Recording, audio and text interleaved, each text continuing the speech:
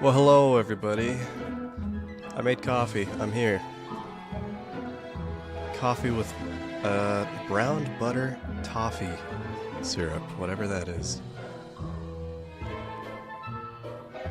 I forget what toffee is. I know what brown butter is. I've used brown butter before. It's really good. I encourage, if you bake, to experiment with the brown butter.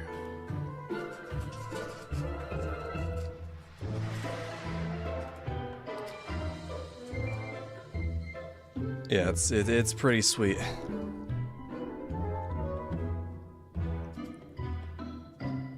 Anyway, sorry. I'll try not to talk about food because I have not eaten today, and I'm not going to be eating today probably, and I don't need to be thinking about it. Anyway, welcome. We're going to play the game now, if that's alright with you guys.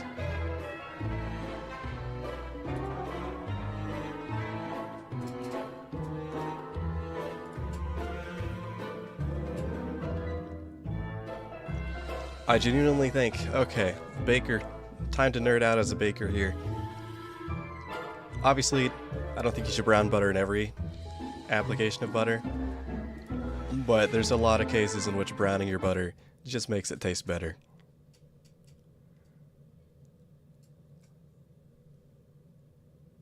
I made blondies, which if you don't know, those are white chocolate brownies. I've made them multiple times before. The last time I made them, I made with brown butter. It was so much better. It adds just more like depth to the flavor.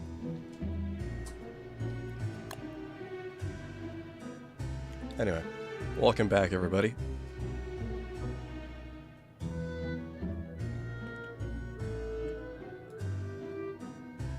Yes, that is ironic, isn't it? That I starve myself. Guys, I don't know if you've ever noticed this, but in real life you can eat for multiple weeks without eating food, but in Don't Starve you can only go for like 2 days on most characters. I just thought that was kind of funny how unrealistic this game is.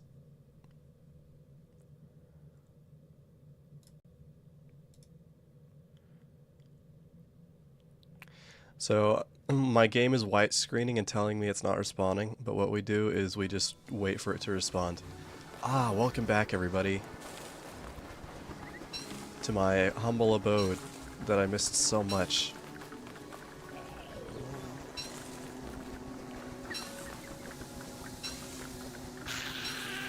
I'm harvesting coffee while drinking coffee. How magnificent.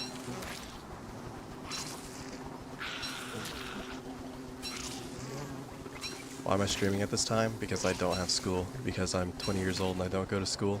Maybe. I forget school started up and a lot of my viewer base is like 12 years old. Maybe I should do something about that.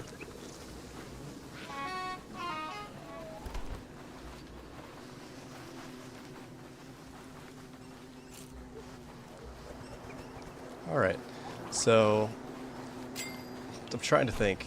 My goal really is to just survive, isn't it? You'll be happy to know I'm not feeling as sick today. Or you'll be enraged to know. I don't know how you feel about me, really. Oh. What a way to go.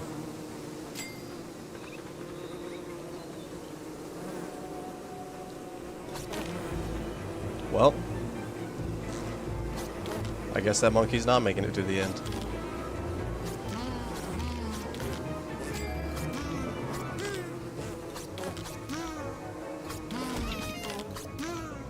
Oh well.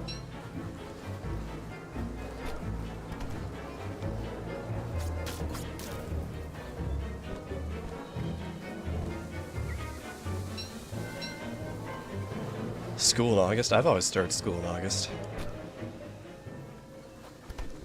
I think a lot of schools do that. Gosh, I'm so used to playing as Wormwood, I walk over and I try to just like plant seeds on the grass. And I forget every other character is bad and can't do that. So I'm not going to leave my house for a while because I really would like to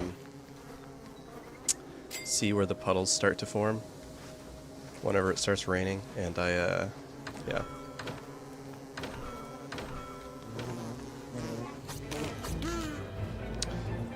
Yeah, I think Seal NATO also stole my shovel.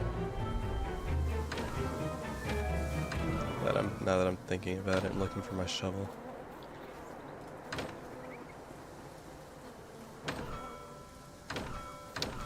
Oh well.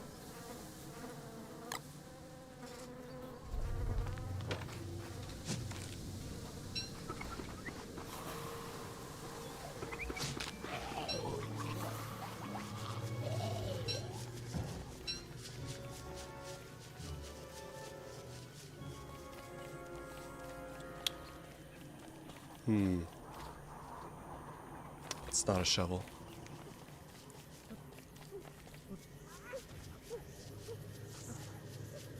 No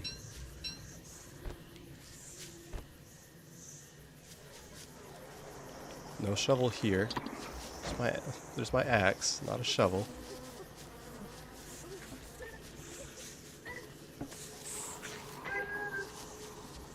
My shovel might just be lost.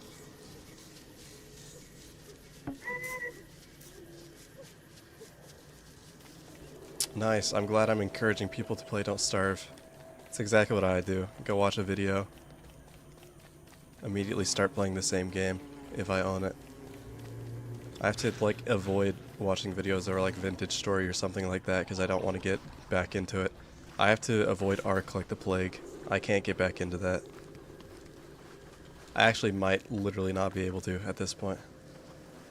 It's been so long.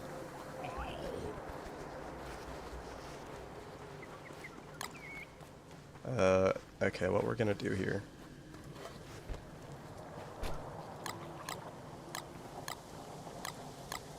And yes, before anyone says it, I know I can use honey to reduce coffee bean cost in the coffee recipe.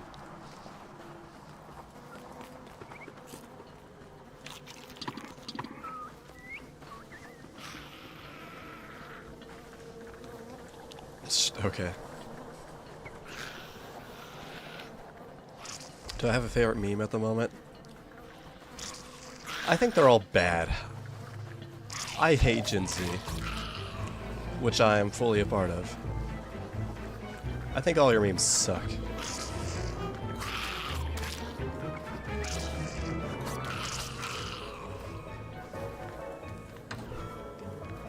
I don't like the way you talk either. I hate all of you. It's my fence, dude.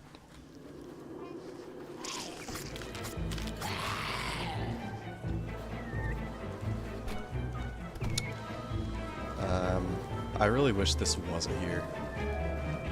Can I... Yeah. I'm kind of getting sick of this.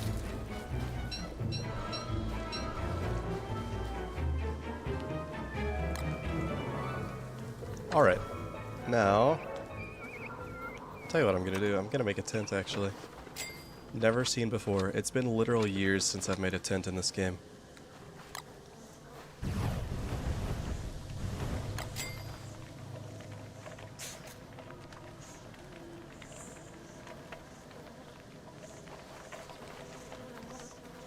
Everybody hates my fence. No, actually, I can't even think of one, like, distinct meme that's going on right now. Used to, back in the good old glory days of, like, 2018 and before. There used to be actual, like, memes that stuck around for, like, at least a month or two.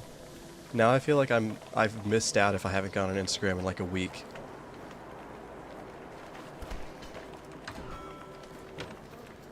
It's crazy. It's dystopian.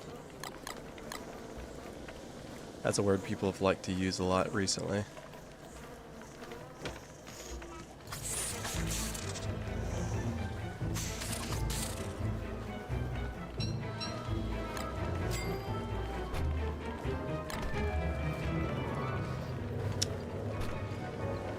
I really could have made an ice maker.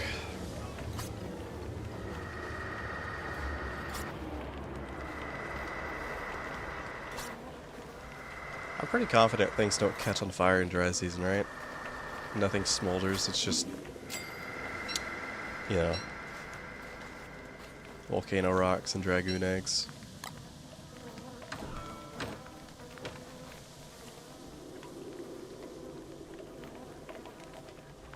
Yeah, see, I don't know what you're talking about. And it feels like different memes come from different, like, niches now. Maybe that's just a meme from a community I'm not part of. The most... the one that I like the most that I can think of, it's not recent anymore, but it was the, Invincible brain rot, like, going insane memes after Season 3 was over. I have a lot that I could say about that, too. I've always got something to say about something, for better or worse. Probably worse.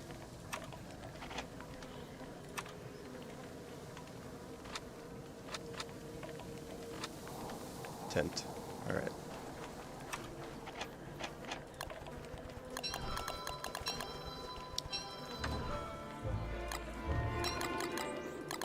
Is it 6?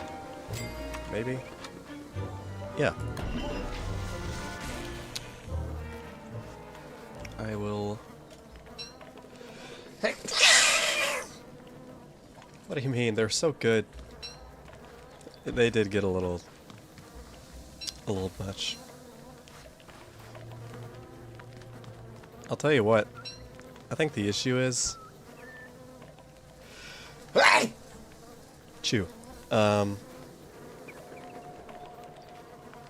Sorry. I think the issue is there's a lot of times where there's like a really good one-off meme, and then everyone else that comes after it trying to take inspiration from it they just don't do it justice. They don't do it as good as the original. And I think that's the saddest thing. I see a lot of memes these days that are like just trudged up like 2016 Tumblr memes that I've already seen before.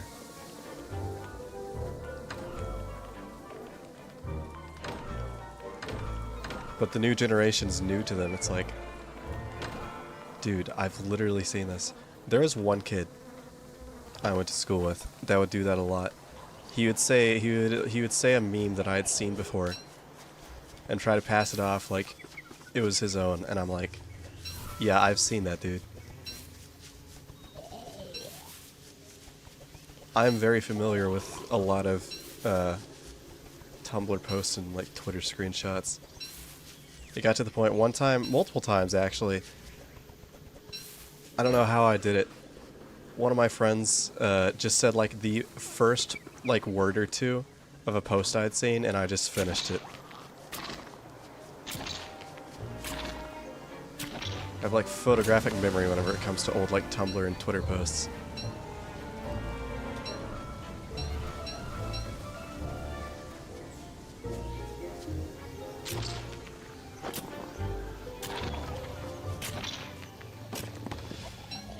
This might catch our thing on fire if it has a fissure beneath it.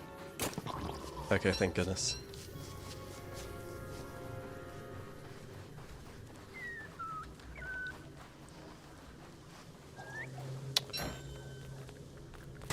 Aside from that, the guy that copied the memes and basically stole them, he was a cool guy. I had no quarrel with him, aside from the fact that he was a meme thief, which is like punishable by death and or castration. But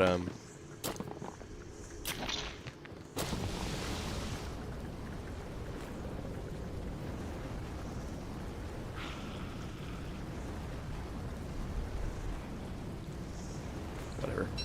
I'm not a coward. Huh.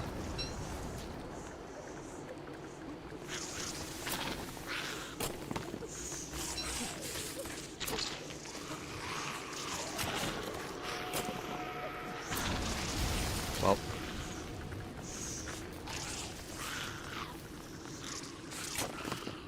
Death by castration. That sounds like a band or an album name.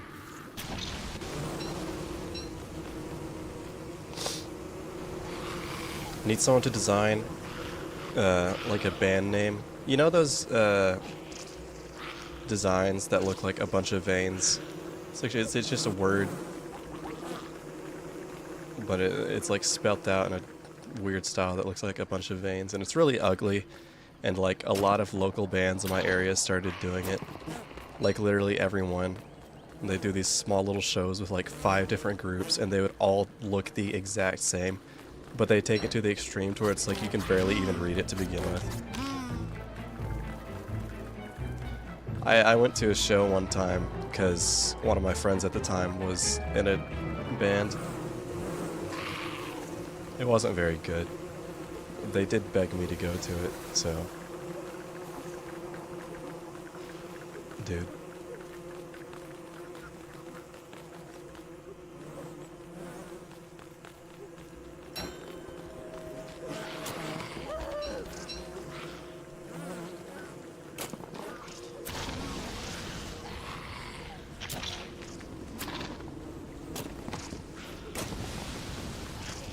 Oh, of course. Right.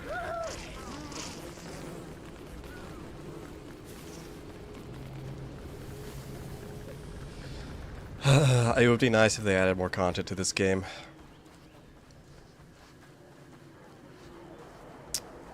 Unfortunately, this game is in fact a closed book.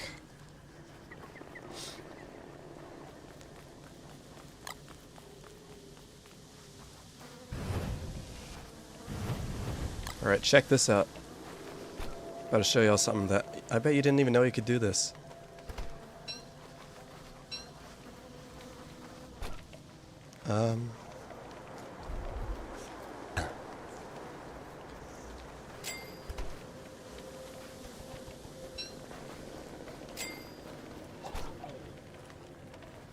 I don't remember. Can I put sticks in this recipe?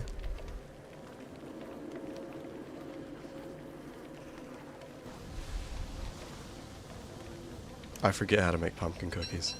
Whatever, here's what we're gonna do.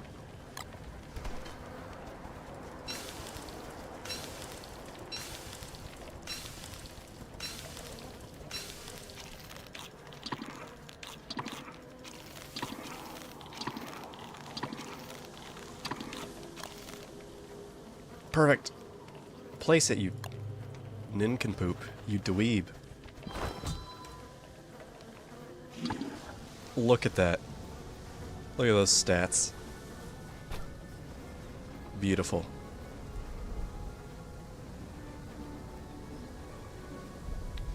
I don't know.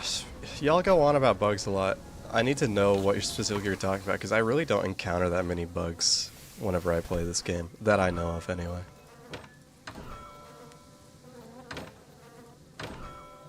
Are they, like, pretty game-breaking? Do I have it? Okay, I guess I don't have a place for stingers. Oh well. So many butterflies, dude. Man.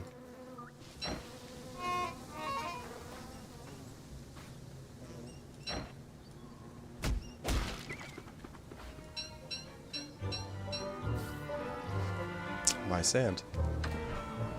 My brand.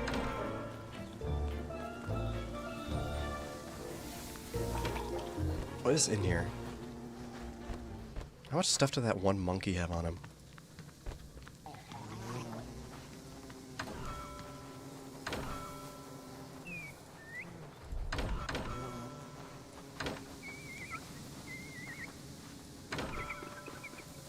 Who organized these chests? This is terrible. How's it not started raining yet?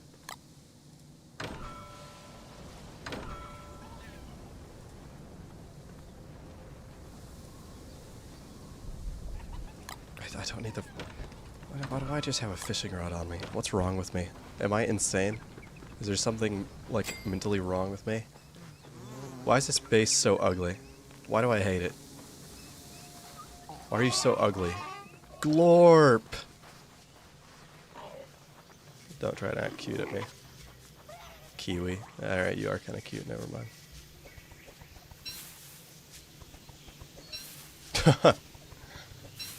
I can believe that. Luckily, I never encountered that.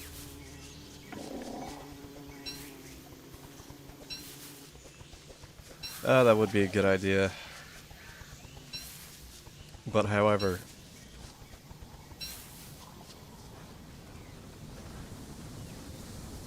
How many seashells does that take? Better not be anything crazy like 20. 10. Oh, whatever. Also, can I,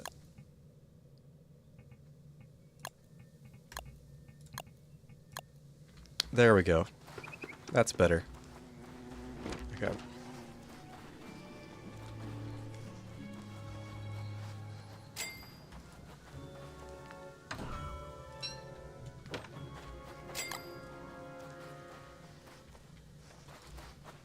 Don't put the tar on the ground, please. Okay.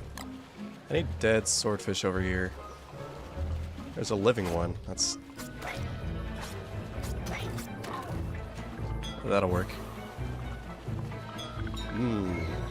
As I was saying, we have a few venom glands.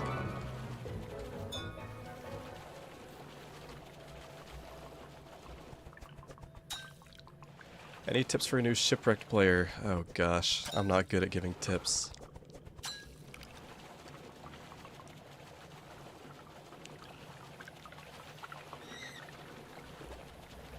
I'll just give you my basic don't starve tips. They're pretty transferable. Always keep a full stack of like twigs and grass on you, or at least try.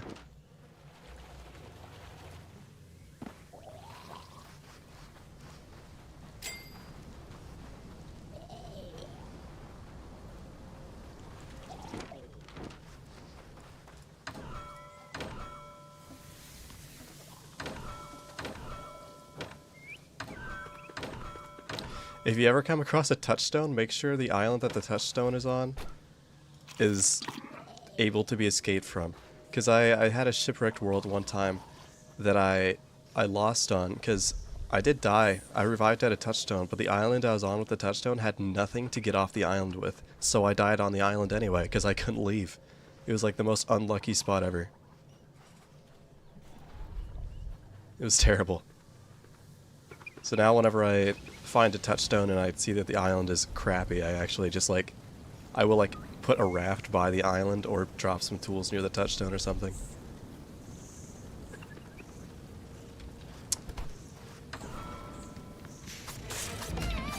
What? Behave.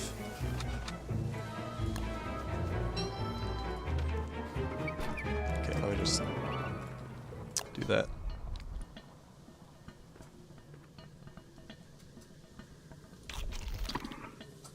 Okay, seashells.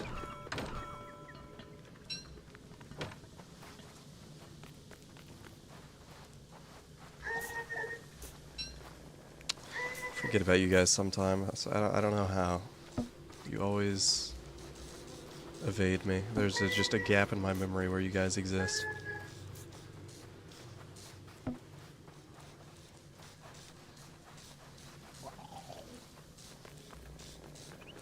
This is my house, dude.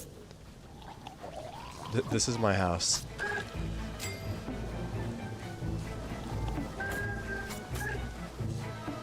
I can't be doing this right now.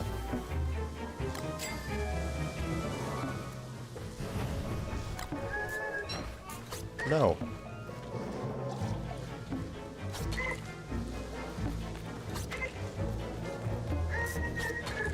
Gosh. Doofus.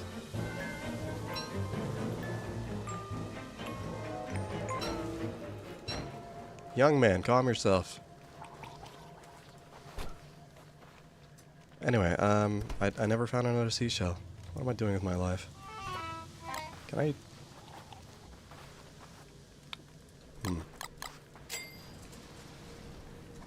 My favorite world in Don't Starve. Honestly, for Don't Starve solo, definitely Shipwrecked. Ah.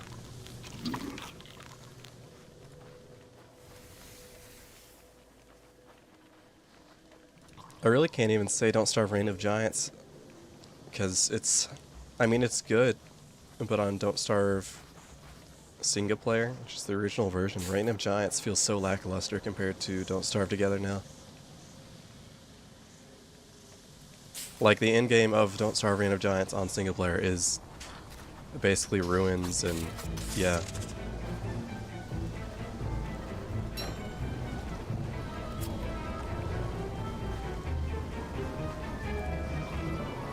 Which I have gotten there before. I actually did that on my own. I was like, I've never actually played through all of Reign of Giants. And so, at one point I got onto a single player world and did everything, and after I did everything I was kind of like, oh, I guess that's it then. There's nothing wrong with that, of course. Okay, seashells. Also, let me do something real quick.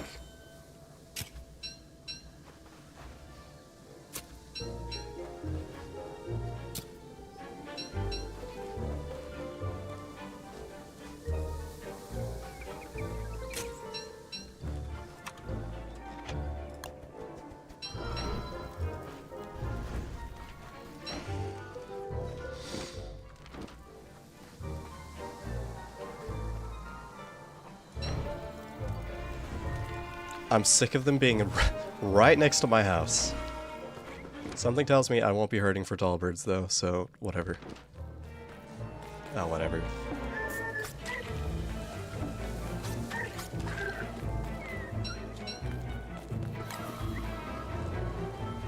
Sorry, Krampus. Okay, can I do this?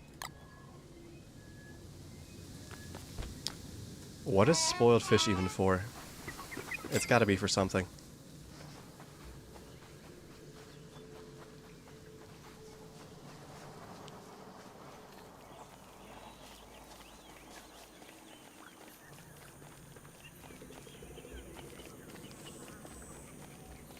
Why? Is there like a specific season that the pirate birds, the parrots, spawn in? Do they hate me? Did I do something wrong? No, you're right there. Here. Take the bait, brother.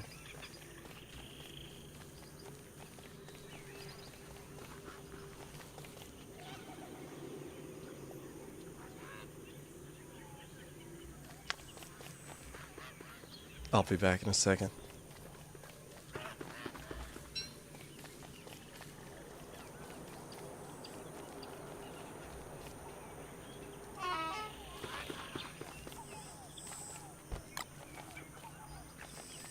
Probably work better. Alright. Okay. It'll happen, trust.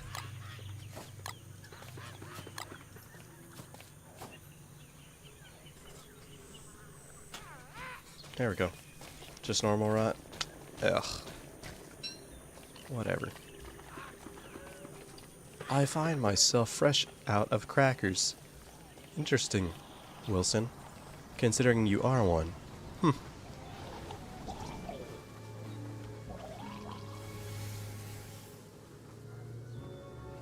Okay,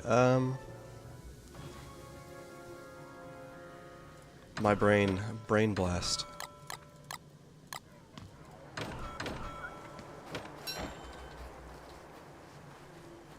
All right. Yeah, I don't know how I didn't notice that. Don't worry about it. Man, I wish there were more trees around here, but some crazy guy burned them all down.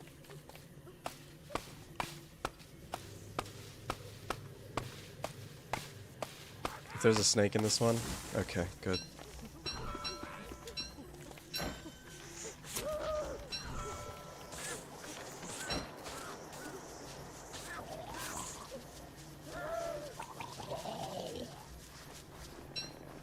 I just get infinite fish from these guys. They're just always fishing. I love them.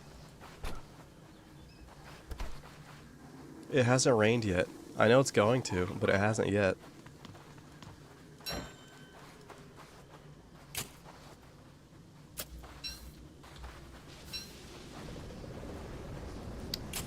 Yeah, doidois are now extinct. Unfortunate. I blame the bees, ultimately.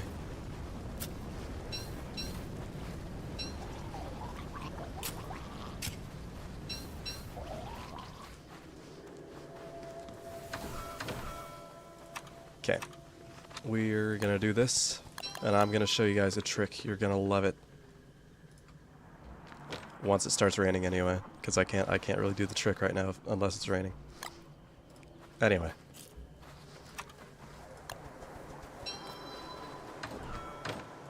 Here we go. My lovely organized base.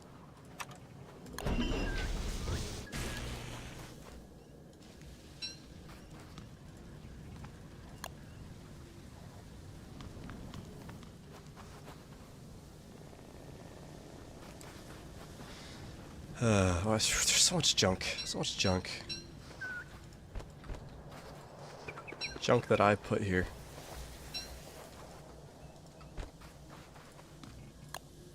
There we go. Now we can make the shadow manipulator, except I've not found any gems at all because I've found no treasure. I found one treasure. I found one message in a bottle. It's day 39, I've found one message in a bottle. Depressing. The West has fallen.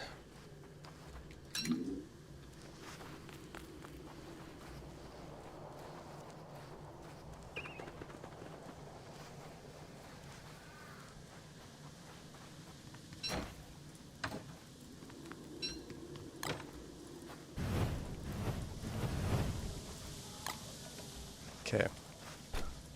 Now, I bet I need a rope or something.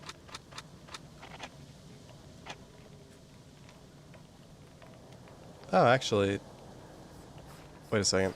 That might be better.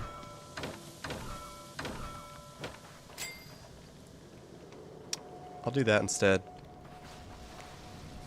So I can keep my backpack on.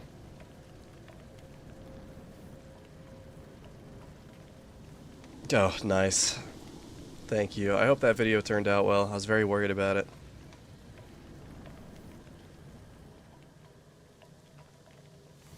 I'm just sleeping in my tent. It's too dangerous right now. What are you going on about, dude? Okay, there we go. Awesome. Oh, that's so good for my sanity. And it speeds up this whole process by like a few seconds, which is nice. Why has it not started raining? I'm trying to stay on my island so that when it rains I'll be ready, but it's not raining.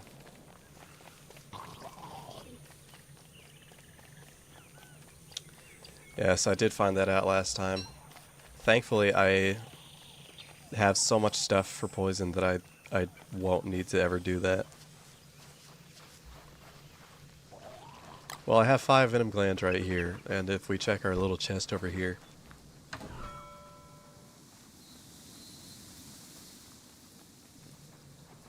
we have a few.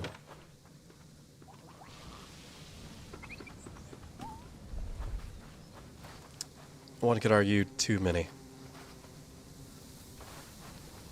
Boy, why are you always so hungry? Is it because I don't feed you? I don't see that as like a good reason. Okay, here we go. Not a fashion melon. No, not a fashion melon. Here we go.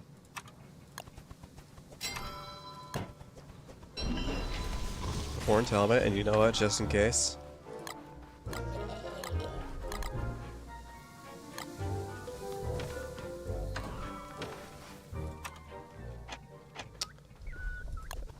I didn't need 3 of those. Okay. There we go. We have poison protection. We have an anti-venom on standby. I really need to familiarize myself with the Shipwrecked recipes. Boy, why are you so... What was that? What just happened? What just crashed into the ground? Why did that happen? Don't do that. There we go. That's what I was hoping for. Very good for sanity. And makes my monster meat actually useful. Speaking of making monster meat useful, I should really make a bird cage. If it starts raining as soon as I leave, I'm gonna be mad, but whatever. Oh, that's what was... okay. I ignore you. Guys, you should go kill that clockwork.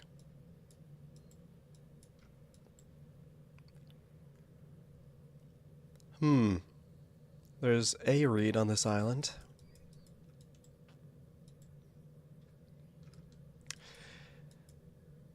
You know, for the reeds spawning everywhere, they're still not, like, super common. There's only, like, 1 to 2 per island. Where's that swamp I found? That I avoided like the plague. It's all the way up there. Whatever. I shall take no food with me because I am intelligent. Or coffee. I could have made coffee. My engine's probably gonna break also. We ball.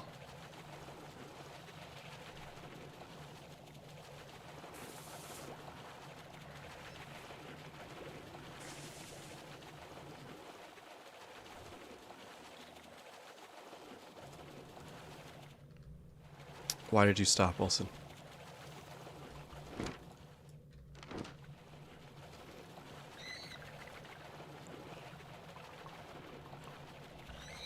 You know, it's interesting that I do all these challenges and I somehow live when I play the game so stupidly and inefficiently sometimes.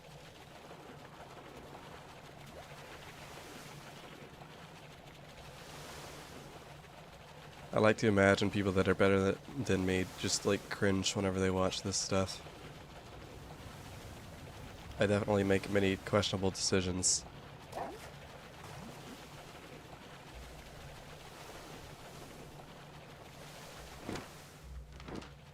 I need to drink my coffee to keep myself awake.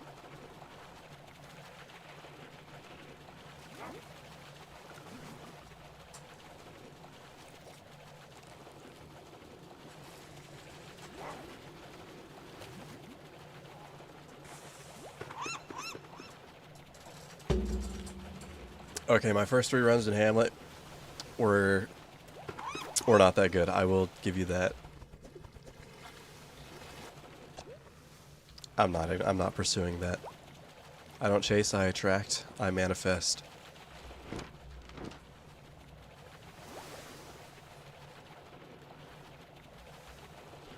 Can I explain Don't Starve Shipwrecked to your boyfriend in a sentence? Yeah, poison. Poison everywhere. Imagine Don't Starve, but if they added poison.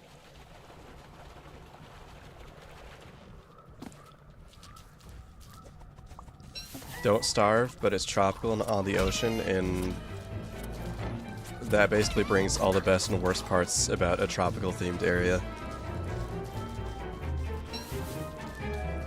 So I'm gonna try something here. I hate the stupid flubs. How does poison protection work here? Is it like... is it just as long as I have this on I can't get poisoned, or is it like a chance to reduce it? Like, say if I wanted those reeds and I walked past a poisonous hole, would that still instantly poison me?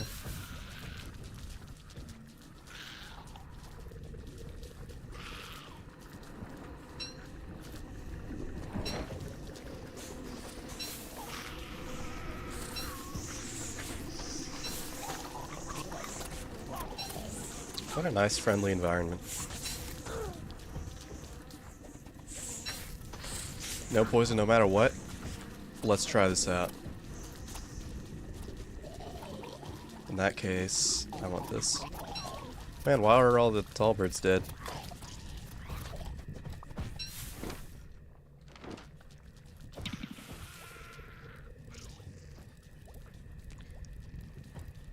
Why, I guess we're fine with lying to me.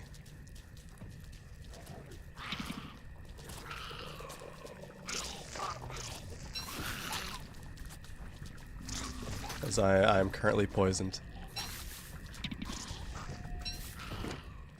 Maybe I need the full set, I don't know. Maybe it doesn't apply to the gas. Maybe only physical attacks.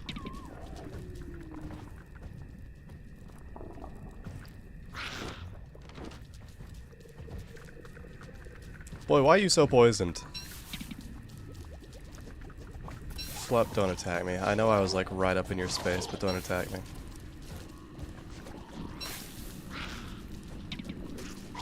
Oh, those are regular merms.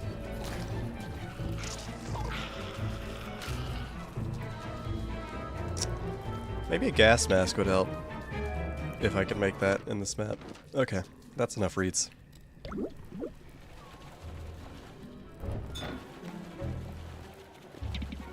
Boy, why are you so silly? Wilson, why are you always so freaking goofy, lol? Why do you always make me laugh and giggle and kick my toes and curl my freaking toes and crinkle my feet and all that stuff? Why do you do that? I thought it was interesting. I noticed that about you, Wilson. I'm going to that.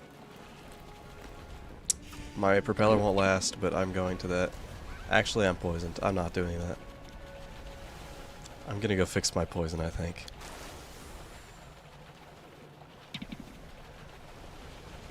Wilson, why are you so joyous and whimsical? Aw. How wholesome. Yeah. In that case, physical contact would mean getting attacked. So I imagine like the stink rays would probably also bypass the hat's poison protection.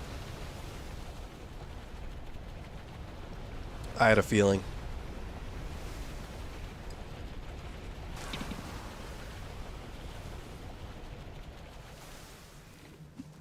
Oh, there goes our engine.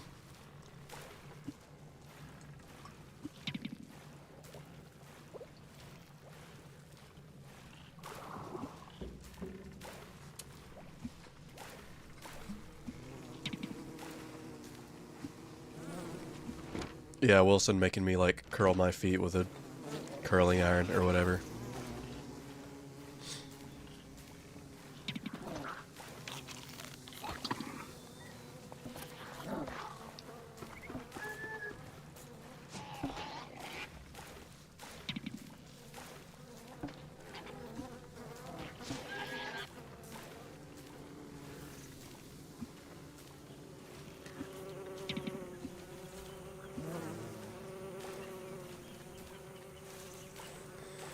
Yeah, luckily we have like a whole nother engine, and it'll probably last us a pretty long time if we use coffee. I don't recall, does Tiger Shark actually attack the player, or do you have to find her? Why are you stuck going right, Wilson? Okay. I want to say you have to find her. I know she has a den, but you can find her out in the ocean randomly sometimes.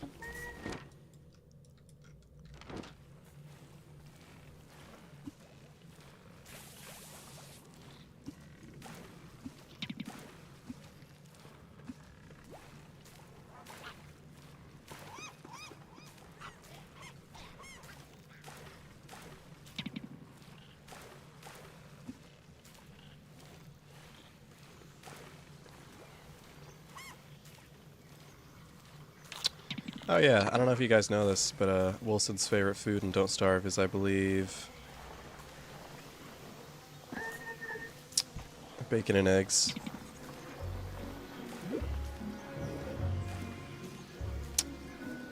Sometimes, okay. I ignore that completely.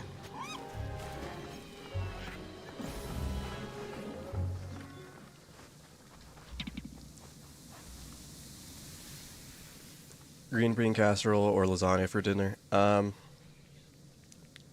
would personally go with lasagna. Green bean casserole is good. I just think lasagna's probably more balanced, more filling.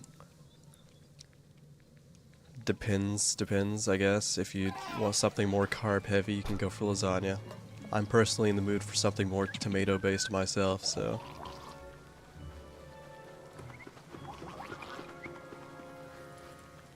see what this gives me. Gonna take a while. That means it's not goop, so whatever. Alright, poison or whatever. Who cares? Cool.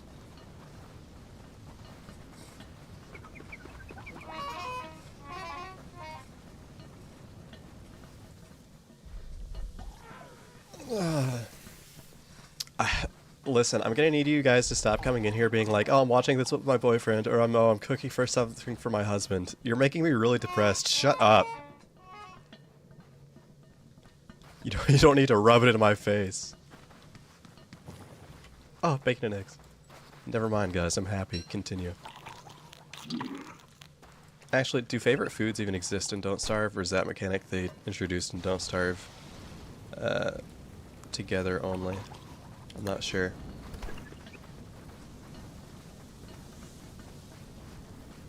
Because that did not actually give me 15 extra hunger, or whatever extra hunger value you're supposed to get. I feel bad if I wake anyone up with raising my voice. I know there are people that actually legitimately sleep to my live streams also. In fact, I had, at my peak, I beat my record. I had 235 live viewers last stream. And yet only like a handful were talking. I'm like... I'm pretty sure a lot of them were asleep. If that's true, I'm mad. Actually, I don't care. If you go to sleep to my stream, you're probably leaving it on, which means you're boosting my viewer retention, and that is alright. Feel free to do that.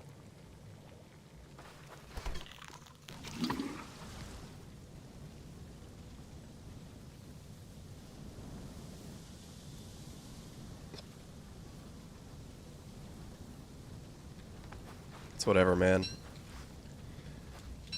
As long as you sleep through my streams, you're just, like, subjecting yourself to the subliminal mind control frequencies that I always underlay throughout my videos and streams, so it's whatever. You're just making it easier for me to, like, implant messages into your mind. You know, your unconscious brain is more receptive to what I'm trying to put into it, which is fine if you're alright with that.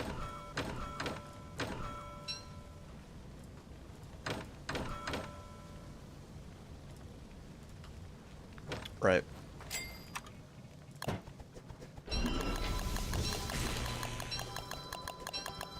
Exactly. Okay, now I can make a birdcage. Actually, I don't have seeds, but whenever I have seeds, I can make a birdcage. And then I can turn all that delicious monster meat. Have you guys ever had a monster-sized Slim Jim? You don't realize that you don't like that much Slim Jim until you have a monster-sized Slim Jim. I was always like, I love Slim Jims. I wish I had a big, thick meat stick to shove down my gullet. And then I tried the monster-sized Slim Jim, and I got it like halfway down before I was like, I feel a little sick. This is kind of gross.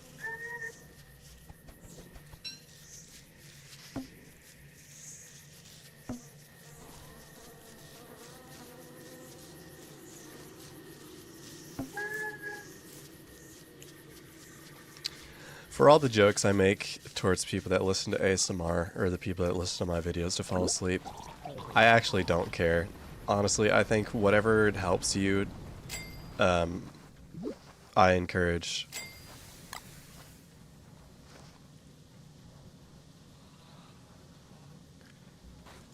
Alright, that is, you need to quit that. You need to stop doing that.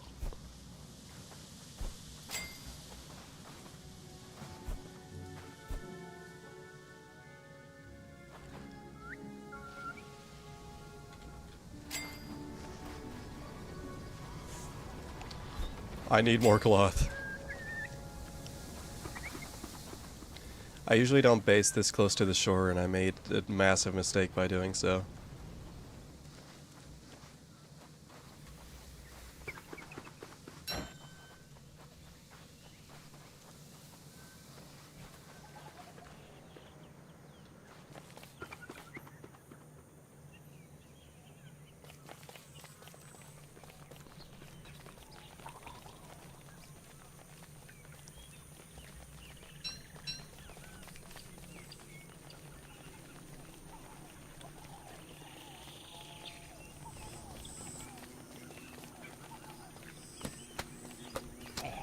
let me. Oh, you don't know what a Slim Jim is?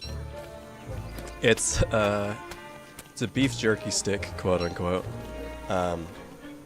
Really, it's just a.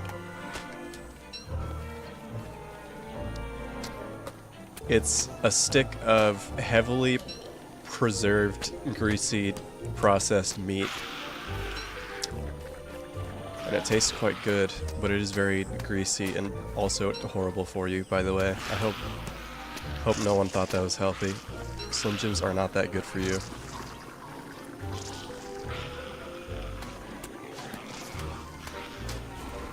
I'll tell you what's really good. I don't know if any of you have ever had this. Vegetable lasagna is really good.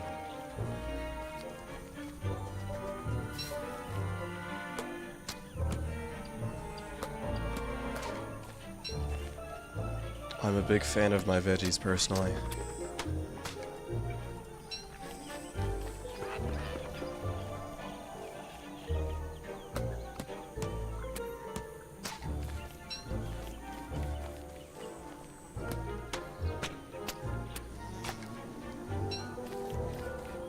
Oh wow, bundling wrap blueprint. Amazing.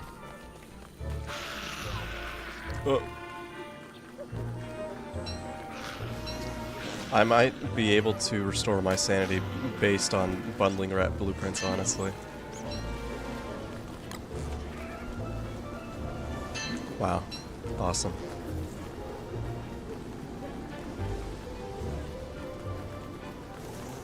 This is the one thing I wanted to pick up, and you locked onto it at that time. Okay.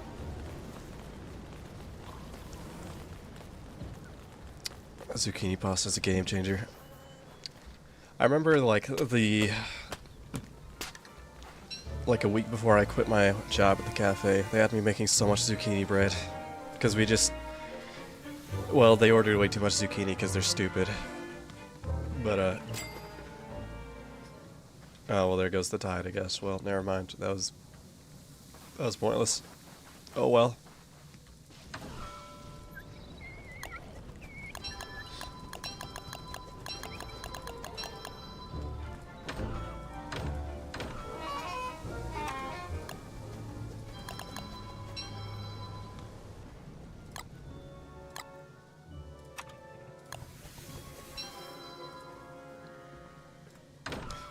I have so many spider glands, I can make a ton of healing salves.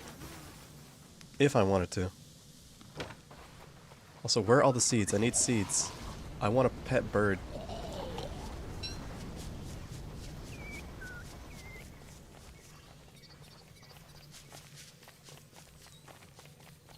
Dude, I was making like 2 loaves of zucchini bread a day, which isn't that much, really. But for how kind of small of a cafe it was kind of ridiculous.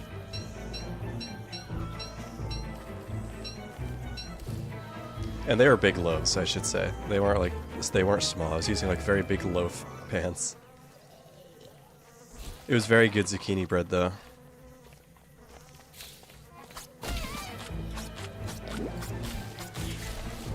And I'll tell y'all something. I never talked about this.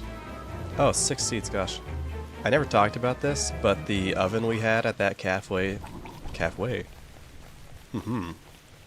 Fancy. Anyway. Sucked. It was a convection oven. I'm pretty sure it had something wrong with it. And it's not just that I had never used a convection oven before. I actually got really good at using it. But oh my gosh. That oven had a disorder.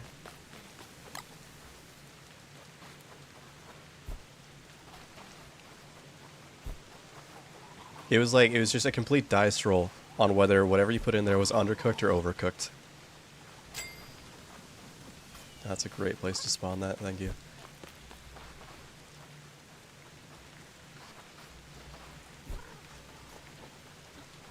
Most of the time it was overcooked. You had to... Okay, so I'll tell you something. Little advice about convection ovens. They circulate air, they have a big fan in them, and they're meant to cook food faster and more evenly. And so, usually, if you're cooking with a convection oven, you're meant to actually cook it at a lower temperature than normal, and also for a shorter time also. That oven, literally everyone that used it, even people that had used convection ovens before, said it was an awful oven. It burned things half the time. It would always burn the outside, never finish the middle. The lady I worked with that was, once again, owned her own bakery, had a convection oven. She said there was something wrong with that thing. It sucked. Sometimes, if I wanted to have something actually cook in the middle, I would turn the convection oven all the way up, let it heat up a bunch, and then I would just turn it off. And it would keep the temperature inside, but the fan would turn off. And so it would just be like a normal oven. And then things started coming out real good after that. Eventually, I got my groove. It's an oven that cooks fast, but you have to be like constantly monitoring it and like babysitting it to make sure it doesn't kill whatever you're trying to bake. Convection ovens should not be like that, by the way. It was so screwed up.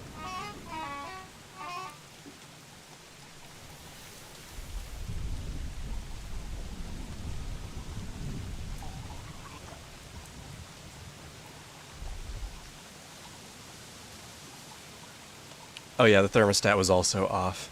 It sucked because you'd turn up the oven by like 5 degrees and it would heat it up by like 50. If you wanted the oven to be at a certain temperature, you actually had to turn it like 25 degrees below the temperature you wanted, and then it would go to the temperature you wanted. So stupid. Anyway, as you can see here, now that I'm done, I sure do, for a YouTuber that plays video games, I sure do rant about baking a lot. Anyway, so what I've done here, a little tip for anyone that plays this and wants to do monsoon season. Someone was asking me for tips.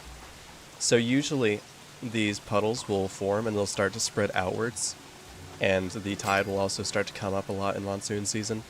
But you're intended to kind of block off the puddles and encase your base. But the way the puddles work is they have a source tile that they extend from.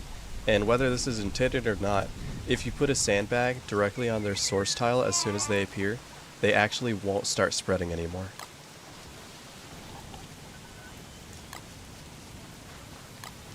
So once I put a source tile here, it won't start extending. There's one right next to it. This is actually, well, unlucky, but I'm hoping it doesn't extend to my base because that'd be really far. So yeah, since these are all centered on the source tile, the puddles should stop spreading. If you don't want to make like a ton of sandbags, I think this looks nicer and is obviously more resource efficient. Because I see a lot of base pictures where it's like just like walls of sandbags, and it's like, dude, that is, maybe it's a stylistic choice, but that's super unnecessary.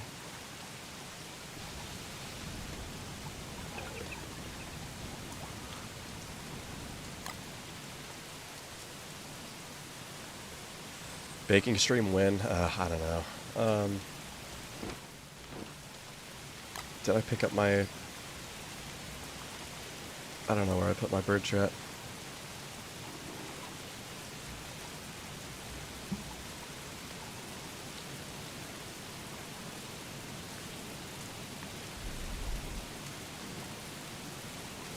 Oh, nice to hear that. In 2013, I was 8 years old, so...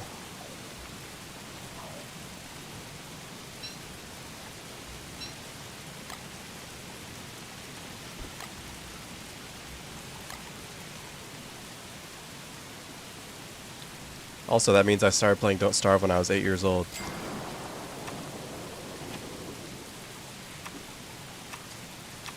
I've always been a gamer of sorts.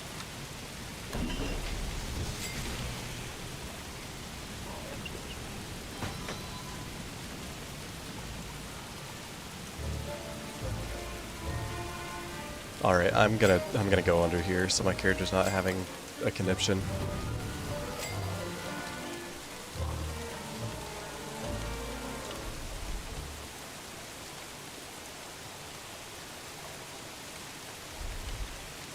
I have thought about doing cooking videos. I don't know if I'd do it on this channel. Probably. Yeah, I'd do it on this channel. As nerdy as it is, at one time I played Genshin Impact like twice. A long time ago. I was like, you know, people would probably really watch videos if I just made videos like going over the recipes from that game. People like watching stuff like that, and it's fun to recreate recipes from games.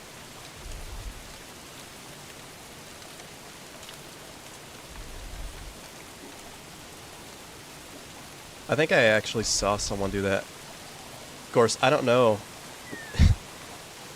Depending on the recipe, you'd have to make some real creative interpretations for like what would monster meat be. That's a little worrying.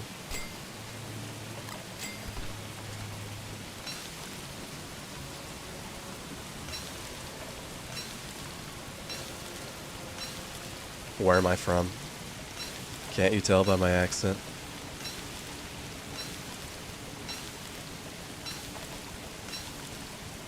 I do have a Dutch oven that I've used to make a couple of stews. Because I got a Dungeons and Dragons cookbook because I'm a loser.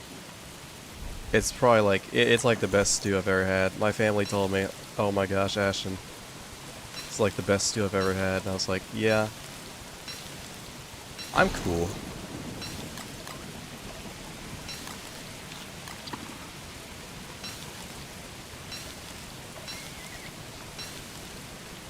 I feel like I've seen that video before. I want to say I have because I'm pretty sure I saw that.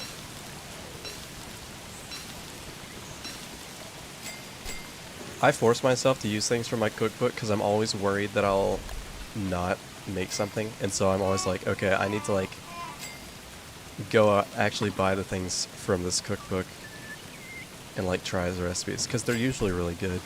At least the book that I have is really good. I have two books. One's the official D&D cookbook and one's an unofficial one. The official one is actually like realistic recipes, whereas the unofficial one is more like themed recipes. Like a lot of the D&D stuff is like, oh, this looks like old, you know, fantasy tavern food. Where the unofficial book's like, here's how to make a paladin burger. It's like, okay. I made lavender cupcakes one time. They're called Healing Words. Which is a spell, by the way. They were good. Kind of mixed reception. I think if I made them again, I would go a lot lighter on the lavender, because that's really a flavor that should be taken lightly. And the recipe was maybe a bit too heavy.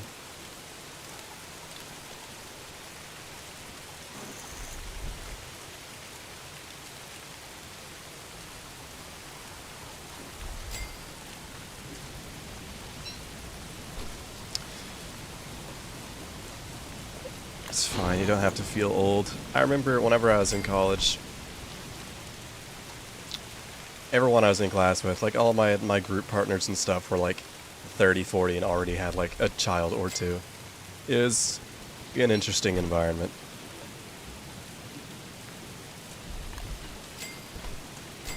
And I was usually smarter than them too. No offense to them. They were really nice though. It's just interesting to be part of the conversation whenever they're talking about their kids or whatever, and I'm like, I am a kid. I said what bugs this game have, and I've seen like 2 Shadowhand bugs since I've played on this run alone, so...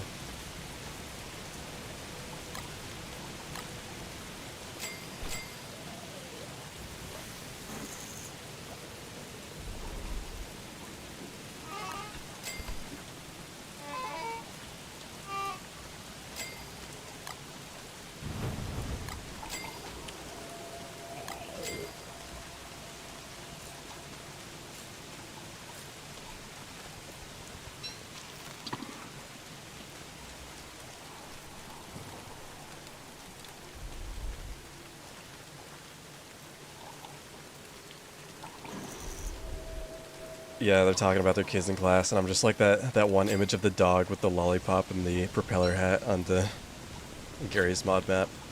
I'm actually gonna just look that up. I need to show you guys this.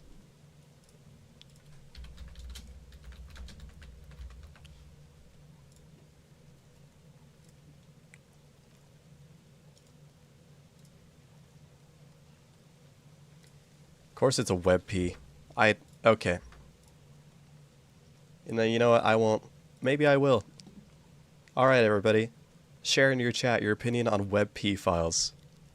I want to get a consensus here. Does Streamlabs have WebP compatibility? It does! Yes, this is me. Oh, there goes Don't Starve. This is me whenever my old classmates in my group start talking about their kids.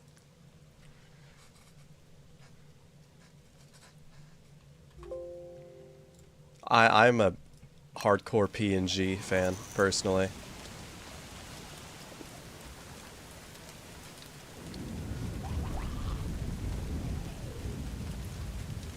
Okay, I actually need to start stocking up on food so I can go on a little trip here.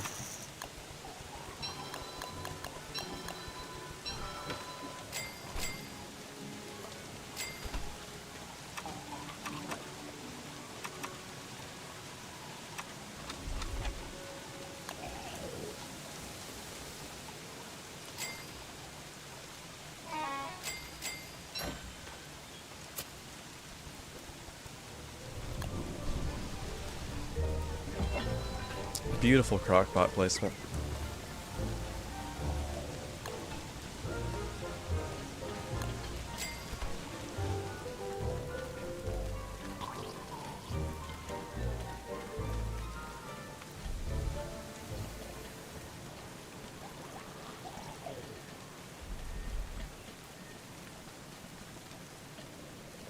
How do I pronounce GIF? I don't know.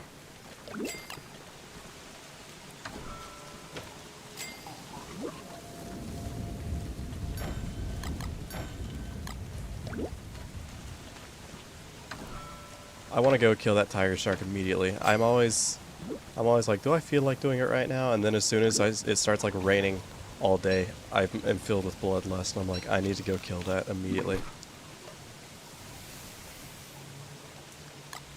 Give me a couple coffees, and I need to make a new engine.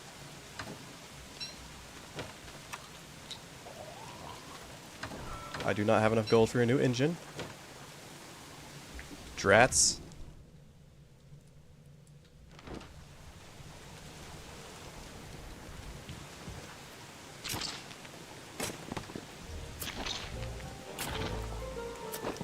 Don't pronounce it Yif. That's disgusting. Don't ever say that. Can we time this guy out for like 5 minutes? Oh, finally.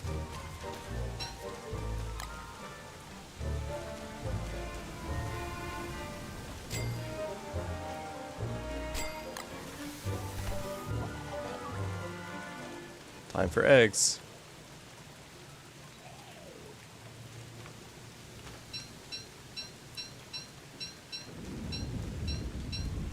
Awesome. I'm gonna leave these here. I actually want them to spoil so I can make gunpowder. Alright, let's get on our way, I guess. Yeah, I'm good to go, I think.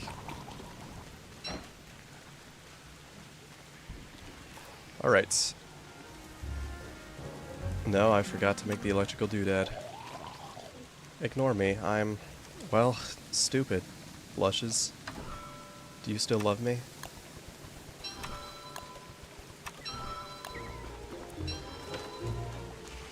You know, I really don't need the lure plant, I really don't need these, I really don't need the papyrus. Although Undertale is a good game, and he is kind of funny.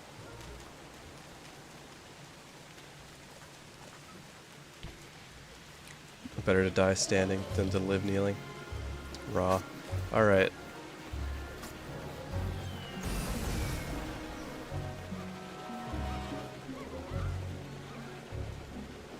I love dry season, it's the best season. Okay. So, I'm going to first go to that treasure spot. Watch this, everybody.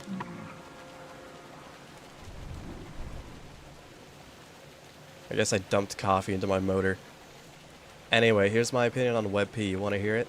I'm about to bring you a nuanced take on the issue. I hope we're all ready for a nuanced take on this issue. So, a lot of people really don't like WebP, right? It just kind of appeared, all the websites started using it and it wasn't compatible with anything. Hear me out. WebP is very space efficient. There's a lot of uses. It has good compression. The issue is so many things haven't adopted WebP, and so it's just incompatible with so much. I use a virtual tabletop called Foundry, which is compatible with WebPs, and it makes my life so much easier because I run it off of my laptop because I obviously can't bring my PC tower with me whenever I'm running games and stuff. And whenever I'm emailing myself, because that's how I send myself files. I email it from my personal computer to my email, and I download it off my laptop. The WebPs are so space efficient that I can send so much more, and it's so much easier. It loads faster. And in that situation, I prefer using WebP. I think it annoys me that so many things are incompatible with WebP, with how often it's being used by websites and stuff. It can't be that hard to just integrate WebP support. Worst treasure chest of my entire life.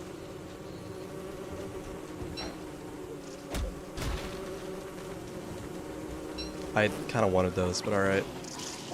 Anyway, so I'll leave that up to you to discuss. Is it really WebP's fault, or is it the fault of all the people refusing to integrate it? Of course, I know nothing about image file integration and how complex it would be to install something like that. Oh my gosh. Or integrate something like that into a program or website. Generally though, I prefer PNGs. JPEGs make me really mad because I work with a lot of transparent images, and JPEGs don't save as transparent images. If you try to save a JPEG as a transparent image, it's just going to give you like a whiter black background, which is obviously really inconvenient for a lot of things. So there you go. There's a little lesson over file types today. And also, I don't really like the compression on JPEGs. It's very pixelated. I think PNGs compress better.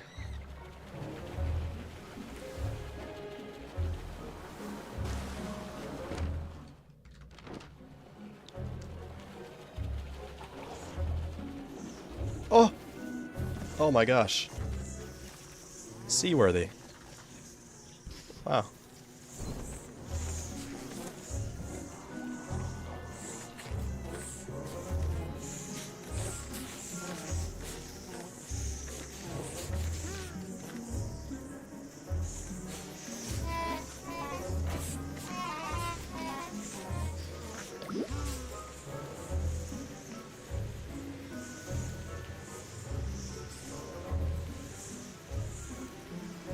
If it weren't for the fact that WebPs aren't compatible with anything, JPEGs would be my least favorite file format. I don't like their compression. They are really small in file sizes, to be fair. But I don't like their pixelated compression. I don't like the fact that you can't save them as transparent images. I think PNGs and WebPs are superior just because they're being able to be saved as transparent images. And that's like, with the stuff I use images for, like editing especially, I cannot use something that's not transparent. There's been JPEGs that I have to like crop and like convert into a PNG. And that's not fun to do.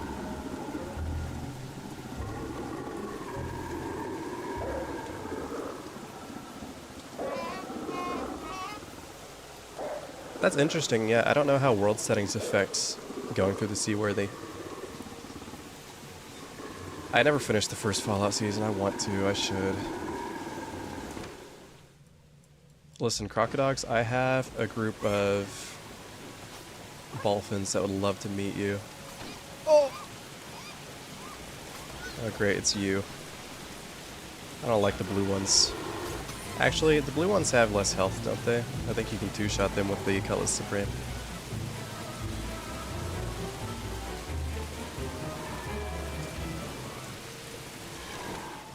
Regardless, I've already messed up by letting them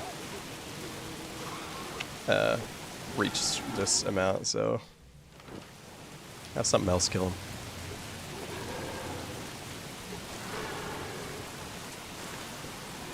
Anyway, so to give you the gist of it, there's different kinds of image files. JPEGs, PNGs, and WebPs are all image files. Oh lord, where did you come from? Actually, that's fine.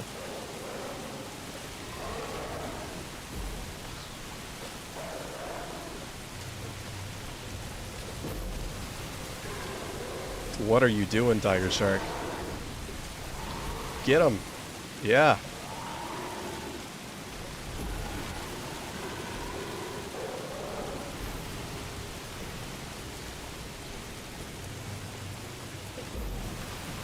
I don't know why Tiger Shark is infatuated with these crocodiles, but I'm alright with it. Okay, come here. Tiger Shark, I need you. Carnally. Please. I'll explain file types after this. Follow me. That was a weird glitch. Okay. Follow me. Yes! What's your kiting pattern again? 3? Maybe 4. 3. That was too quick, sorry.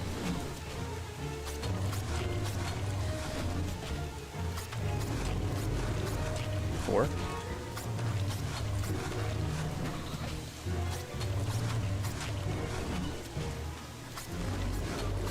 4 maybe? Can I get 4? Why are you going in the water? Are you fleeing?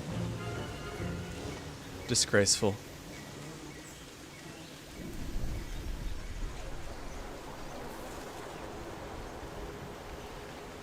Okay, does that mean that your home is here? Does that mean your hut is close by, or does that just mean you decided to come out to do whatever?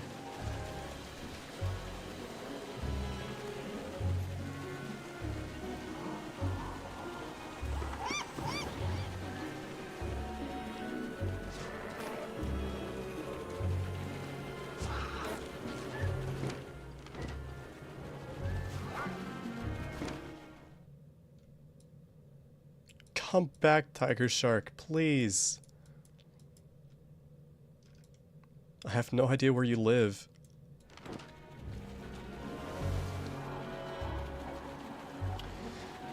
That would be a cool tattoo that maybe a couple people in your life at most would be able to recognize.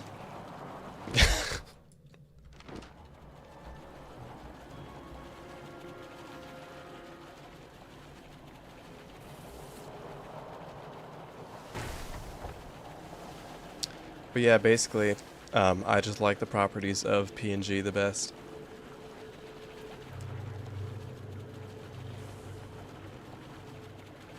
A transparent image just means that you can see through it.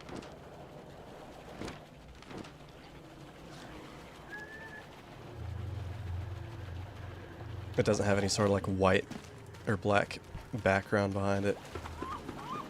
It's like being able to have like a cutout of an image.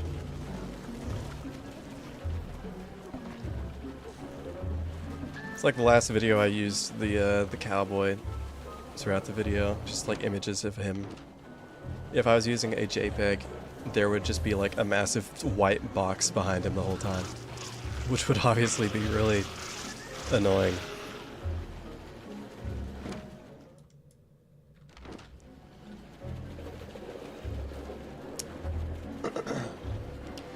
I don't know if I'll ever get a tattoo, probably not. I don't have a reason to. I have to specify that I'm not against tattoos whenever I talk about stuff like that, because if I say I don't feel like getting a tattoo, a lot of people automatically take that as I don't like tattoos. Which is not true. It's one of those things that a lot of people get defensive about for some reason.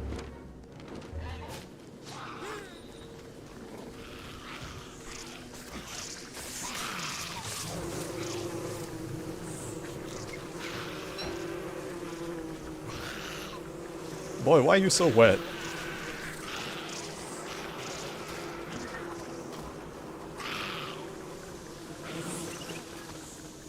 I never read my message in a bottle.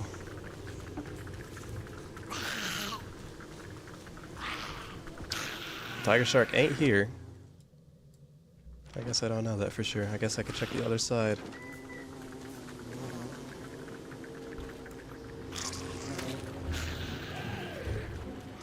Buff Wormwood back. I don't know if he's fitting for this.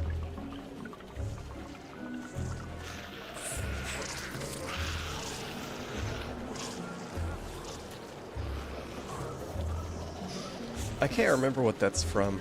What is that from? I don't think I just made that up on my own. Maybe it's from something and I also just happened to start saying it. I don't know. I feel like I got that from somewhere.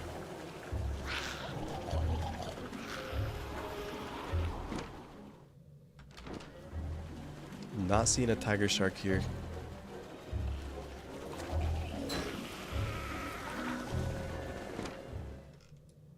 Well, pish posh.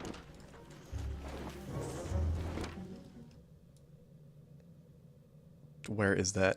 This map is too big. Good lord. Where am I? Yeah, sure, I'll go for that. Whee! Hey!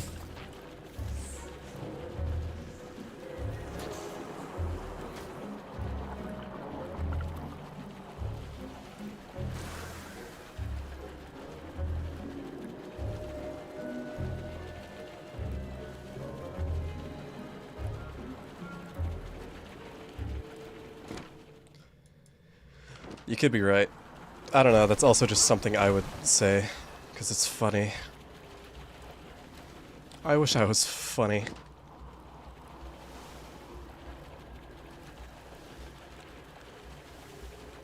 I wish I could make people laugh for reasons other than pity and humiliation.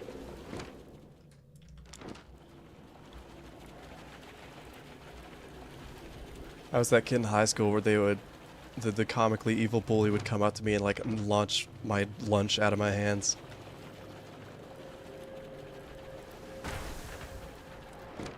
I don't know why launch is the verb I decided to use, but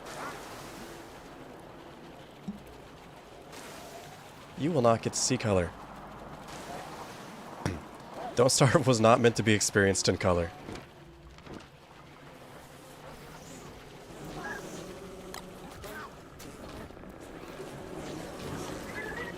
Blame the season.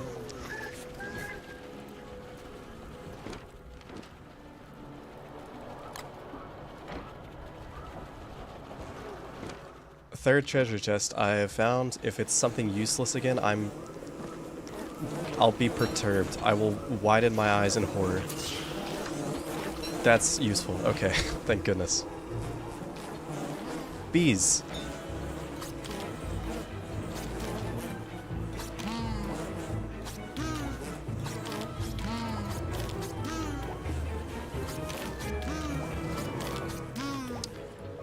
You know, I've always wanted to watch that one movie. Is it Castaway? With I forget the actor that I feel so stupid for not being able to remember that actor's name. Once someone says it, I'm gonna like be like, yeah, of course that's his name. I'm an idiot, but.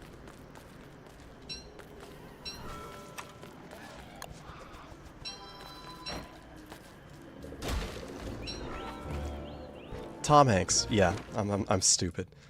Oh, another oil spot so close to my house. Thank goodness.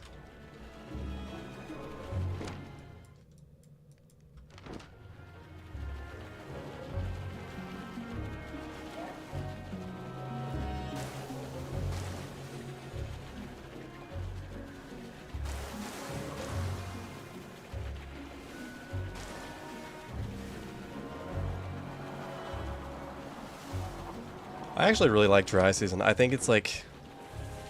I think dry season is more tolerable than monsoon or hurricane. Let me tell you something. Let me tell you a little something about my personality and my persona that I've carefully crafted because I'm a psychopath. I really hate the rain in Don't Starve. I don't care what DLC it is. I hate wetness and I hate rain. I think it's stupid that I have my sanity drained straight to the floor because my character's wet. For some characters, it thematically doesn't even make sense.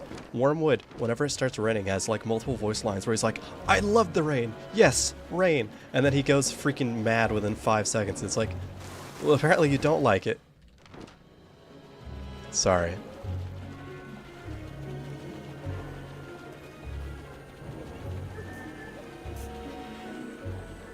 There's not a single character. There's so many different like sanity conditions that are like affected across each character. Like, oh, some characters aren't afraid of dark, some are like more afraid of monsters. There's not a single character that's like, yeah, I don't really mind being wet, except Wolani. Wolani's the only character I can think of that does that. The surfer. And that's like thematically appropriate. But the plant doesn't like rain. The plant does not like being wet. Despite the fact that a character that was developed before Wormwood ever existed does not mind being wet. So clearly they thought of it. Anyway.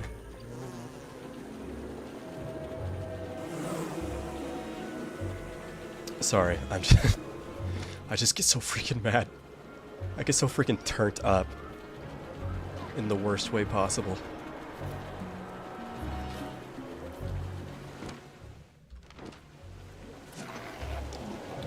It's like, if you don't have the eyebrow or the tiger shark hat, which is called the Dumbrella, I think. It's just, you just accept that you're gonna be insane for like all of it. There's no point even trying to restore your sanity. You're gonna be wet. I don't... Unless I want to carry an umbrella around. And having a hand slot just so you can hold an umbrella is kind of a waste. Because there's like... I'd say that keeps you dry for like a few seconds, but you're gonna get wet if you need to do anything else. You can usually find dumbrellas in these. That's happened to me like twice before, but I'm getting really unlucky.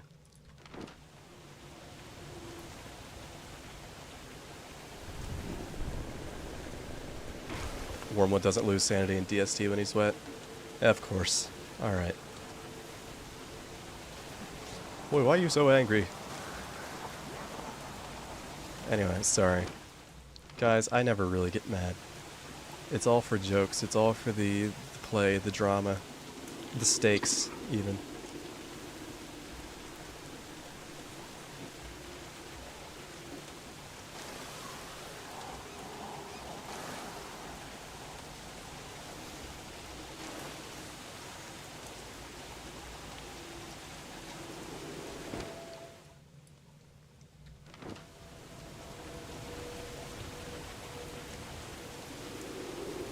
It's for the bit.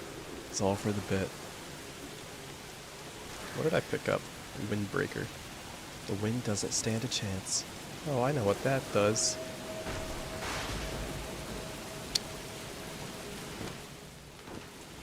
Yeah, my wetness is now maxed out.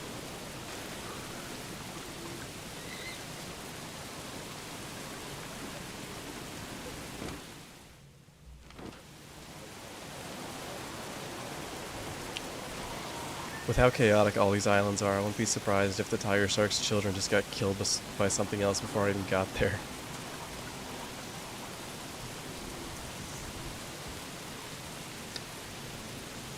Look at all that. With how the color is and how wet everything is, I can't even tell sometimes if there's like a puddle or if it's dry. Every island I go by, everything's always fighting. Gives me anxiety. I don't like to see conflict. I don't know how to handle it.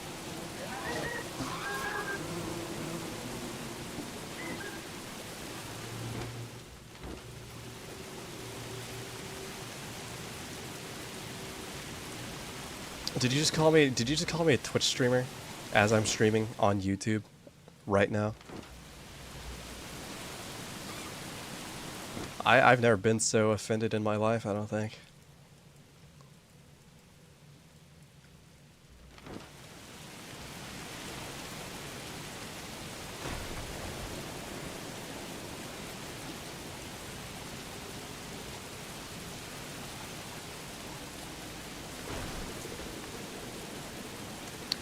Listen, it's okay. Every rant I've ever made in my entire life has been completely justified. It's okay.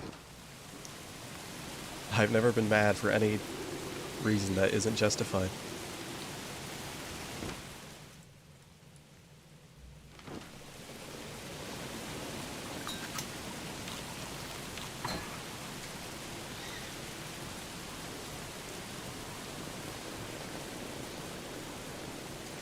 Guys, I should probably start streaming on Rumble, shouldn't I? That would be a good way to commit career suicide before it even starts.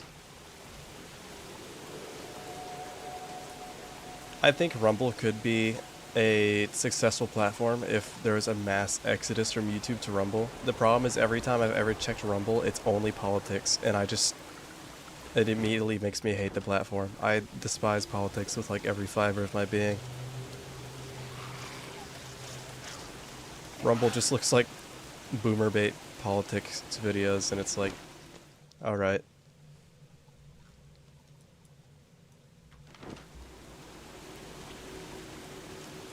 X streamer. Can you stream on X? Is that a thing they're trying to do? I wouldn't be surprised if they tried to push that, but...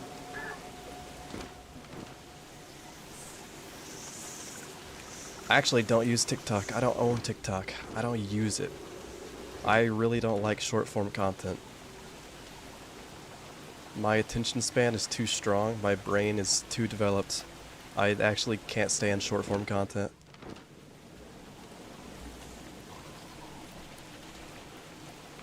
My only option once I'm banned. What would I get banned off YouTube for? I had a nightmare last night that YouTube decided I was a child and I had to send my ID in. That's like really sad that I would dream about that. Luckily that has not happened. Well, that's our second crash. Wow. And the game didn't even save before that. Or at least I hope it saved like as it crashed, because that would suck to have to repeat that last day.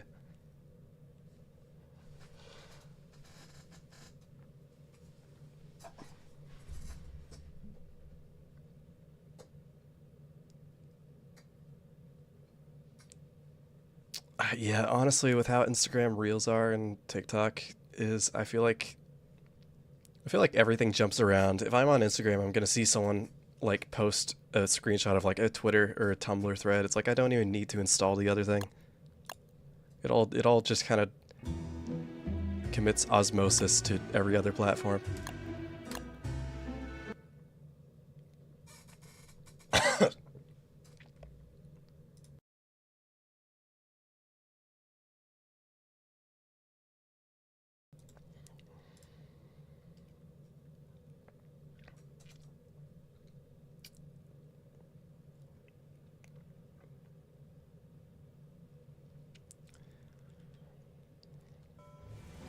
Bugh.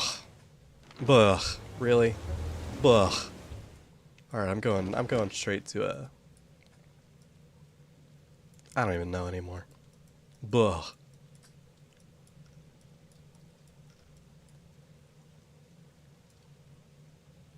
Just going straight to my house now. Not even gonna do any of the other stuff I did.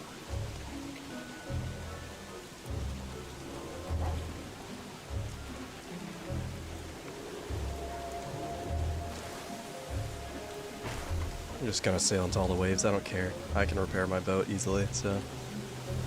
living the high life.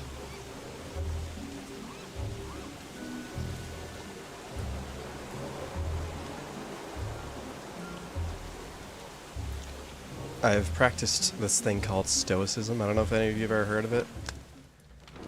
But yeah, it's my new way of life.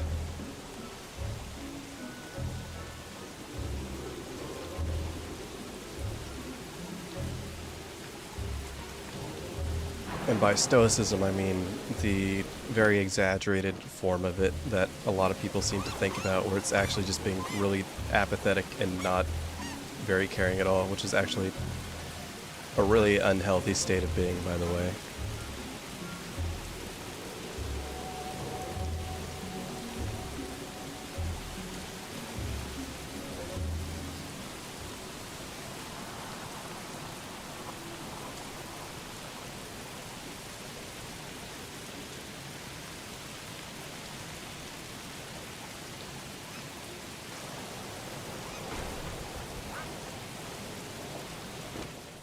A lot of my friends talk about how like, oh yeah, I just start scrolling or go on reels and I don't realize how much time has passed that I've just been like going through shorts and stuff, and it's like I can't do that.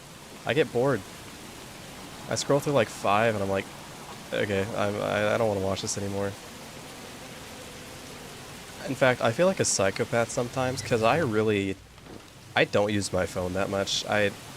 If I'm like sitting and waiting somewhere, I would rather just sit there staring at the ceiling than look at my phone the entire time.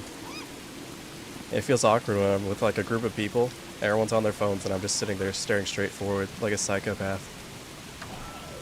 There's nothing, I know this is gonna sound really weird, you know, I have this device with like all the information in the world, but I just don't feel like there's anything interesting on my phone. I would rather spend my time sitting there and thinking about other things than staring at my phone, because I've got a lot to think about. I like taking time to just kind of think to myself about things whenever I don't have much else to do. It's nice. Get some downtime to sort my thoughts out and stuff.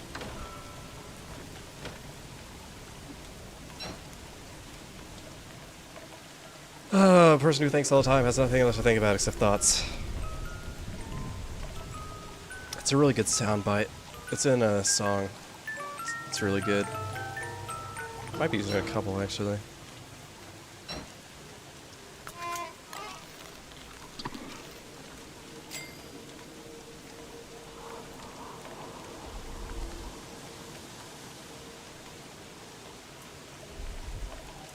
Yeah, all the songs I listen to are like 10 minutes long. I also listen to a lot of psytrance, and a lot of their music. A lot of music in that genre is just kind of long.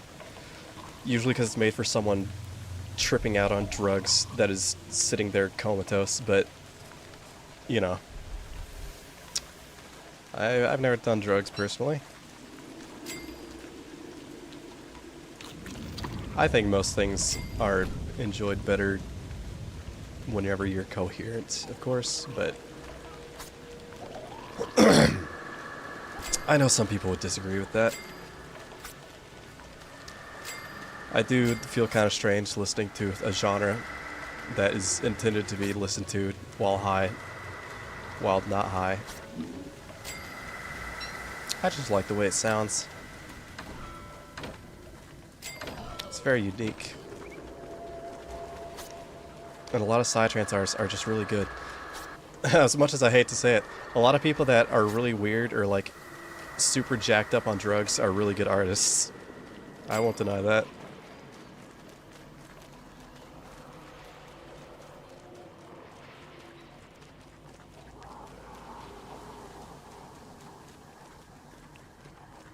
I love how wet everything is. This entire island is covered in water. Got a lot of practice fighting terrorbeaks from my Hamlet world. What a good time. Not really.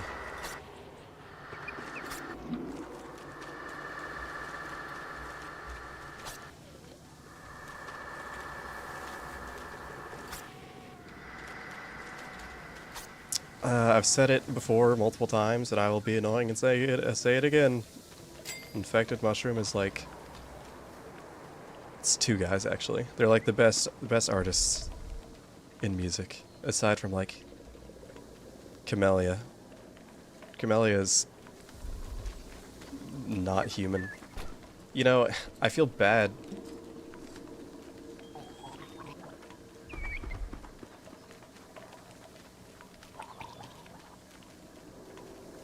Don't worry about it.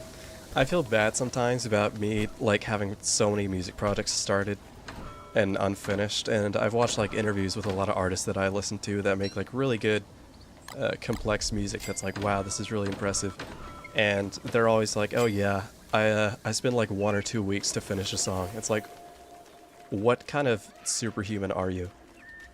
Is it fair to compare myself to someone who's been making music for like, let me think, 30, yeah, like 30 years? No. I'm still gonna do it, because I'm unreasonable to myself. Honestly, I would hope if you've been making music for that long, you'd probably get pretty good at the process. But like, Camellia releases like a 27-song album, and then like, not even a full year later, releases another album, and it's like, okay, man.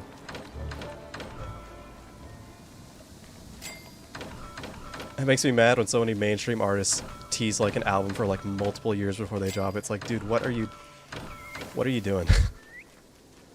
Provided, I think a lot of that is maybe less of them working on music, and I know a lot of more popular people that sign on with a bunch of people, and like record labels have to go through so much like legal stuff and paperwork to get their stuff out. It's like, I could never imagine doing that.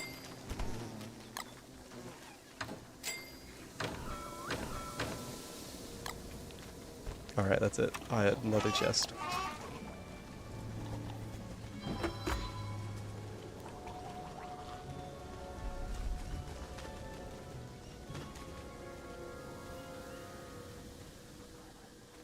One dare damage out the tracks. No, all my stuff is so unfinished.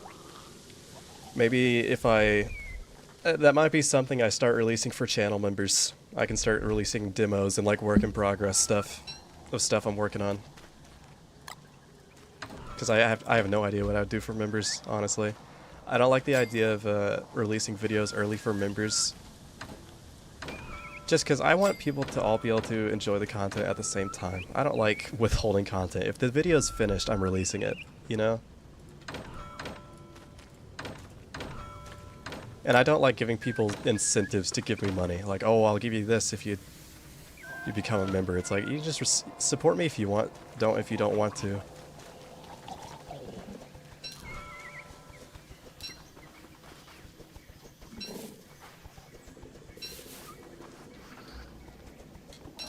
I don't hate everything mainstream. I just don't like the... I just think a lot of independent artists on the internet that are not very well known are incredibly talented and don't get the appreciation they deserve. If I may be so controversial.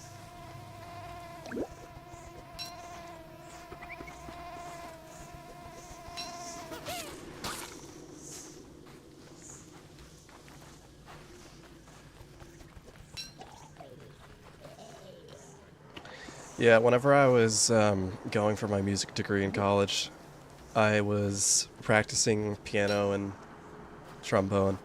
Let me guys tell you about my schedule in college, because it was not good. It started out fine. As time went on, I got worse and worse. You know how it goes. Give that to me. Also, I should probably do something with this dragon fruit. I got to the point where my schedule was staying up late, going to bed with my clothes on, waking up 5 minutes before class on like 3 hours of sleep, running over there, because I lived on campus, going to class, coming back, and I had time between a couple of my classes, so then I would nap between my classes. After I was done with my classes for the day, I would go to the gym for like an hour, and then I would go and practice piano for a while. I would go practice piano and trombone, and then I would go back and then do whatever I wanted to do for the day. Usually homework. Good times.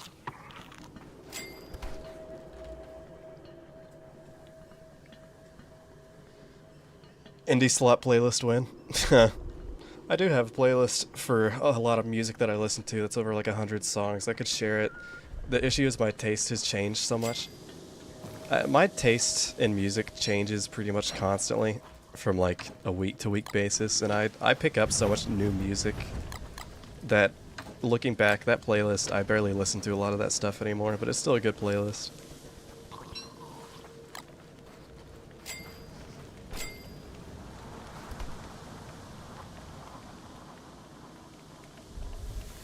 I think I had a full ride to college. It wasn't for music, it was just because of like really high grades and like state testing. I actually didn't want to, I didn't know I wanted to do music until my second year, so my first year I was actually going for a biology degree. Then I switched to music, found out that the music program at my college kinda isn't that good. You know, I want to be more of someone that makes music independently and composes, and they were it was a very classic kind of music program where they were training me to either be like an instrument performer or like a music teacher. And there wasn't much outside of that. They didn't really offer anything that I wanted, so here I am, not in college, and doing fine. Provided many things happened after I left college that made me really glad that I wasn't in college. So I think it was a wise decision. I could always go back.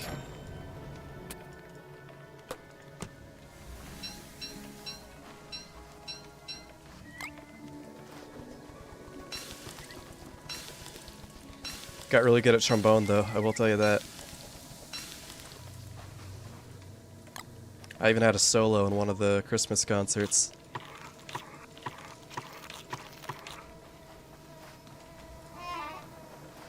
And I'm halfway decent at piano also, I guess.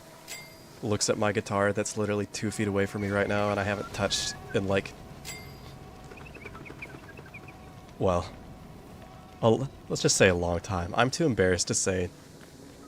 Essentially, I got a guitar that's been in my room for a very long time, and I've kind of just done nothing with it. Okay. Going on another trip now. Take my dragon bio with me. And coffee. I'll take my coffee. I really need to refertilize my plants. I'll do that when I get back.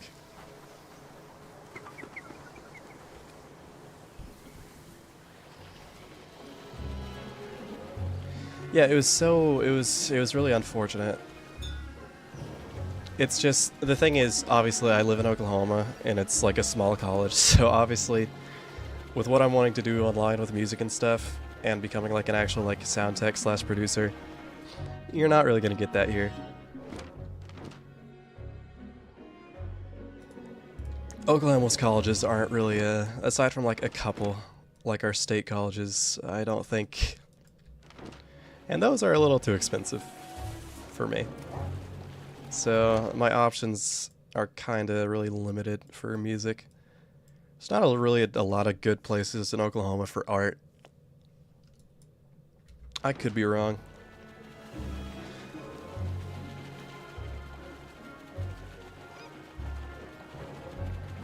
Biosci year lore.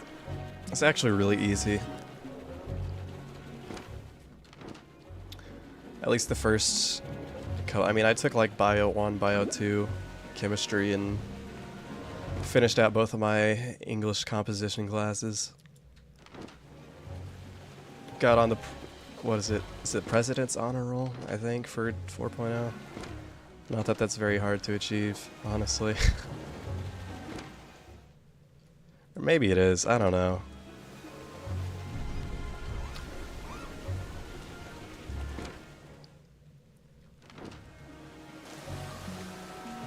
Actually, no, I won't say that. A lot of people in my classes were not doing so hot. I always felt bad. People would ask me, like, for notes and, like, studying, and I'm like, dude, I don't study. I don't waste my time studying. I just wait till, like, the day of finals and testing, and I just pray. Usually works out.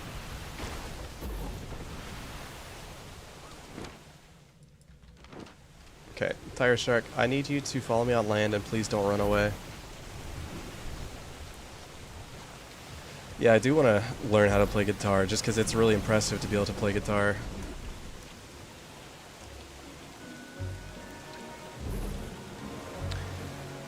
You know, I usually don't like musicals, but I was over at a friend's house and we watched La La Land with Ryan Gosling, probably only because it had Ryan Gosling, you know how it is. That was a really good movie. It really made me want to play piano. Get back into it. I want to buy a keyboard as soon as I can reasonably afford it, so maybe never. Even though you can probably get a keyboard for like really cheap.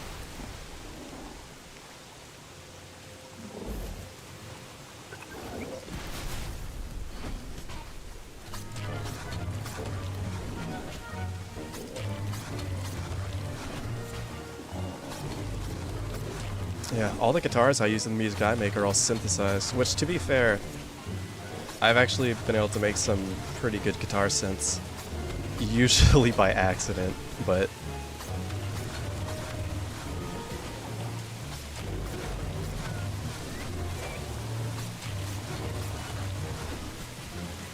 they're passing, I'd say. I'm just, there we go, finally, gosh. That should be enough for the Dumbrella, now that monsoon season is basically over and I'm not going to need it because it doesn't rain in dry season. I wish I had gills. No, you don't, Wilson. Alright.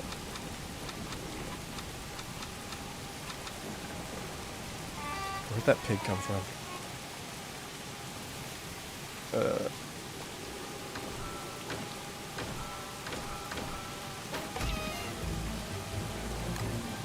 Thank you.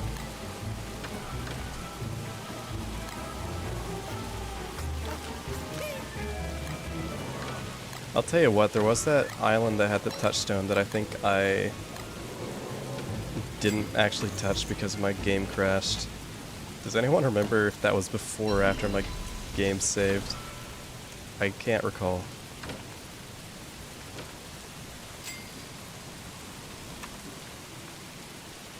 It's probably before.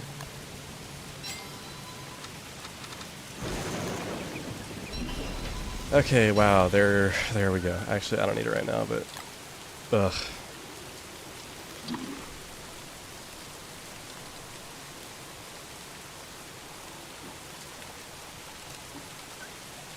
Yeah, there's so much stuff I did in school just to look good on my freaking college. I was in student council, but student council in my school was really stupid. It was like basically a popularity vote. Because I mean, it was decided like fully by the student body, but our school was super cliquey, as most are, but mine was like specifically really bad. Yes, I have taken vocal classes. In college, not in high school, in college only. Oh, this works out.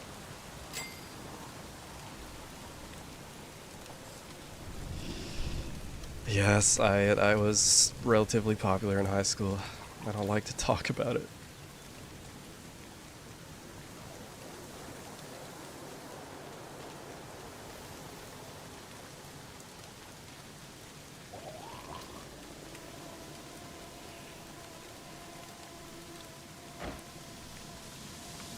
Mean Girl era?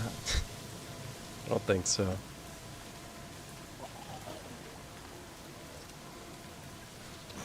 Yeah, student council was a ton of fun. It was mainly just, hey, Ashton, we need like decorations or ribbons or something for our project here. We need you to run to the store. I was just like, okay. Because I was one of like the only ones that could drive.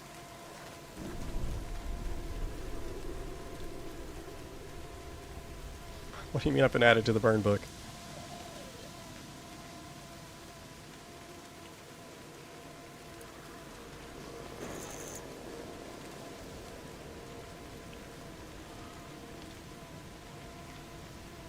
I don't know.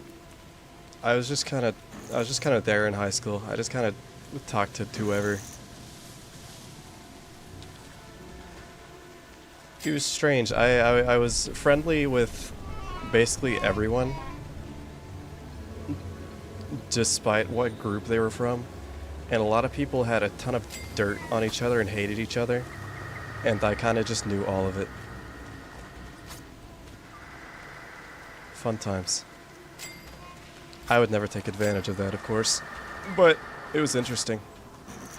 It's weird how much people tell you if you're someone that just listens a lot.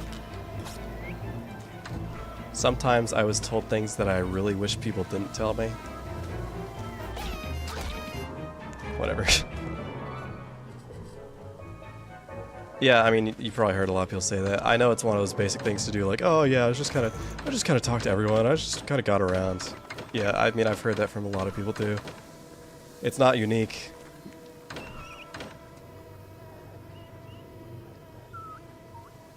Have you ever thought about how much dirt they had on me and never said? No one had any dirt on me. I never had any dirt, and I never told anyone anything. I pretty consistently had people, like, just tell me straight to my face that they, like, knew nothing about me. People told me that I was, like, an enigma constantly. Even, like, my teachers and stuff would be like, I can't figure you out. And I'm like, what are you talking about?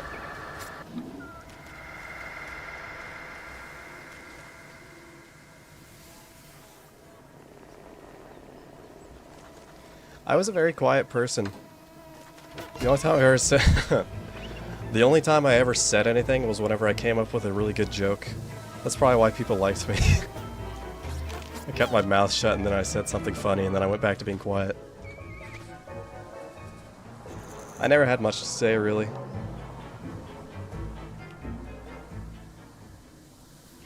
The caged monkey got stung to death by bees, which I would say is unfortunate if that weren't what he deserved.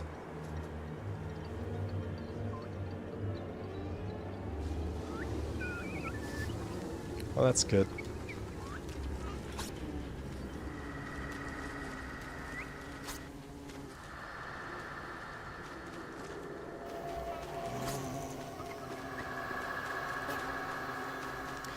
Also, yeah, mosquitoes spawn from puddles in monsoon season, and it's like genuinely the worst.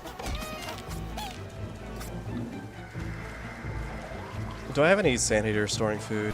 Is there any honey that I can? No, I don't even have enough honey, dude. Honey sponsor? I saw a new honey-esque type thing. I heard there might actually be by the same people called Coopert or something. It's a new kind of automatically apply coupons to everything you buy on every website kind of thing. You know, the honey scam that happened a while ago? I think they're doing that again. So keep a lookout. Oh, I don't want to talk about Scary Terry. Okay. Lore that I was just reminded of.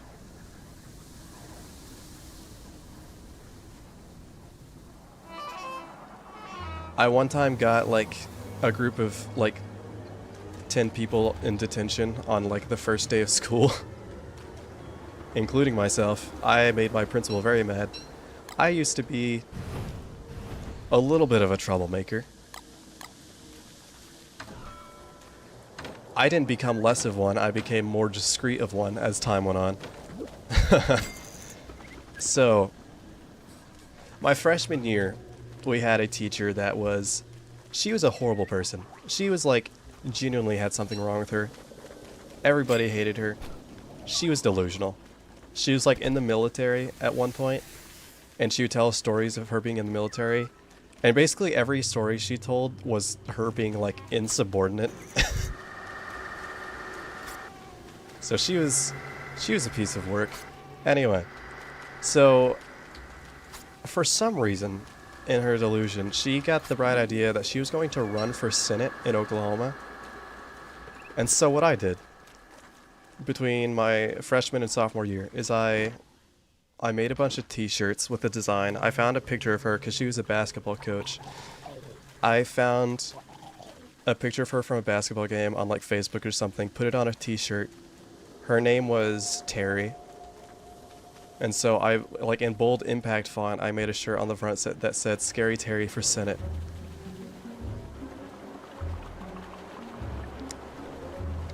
And then, let me clarify something. I don't have anything against Obama. And I was a sophomore. This is a while ago, so my sense of humor has changed. But she always, I think she had like a thing for Obama. She always talked about Obama. So on the back of the shirt, I put a picture of Obama. And impact font again, I put approved by Obama on the back of the shirt. And I ended up selling like 10 of them. I bought a bunch. I like asked people, contacted people, and I sold some for actual money.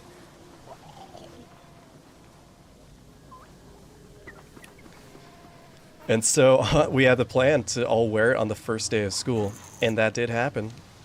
We came to school with the shirts on, and immediately some guy was not being very discreet. He walked by a teacher who had been friends with her, and she got really mad.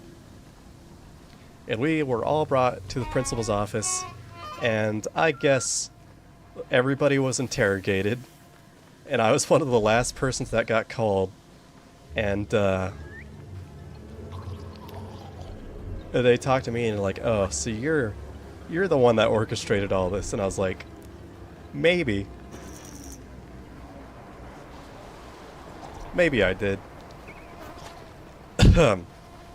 I actually, everyone else was like, I don't know what happened. There was one, the superintendent for our school was a lot cooler than the principal. The principal was like super, I think he was mentally unhinged. He had some anger issues. Originally I was gonna get like a full week of punishment, and everyone else was gonna get a couple. I don't know who talked him down, but eventually I got like a couple days with the rest of them. And so all of me in detention for a couple days was just me with like 10 other people that I got in trouble. Everyone was cool about it. No one was really mad about it. No, Obama wasn't running for president when I was in high school. That was definitely past.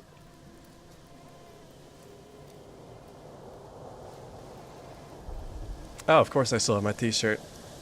I wore it on the day of my graduation under my gown.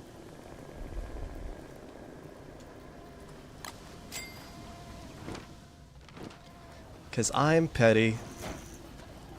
Anyway, so that's a funny story of how I got like 10 people in detention on the first day of, it was my sophomore year. I kind of mellowed out.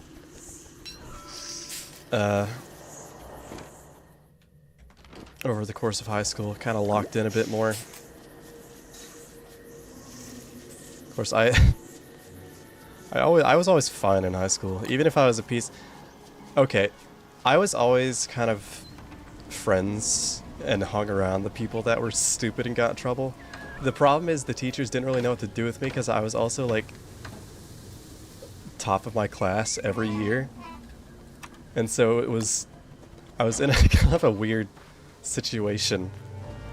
It was like they couldn't tell me to like take school more seriously or that I wasn't doing well, because that wasn't true. I just got up to a lot of, you know, I just like to enjoy myself.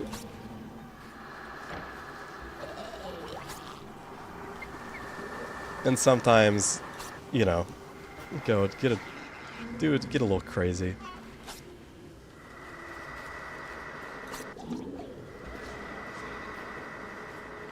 And so it was weird because a lot of the teachers liked me. Why is he here? Again.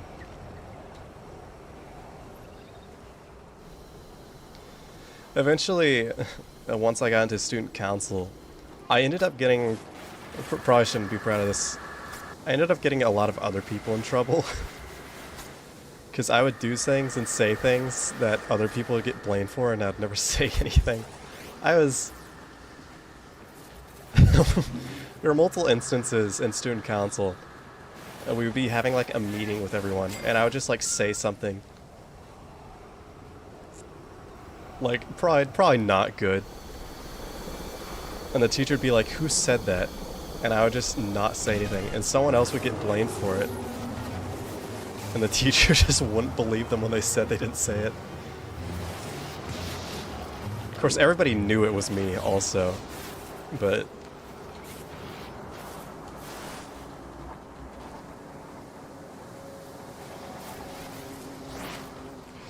good times. I kind of miss it.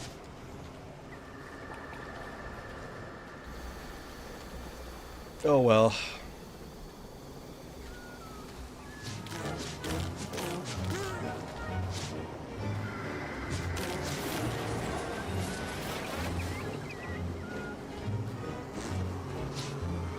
What are you attacking, dude?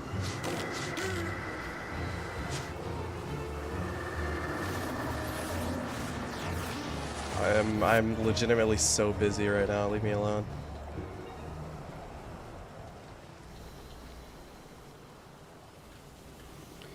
Yeah, I was kind of, maybe. I'm better. I'm a better person now. But, eh, yeah, I'm a better person now. I like to think.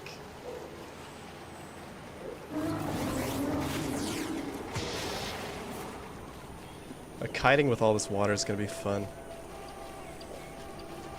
Don't poison me. Oh lord, there's just water everywhere, isn't there? Sorry, I'll read all the stuff I missed in chat in a second. I'm a little preoccupied.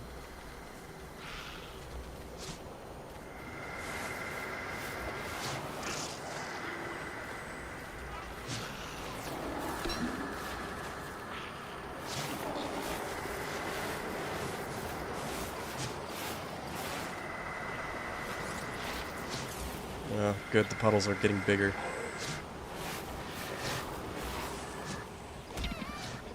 Dude. What? How are you alive? This does not do as much damage. This is a machete. I'm attacking with a machete, that's why. Stupid hurricane launched my Cutlass Supreme to the nether realm. I'm ignoring you.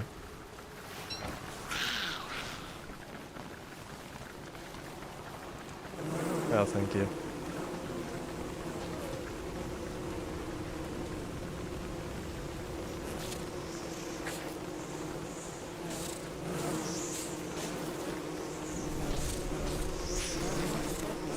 I did a lot of funny things in high school. I was so on my A game.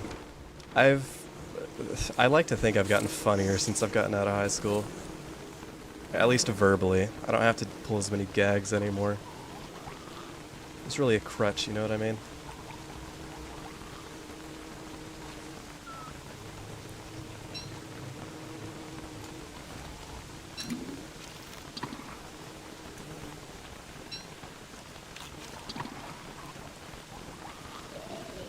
Cutlass Supreme, oh Cutlass Supreme, where have you gone?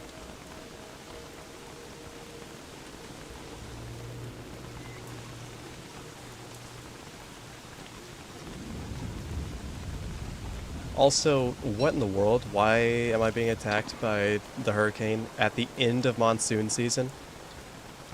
Has turning it to lots just made it decide, actually, I'll just come whenever I want. I'll just appear whenever I feel like, regardless of season. It's appeared every season.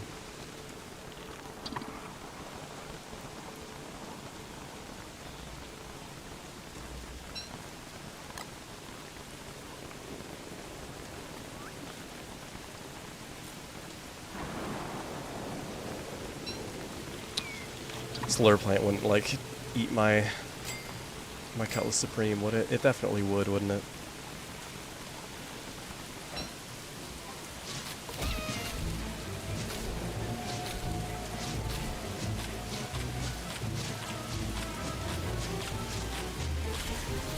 Nope.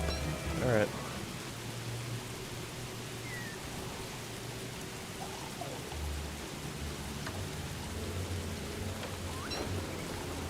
It's a little wet out here.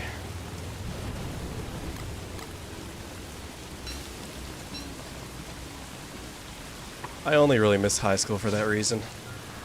Everything else was... some people are like, oh, I wish I could go back. I don't... Those people are off their rocker.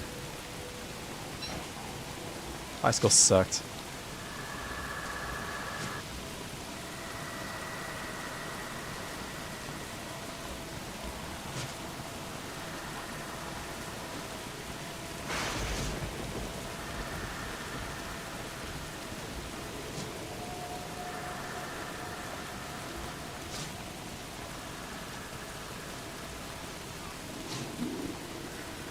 I was kiting without even looking at the screen, wow.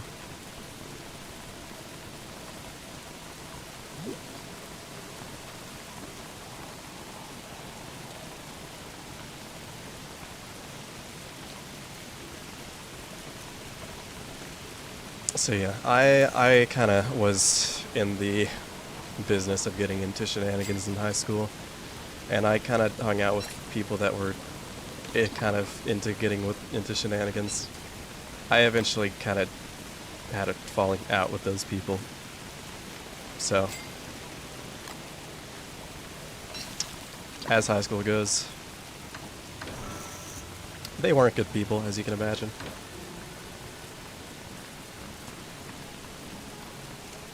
And now I am a loser that streams Don't Starve on YouTube and plays Dungeons and Dragons and wants to make music. So basically, I am human scum that should probably die.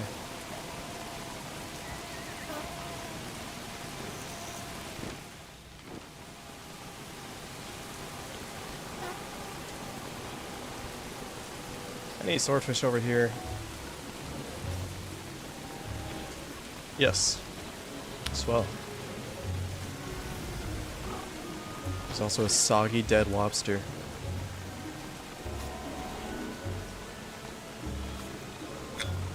How do you make, what's the recipe for lobster again? I think that restores a lot of sanity.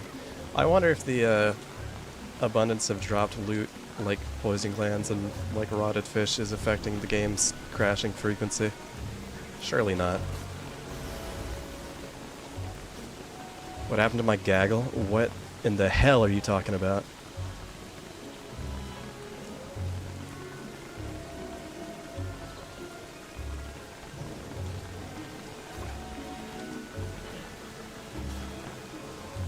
When is this guy gonna die from poison? Okay.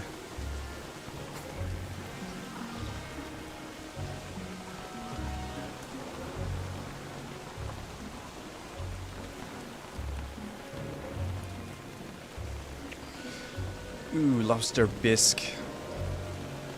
I don't have ice, and I haven't made an ice maker out of ignorance. I'm gonna go grab my tar from my tar machine thing. Tar extractor.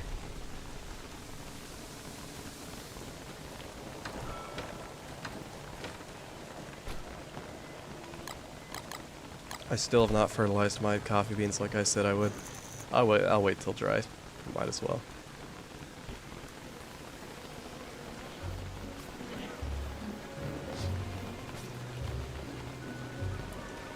Oh my gosh, they're everywhere. Hello. Does poison just do nothing? How is this swordfish still alive? They've been freaking hotbox farting on him for the past 5 minutes and he's enjoying it? Question mark? I see his sly smile. Wait a second. Freak? If only it were me.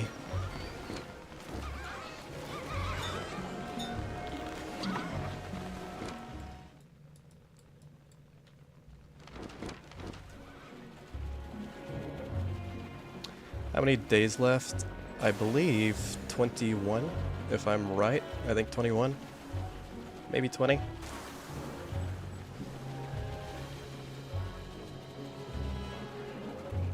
Best recent released game the past few years. I'm just gonna come out and say Abiotic Factor. I will continue to glaze that game. Also, the new Deltarune chapters are really good. That's technically not a game release, that's just like a chapter release, but they were very good.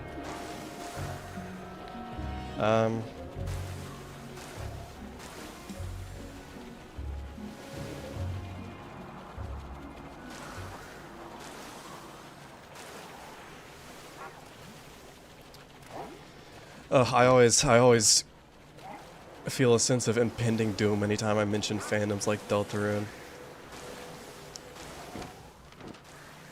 I feel like every sleeper agent in the chat's gonna go wild.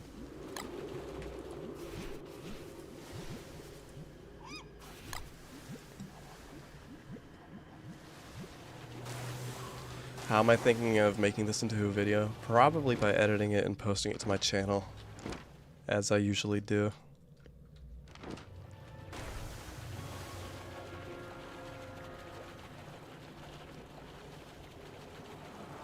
Yeah, I think in Don't Starve Together, the second seasons, or every second season is 15 days instead.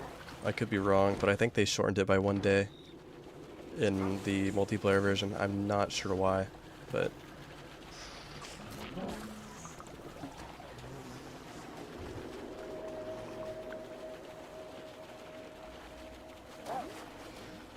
I guess multiples of 5 for some reason, I don't know. I legitimately don't know why they made that change.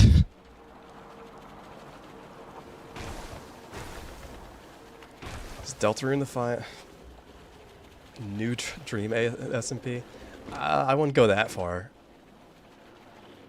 I mean, it's not like, well, to be fair, whenever I say this, they're kind of spiritually similar, but I mean, like, the Deltarune crowd's not, it's not as bad as like Homestuck crowd. Homestuck crowd was something else. They still are.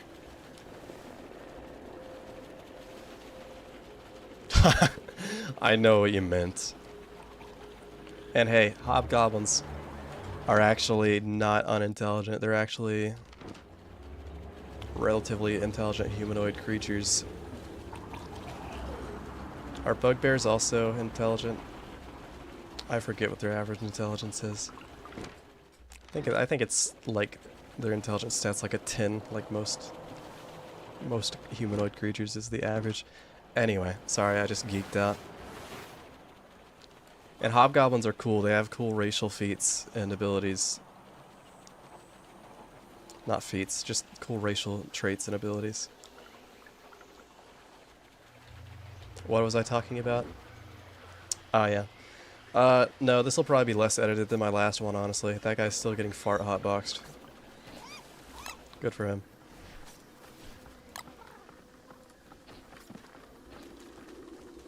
I was not a Dream SMP. I always hated Dream, actually. He always annoyed me. I remember being younger and still thinking his content was slop.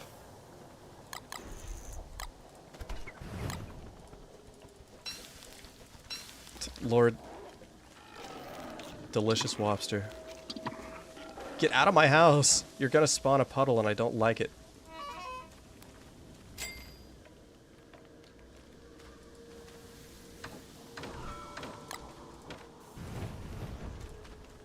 Okay. It would be a good idea to get the mod that actually highlights chests that have the item I'm looking at in, because that would probably help me a lot with not being stupid.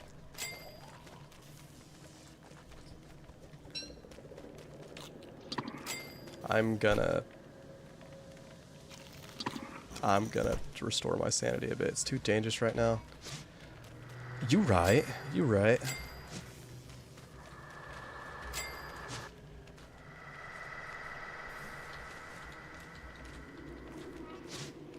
D&D stream win with my friends? Probably not a good idea. Cool, my freaking crockpot is, that's fine. So, where is all this water coming from? Gosh. Good lord. I guess more puddles formed. Well, there goes that crockpot. I guess I'm not using that anymore.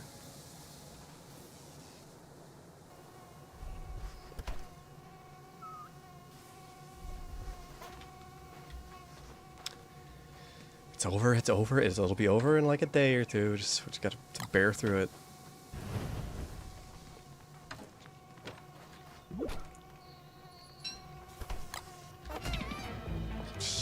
Gosh, I hate you. You know what? I don't care. Come here. Huh? I hate you. Here, this'll help me kite. Whatever, I don't need to kite, I'm already poisoned. Here, there we go. Oh gosh, who said that did like 40 damage? That was more than... How much damage was it? Was that 50? That was a lot of damage. Oh, gosh. Luckily these big fish steaks are really good for healing. Look at that. Awesome.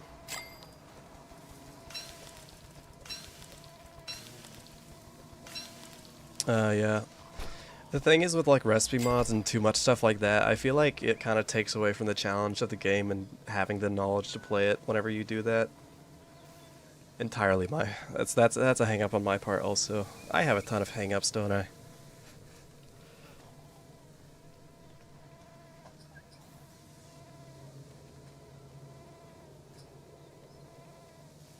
I don't want to be called a normal goblin either. I don't like normal goblins.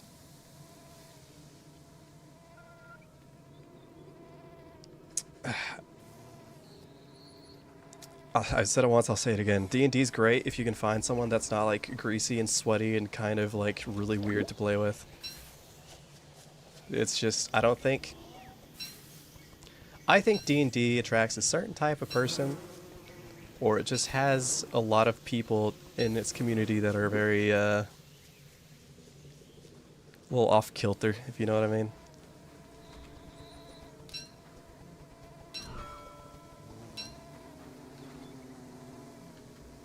It's true. First character I ever played in D&D was a deep gnome. I've always had a love for gnomes. It's funny. It's a funny character to play. Stupid mosquito. Yes, I roleplay. It wouldn't be fun if I just played myself.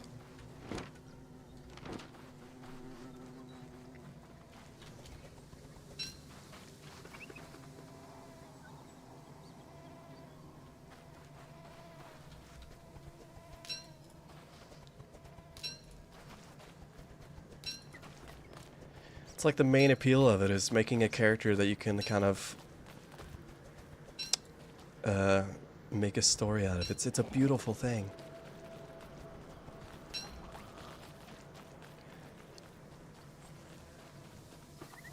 D&D is one of those things I don't think you'll ever understand unless you just play it for yourself. Because like the premise of like, oh, it's all make-believe, but you're like following rules and it's just like all made up. That's stupid, and then you actually play it, it's like, it's Danny DeVito in the theater. I get it. I tried to kite it. I tried to kite it, and I ran into my chimenea. Stupid. Stupid. Stupid. I'm not taking like 50 damage again. I'll just go get seaweed. It's whatever. Swordfish having the time of his life. I guess it's just immune to poison. I don't know. Don't get peeved at me, dude. You're in my space. My domain. I guess I could get fart hotboxed, couldn't I? Yes! Ah, living the life.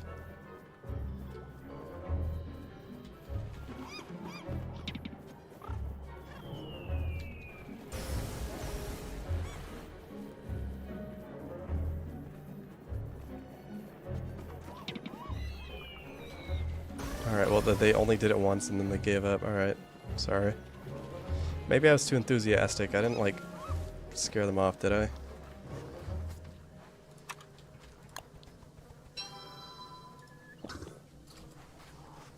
There we go. Alright.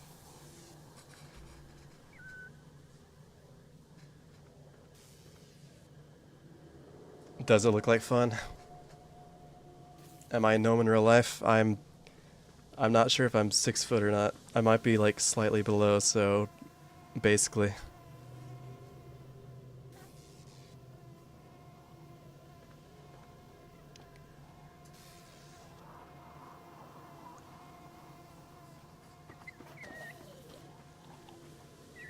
My first dungeon master didn't... my friend, I should say. The first campaign we did, I was a wizard deep gnome, and I was probably able to get away with a lot more than I should have been able to, due to us not really knowing how the game and its rules worked fully. Now, the game is so much less fun because I can't blatantly get away with things I shouldn't be able to do. Herp crosses my arms, rolls my eyes, kicks my foot like that one emote from Luigi in Super Smash Bros. Brawl that can, for some reason, do like 2% damage.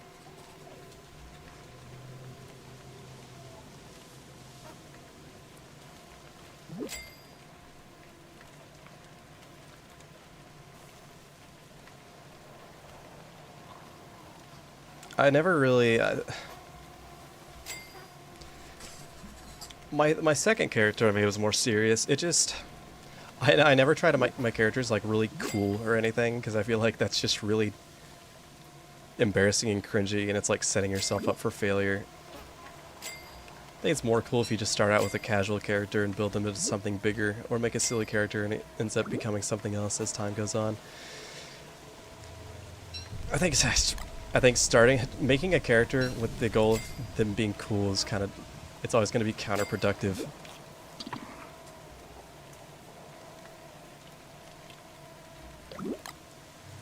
It's also very transparent.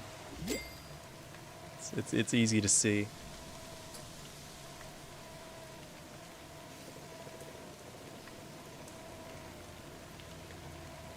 That's why I don't want to ever play with people that aren't friends that I don't know, because I can't reliably depend on them not making like power fantasy characters or like trying to be the main character, and that would annoy me so much.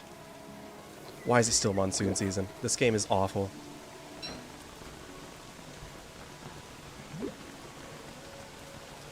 It's over tomorrow. It's over tomorrow. 16 days. It's over tomorrow.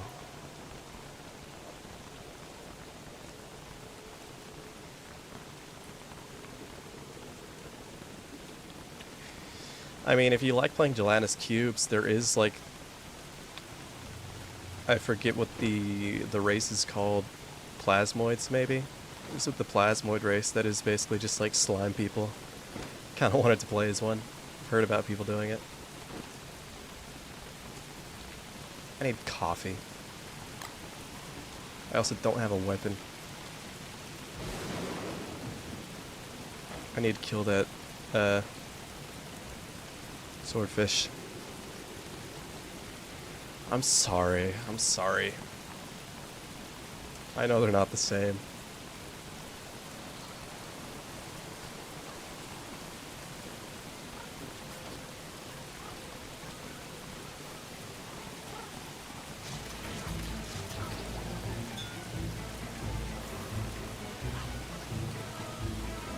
Just gonna steal your kill real quick. Oh, this season is so much more bearable whenever I am not insane, which I am like edging myself on insanity right now, but not quite.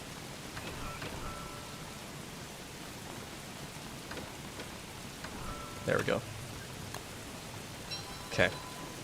Now we can do a little bit of exploring. I'll make a sign just to help my sanity a little bit.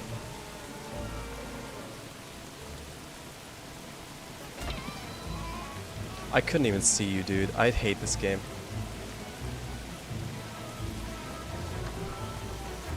Do you ever, like, get really mad at it? I talked to a friend about this.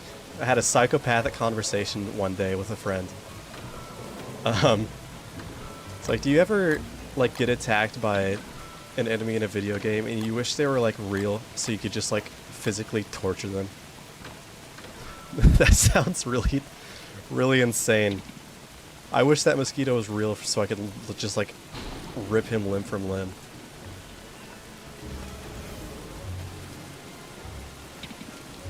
I know at least me and one other person feel that way sometimes.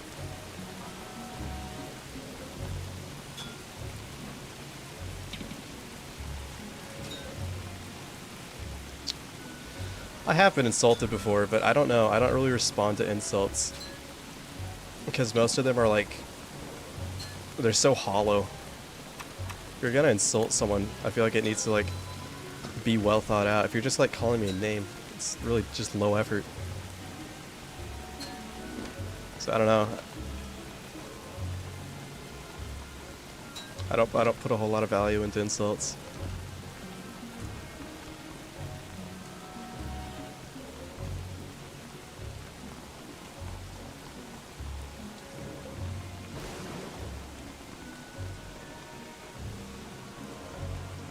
Nazim. It's completely fair.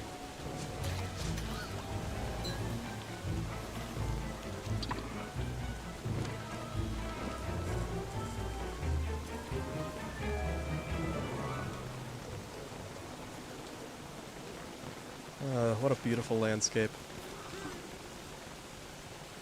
If I had to make a choice between the mosquito and the monkey, if the monkey were real and I had to torture it, I would immediately feel remorseful because having to torture a monkey would make me feel like... Well, that would obviously make me a freaking psychopath. I think anyone who tortures any animal is obviously a psychopath. Sorry. I would never torture a bug in real life. I mean, I feel bad about killing crickets, and I'm really afraid of bugs, honestly. I'm man enough to admit that. I can't handle them. But even then, there was a cricket in my house one time, and I felt so bad about killing it, I put it on a plate and just let it outside.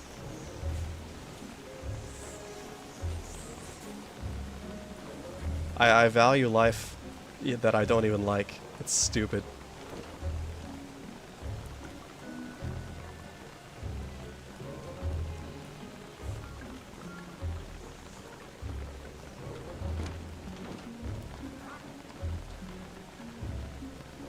What if the monkey deserved it? Well, they all deserve it.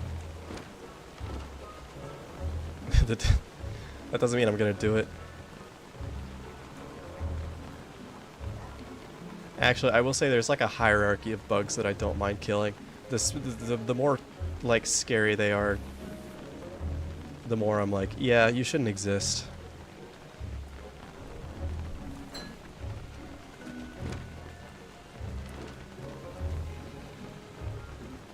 Gosh, there was a... You know, usually my friends aren't even like afraid of bugs.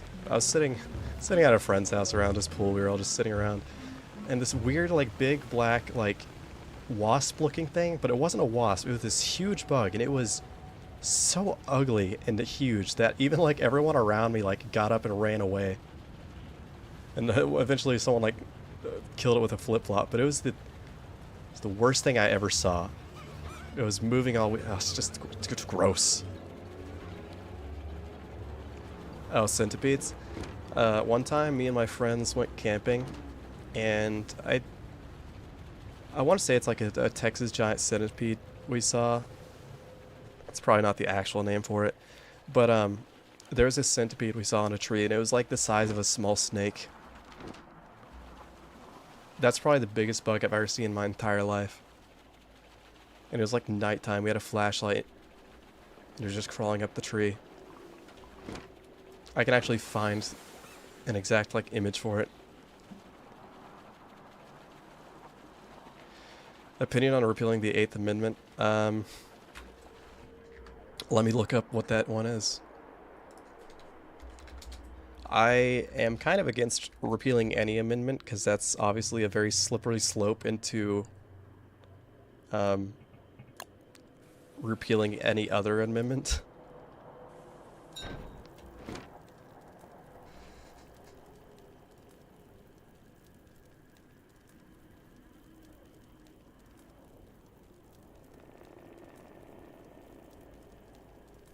House centipede's the worst thing you've ever seen? Let me find something worse for you. I'll show you a worse centipede. Avert your eyes.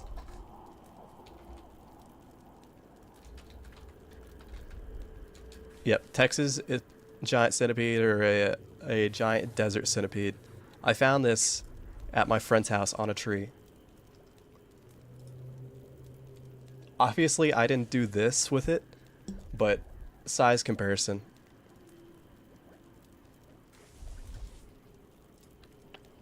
So avert your eyes for a few seconds. Ew, it's a JPEG. Disgusting.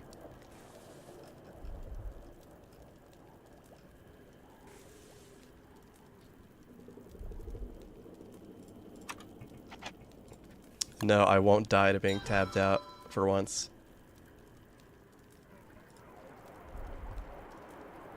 Oh, maybe I will. Okay, well, I will pause my game.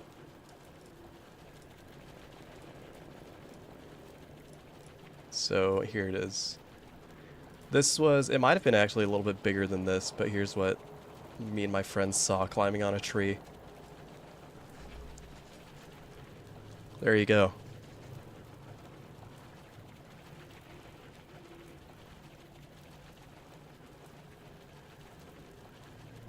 That is a giant desert centipede, which we apparently have around here, I found out.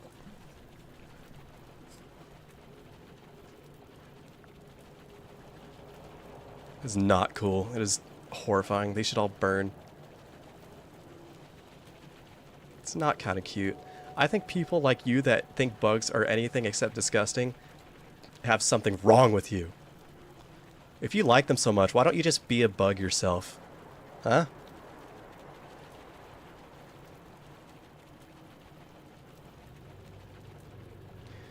Yeah, the ones with like... Ugh, eesh, ugh. Gross. Disgusting. But yeah, that is... Imagine us just walking around at night and seeing that like on a tree next to us. It's horrifying.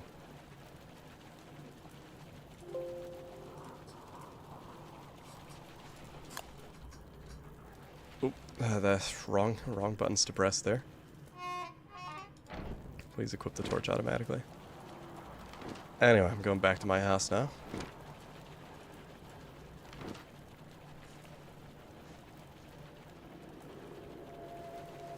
Yeah, luckily we don't... I mean, there's some pretty big bugs around here, but we don't have like... We have tarantulas and giant centipedes. We don't have like Australia-sized bugs. Or I guess there's some pretty big tarantulas around here, but generally if you don't go out into the wild or look for things like that, you don't come across them.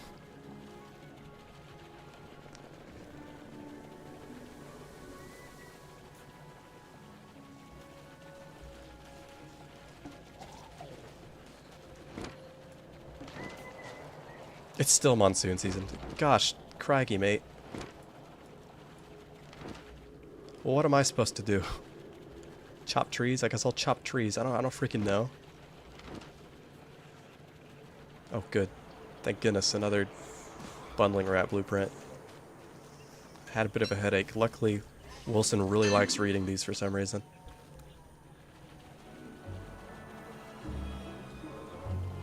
Just gonna eat. Help my sanity a little bit.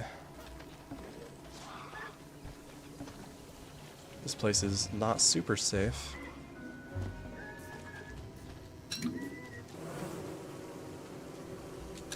Yep. Don't mind me. This entire island is underwater.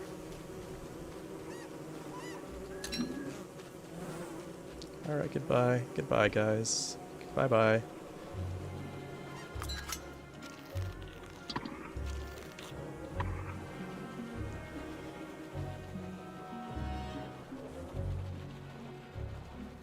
You are genuinely a little unhinged for that.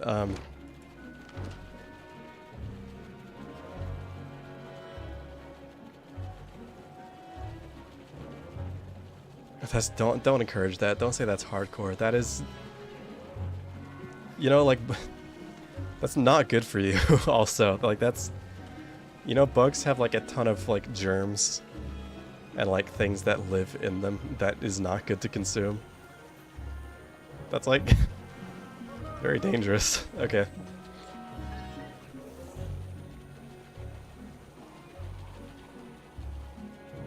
Like they carry, raw bugs can like carry parasites and stuff that like can live in your intestinal tracts, you know.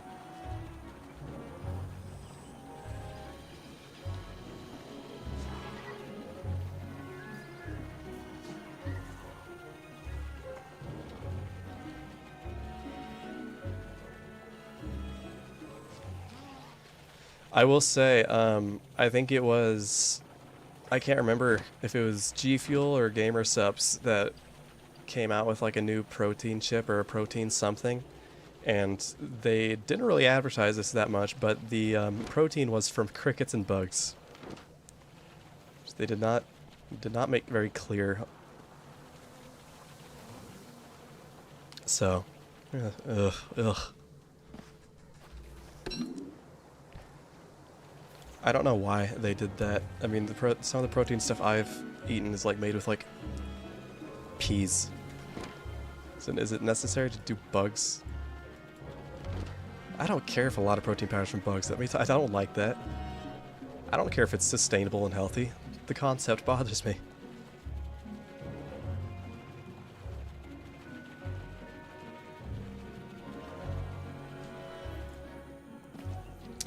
Yeah, the health bar mod was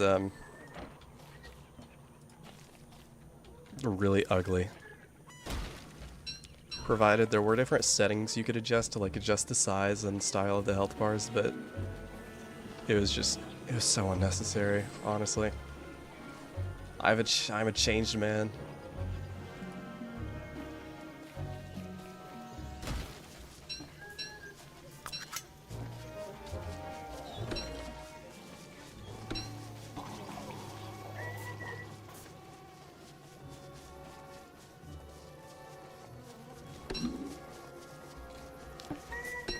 I don't understand why the tall birds, like, they definitely changed the AI from this game to the next, because I feel like tall birds are just like heat-seeking missiles. If you see them in the corner of their screen, they immediately start dashing at you.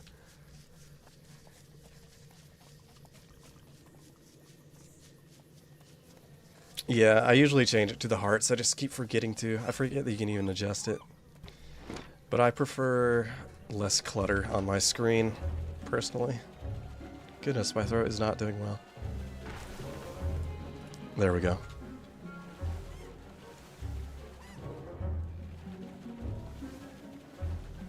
What's the strangest meat I've eaten and would be willing to eat?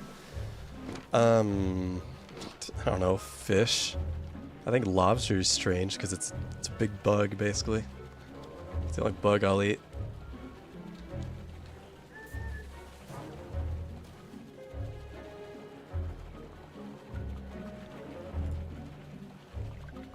Yeah, I'm sure you got high from eating a caterpillar. A lot of caterpillars are poisonous.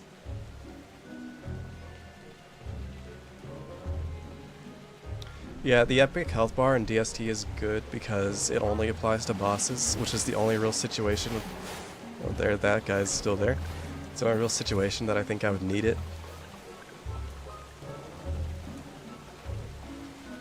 For smaller enemies with not as much health, it's not really that pertinent.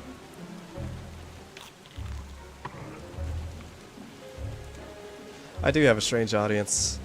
I have a lot of older people that eat bugs. It's interesting. The more you know.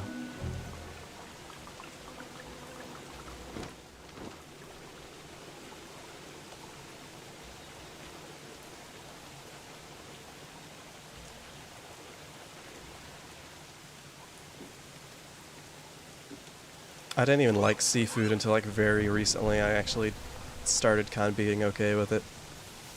I still think a lot of it, well, I don't know if you can really call freshwater fish seafood. Fish in general, I guess.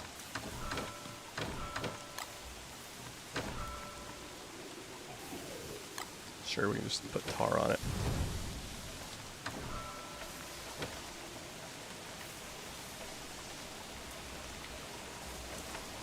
Can't use that dragon fruit because there's puddles blocking my crock pot's awesome.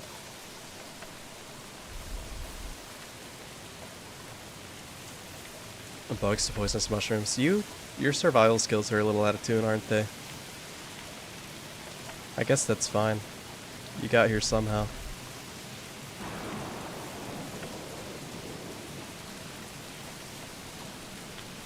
You'd probably be dead if this was like 500 years ago, though. You definitely would have just like eaten something poisonous and died. They would have said it was like a curse or you're a witch or something, too.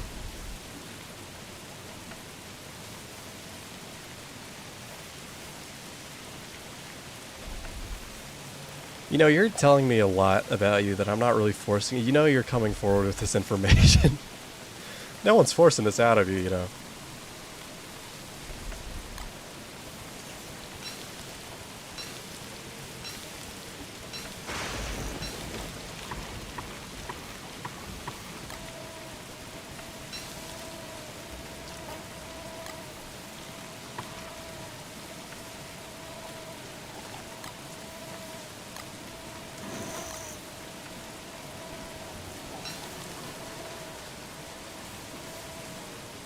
It's still monsoon season. Wait a second. I forgot monsoon season is 20 days anyway. I don't know why I thought monsoon season was 16. I just thought, oh, monsoon season is a terrible season, so it's one of the shorter ones. No. It's 20 days. Good lord. Oh well. Come here, buddy. Actually, just give me my coffee, I'll leave. Hey! Yuck, that was terrible. Swell. Alright. Well, actually, I know what I can do. Are my eggs spoiled yet? There we go. Give me this. Don't sting me. Niter. I need to get a lot more niter. Can actually start going to the volcano and blowing things up now. I think just gunpowder works. I don't need an actual coconade. I just always happen to use those.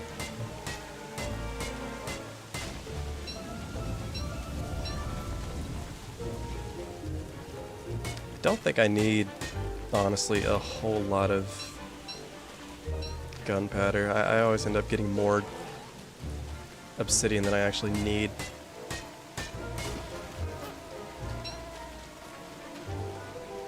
I think 11 will be plenty. That's actually way more than enough. I never make a lot of gunpowder, really. Ah, cool. My alchemy engine is broken. I can't make gunpowder. Awesome. Is that a... I'm guessing that's an alchemy engine thing and not a... Well, how much gold do I have?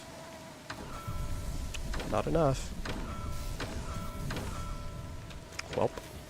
Alright. So annoying.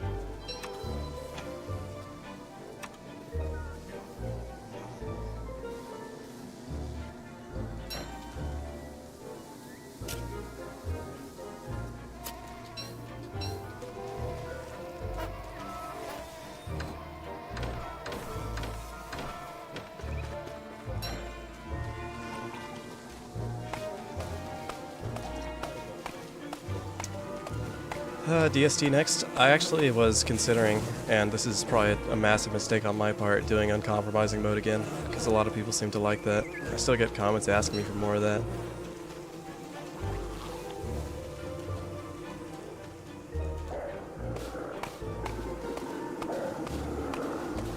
You kept aggro all the way over here? Wow, awesome.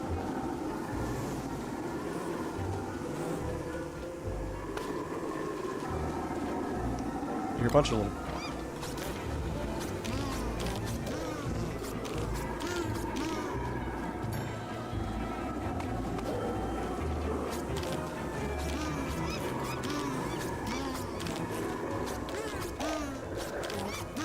I want to chop the tree.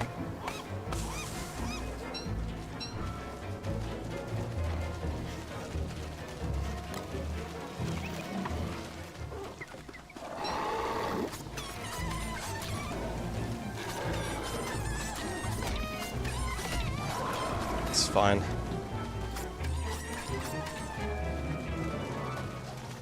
You're gonna make a puddle, but it doesn't matter. Never mind, that puddle you made was gigantic. What? Lord. Anyone else feel like visiting?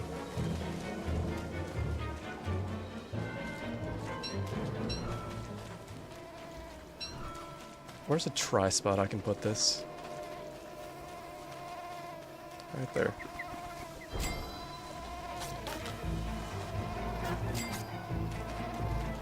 Come here.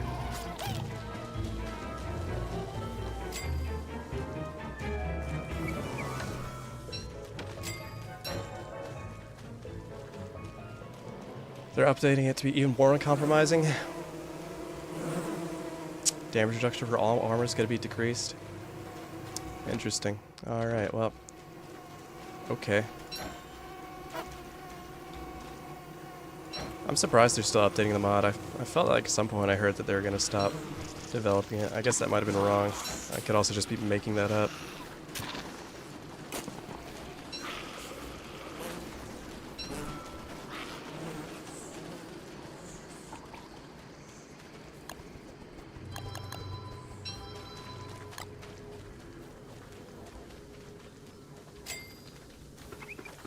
I like to lie and make things up. Huh.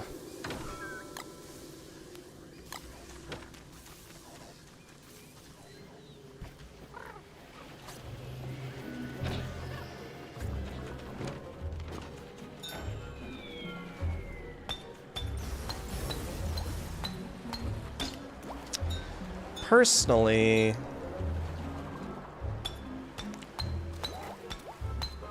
I mean, this isn't gonna like come off as a surprise or anything. There are some changes.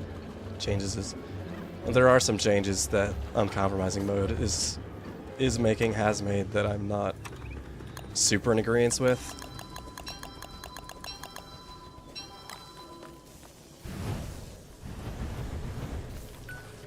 I saw that. Gosh.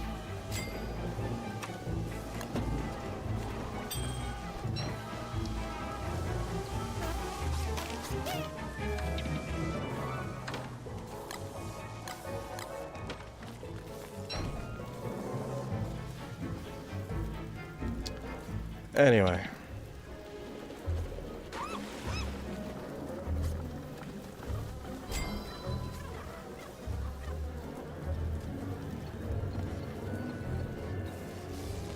My sanity.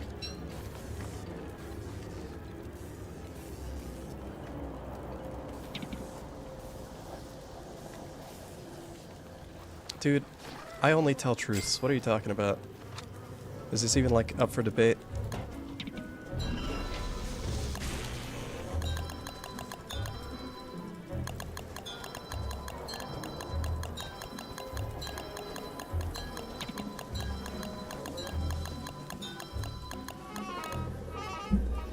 Whatever, dude.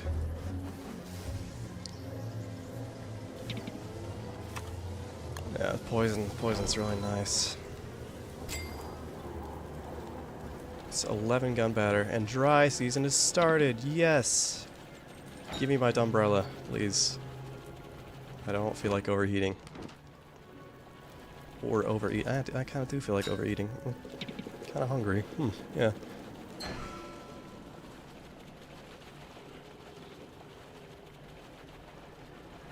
Just make a sea base? That's what I'm doing, dude.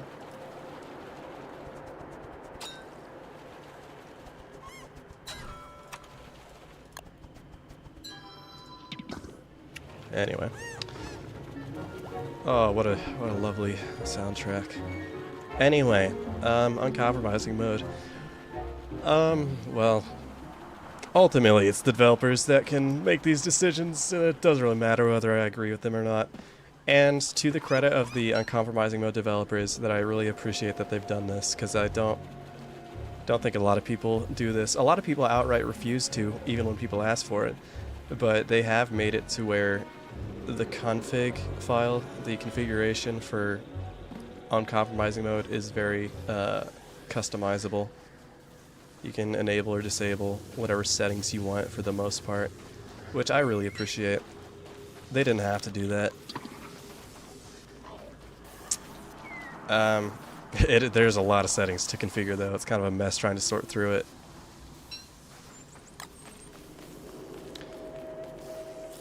Of course, this goes for everything. Every mod or difficult game that becomes kind of popular, it kind of gets a following of people that have an attitude. You know, sort of kind of like a superiority complex, or like very, very unaccepting of people with like any sort of criticism, or like, I kind of wish this was different.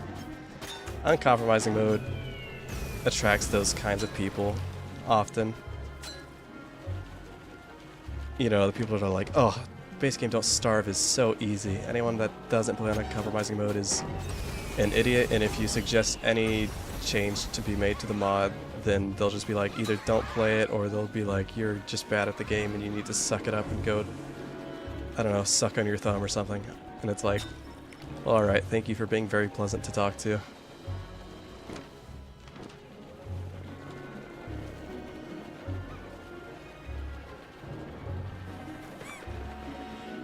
And yeah, my thing's about to break. I should kill a seal. Just wish it wasn't so wet. It's so wet everywhere.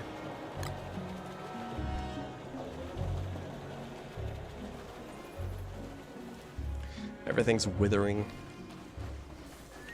Anyway, like I said, that can go for literally any community. Terraria, like Infernum mod for Terraria is ripe with a lot of those people.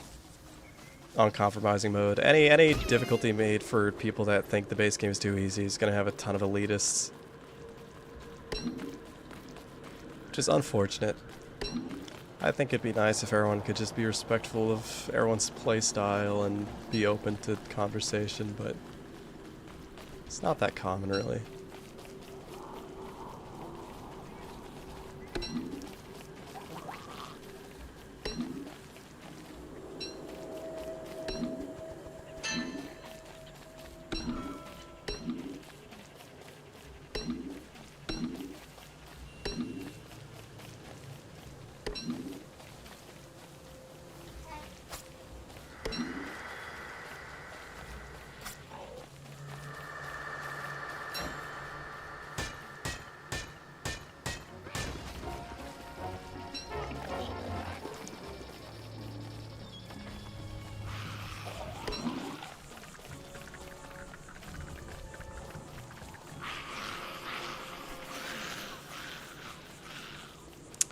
I think the only real criticisms I have with uncompromising mode is I think there's a lot of good changes, and I like a lot of the mechanics that they've added.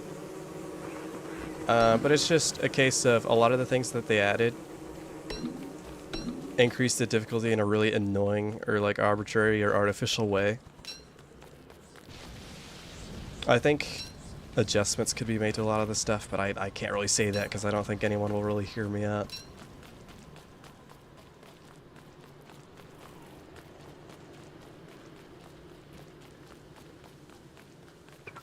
Because if you try to be like, hey, this feature is just like kind of like implemented in an annoying way, it could be implemented better or tweaked a bit, then everyone's like, just don't play the mod, go away, you're stupid and bad. And it's like, oh, alright. Thank you for assistance.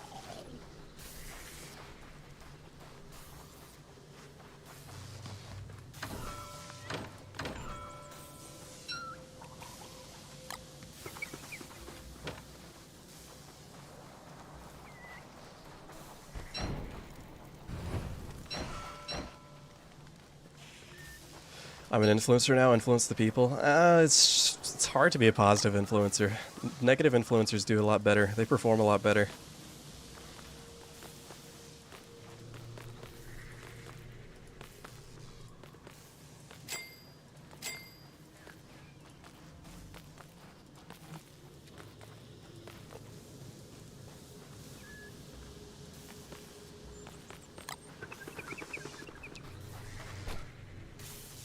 I'm just gonna...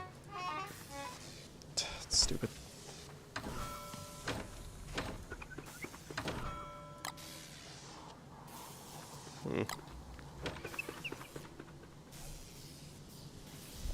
Oh, you can repair with gears, and I've just been not been doing that? Alright. Wait a second. Wait a second. Wait a second. Did it break? Is it like on one durability or something?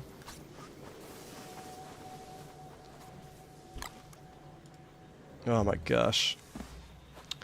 You know, I wish things like that in this game would not break when they hit 0 durability, but oh well.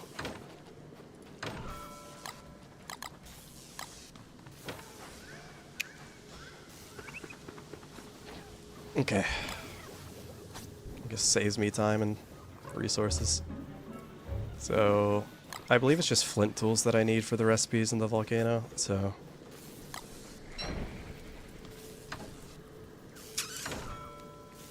Give me all that. Alright. Should be good. I don't need this or this or this or oh, maybe that. Okay. I don't need a pirate hat. I don't need my bottle lantern that has no fuel. I don't need a lot of this stuff. Interesting. That's good.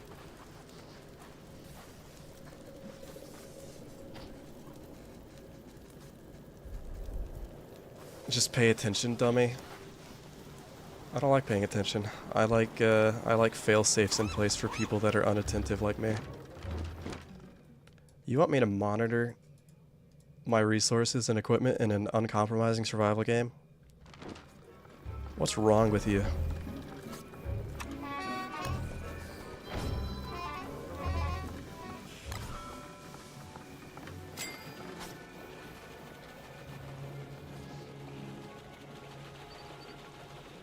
Okay, yeah, I'm not not gonna do that. I'm not a big fan of harassing people yet. I'm not big enough to really like doing that yet.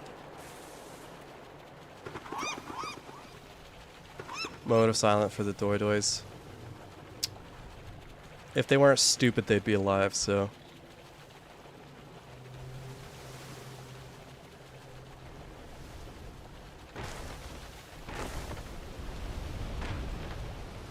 Stupid waves. Stupid waves. I wish I had waves. Actually, no, that wouldn't fit my hair at all. I have long blonde hair. That would not work out very well at all. Long blonde, completely straight hair.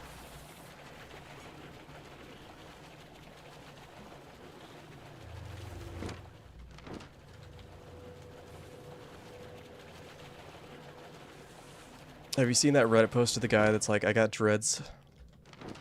Like, I don't know what the rapper's name is, but it looks awful. It looks... You just have to see it. I don't know how to describe it. Yeah, this does kind of just feel like a normal run. A normal run where I bypass every single island because I take one look at it, see all the tall birds and bees and stuff, and I'm just like, I'm not going there.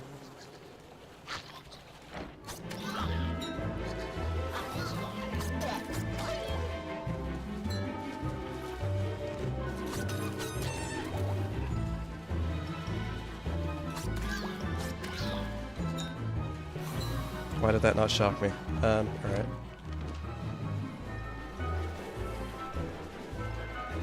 Yeah, I ran out of bioluminescence. I need to make another trawl net and just get more, but...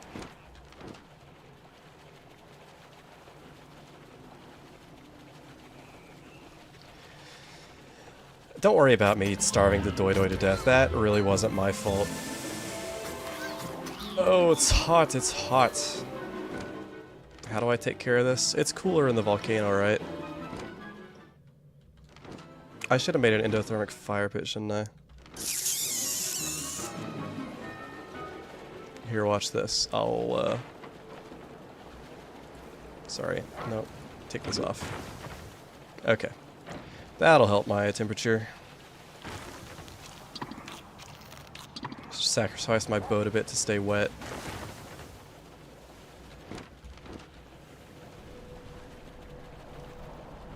Alright. Am I gonna shave Wilson? Crap, that's a good idea. Why did I not shave?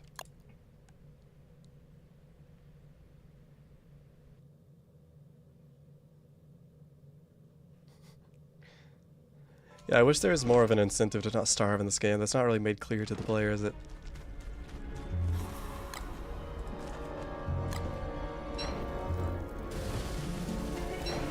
Should be looking for some that are close together, maybe. That should work, right? Yeah. Yeah.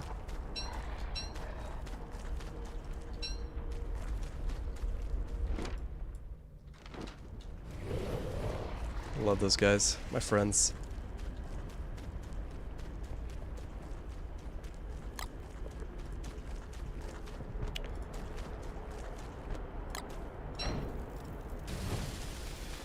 Yeah, there is a thermal stone, which I should have made and then made an endothermic fire, and I wouldn't be able to put the thermal stone in the fridge right now because the fridge is broken. I have to wait for the puddle to go away. Or I could have just made a different fridge in a dry spot, but too lazy.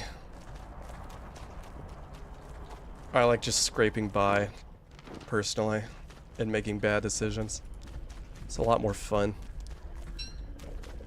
Like I said, I'm allergic to playing the game optimally or efficiently.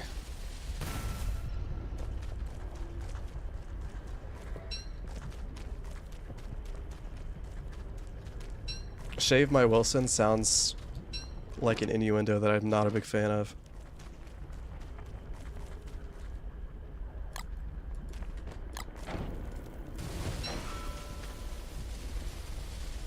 I don't think land in the volcano gets wet. I think that's why it's such a good base location, but I could be wrong. I don't know. Peel my Wilson. Ugh.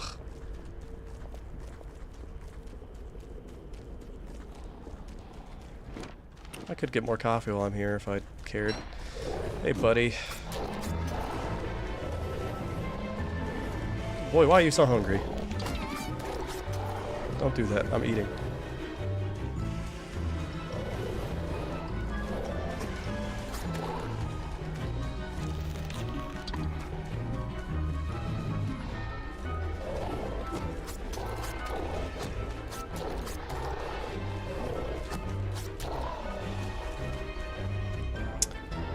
Unlucky. How low's my sanity bar in real life? I don't know. It's probably like always at 0. That or I too much Benadryl. I always see shadow people.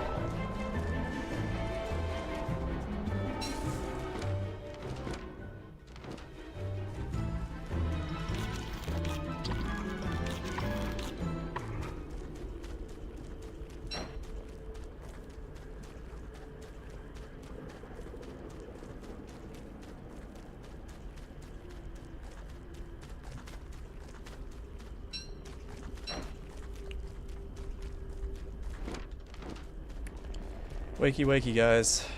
I could definitely just blow up their houses to get free Dragoon Hearts, but I feel like that would be really wasteful. Even though I'm not going to be playing this world for very much longer.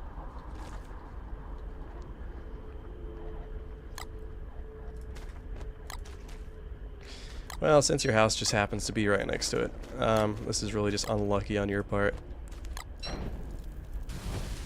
Oh well.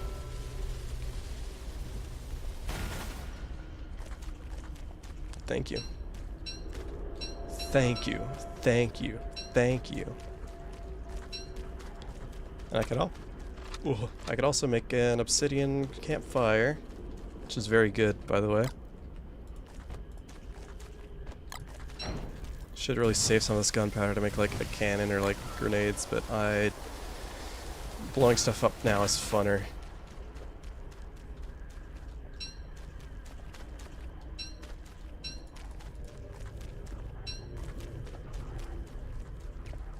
Do you overheat in the volcano, or is it because it's nighttime that I'm just fine?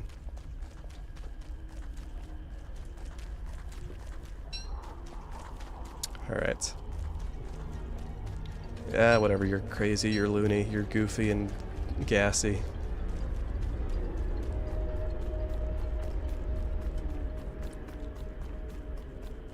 What am I gonna make from obsidian? Something really cool, something beautiful.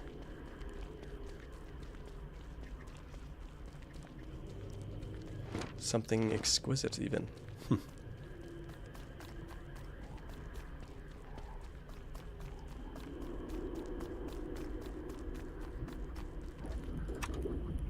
I forgot to bring the... Yeah, it's whatever. There's not going to be much wind anyway.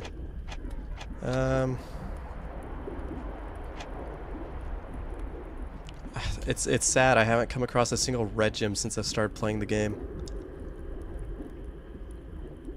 So sad. Probably just a spear.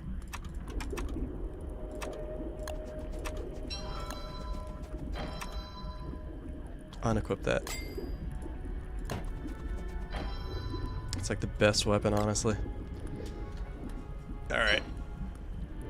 Honestly, what else do I want to make? I'm not going to use any of this. Obsidian armor would have been good if I had remembered that existed. Don't worry about it. Don't worry about it.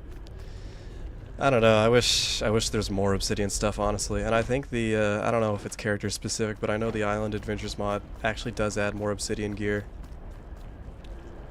if I remember correctly. I'm gonna get out of here before I start overheating. This is good enough for now because I really need to make a thermal stone, and I'm stupid. I guess I could have made a donation to the altar while I was in there, but I think the meteors are more fun.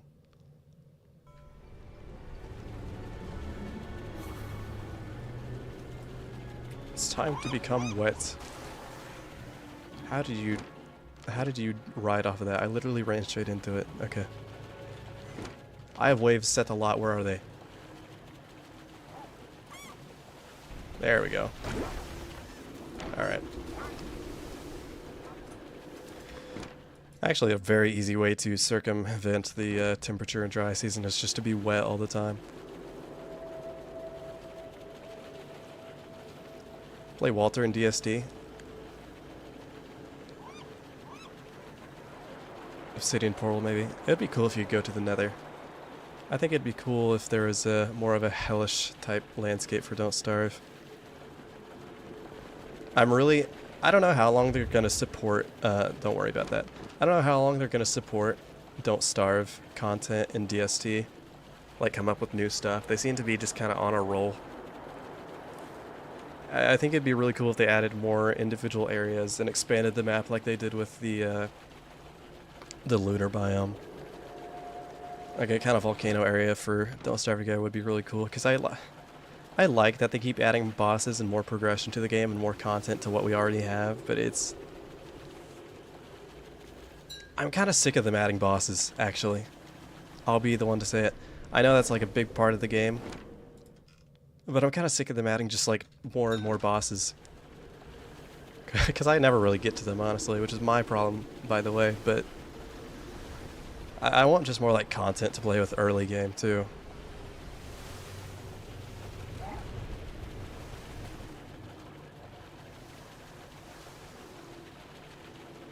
Yeah, you said it. You said it right. John Wick and everything. Because I think it's just more content, more unique places and stuff. They did add a Balatro minigame. I guess that was interesting. Quick, cook the seaweed and eat it. Oh my gosh, eat it. Anyway. And I think that was another thing I was talking to my friend about when I was trying to get him to play the game, is he said there's like so many bosses to do, and it's like, yeah, I agree. I think they're taking it a little overboard. Because it feels like the early game is fun, and then after that, all you have left to do is bosses. Do I have any niter? No. I don't. I don't have any niter. Give me a second. I'm gonna go splash around in the water like a little toddler.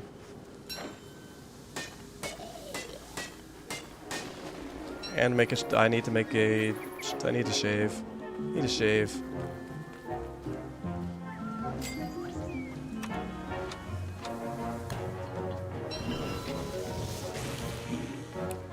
Sanity be darned. Okay.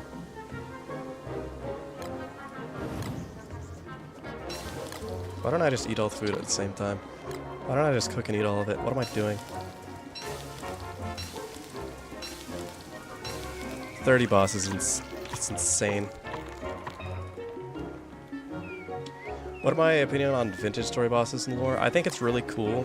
I really don't think I've actually fought the bosses, because I kind of... Well, to be honest, me and my friend need to go back to the world we were playing on, because we got really far, we just never got into the exploration stuff as much. Yeah, I need 2 of those.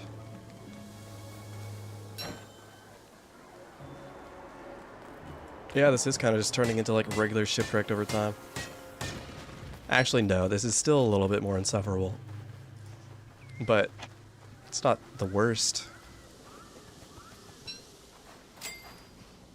There we go. Prototype that. I'm not going to use it. I'm just going to make a thermal stone and put it in the fridge.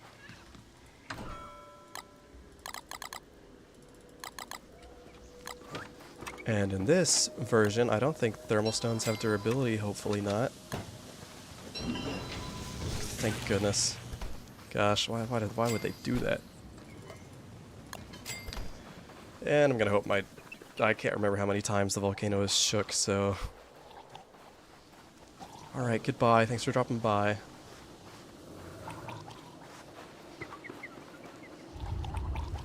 That's fine. Okay, we're good for like a couple more seconds.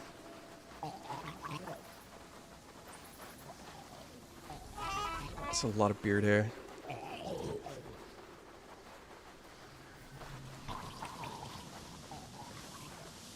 I thought about making videos over Vintage Story.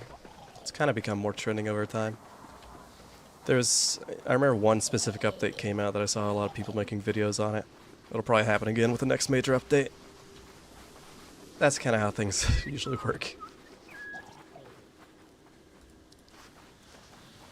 Meet FG, that's a good idea.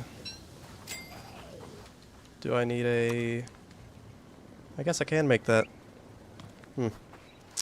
Interesting. I'm gonna go find that touchstone, actually, because I remember there was one that I passed up. Not that I passed it up, but my game crashed. That's what happened. My game crashed. Didn't save that. Now I can't even remember where it was.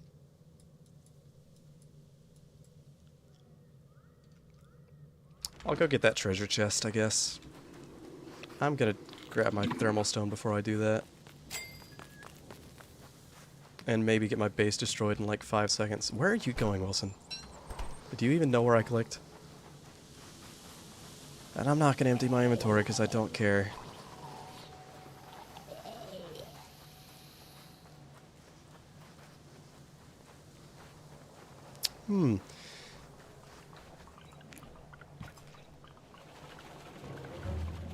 I think the enemies that Vintage Story added recently is really cool. My only problem with Vintage Story is how realistic the ore generation is and how hard it is to find some of them. Not any of the actual progression required ores. I'm fine with like iron, like even chromium. Or chrome or whatever it is that we need for like advanced leather. It's the salt. Halite. Halite salt is so hard to find. So I hate it. Always get hung up on halite.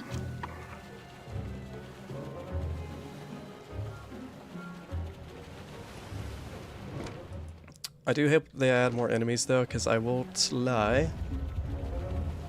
There we go. It's the third one. Next one will be an eruption. I won't lie. The base enemies in the game, the little like goblin dudes that just walk around, aren't super impressive, especially now next to the new enemies they've added. Yeah. Not really fantastic.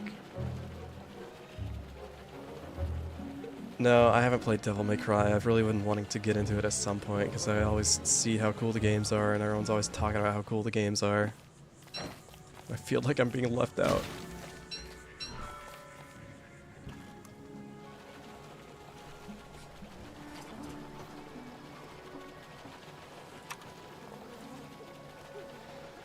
I mean, I streamed Metal Gear Rising that one time and I haven't gone back to it. There's so many games I want to finish before I die, or before the internet dies and all the games get wiped from existence and my Steam library is just gone.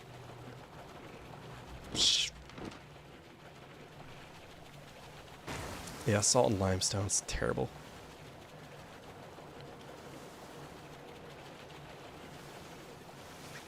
Free spear gun, yay! Time to waste all the durability on the obsidian spear I just made. Wow. What did I do, dude? I lived, I guess.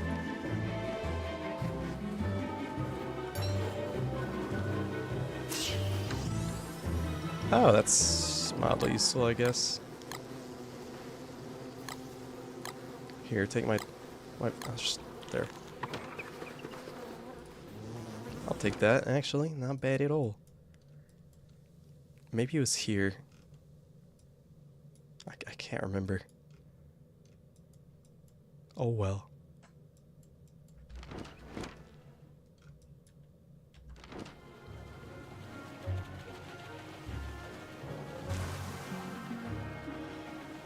Yeah, that'll be great whenever Elon Musk's implanted neural chip in mind controls me.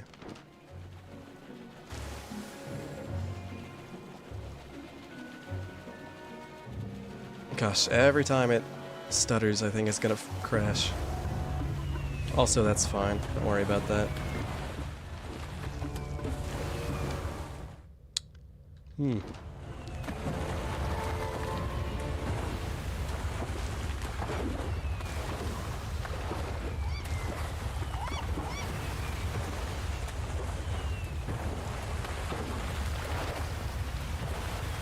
Don't worry about it.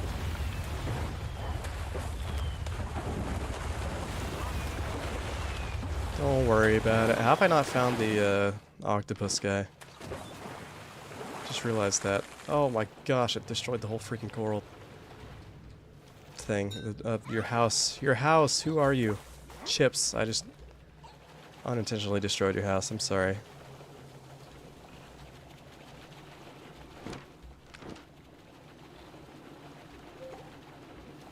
You know, I'm actually kind of in disbelief that despite the fact that we have touchstones turned to more, I've only found 2 this whole time.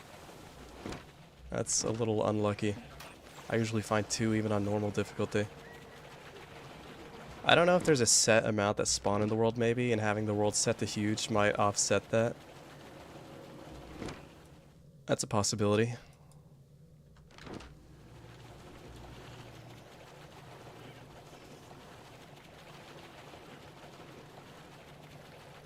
I don't really want to force the knowledge of our world onto an ant. I would probably feel really bad about it. I don't have a problem with ants, really. I will tell you something. One of the only bugs that doesn't bother me is bees. They're fine. They're just living. And they don't look horrifying either. They're actually alright on the eyes.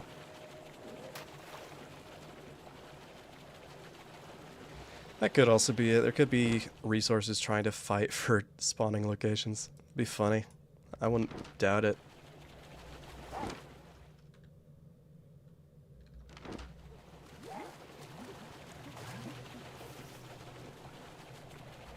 Although from what it looks like, there's pretty minimal distance between everything that spawns in. Everything seems to still spawn in pretty close to each other, so I don't know about that.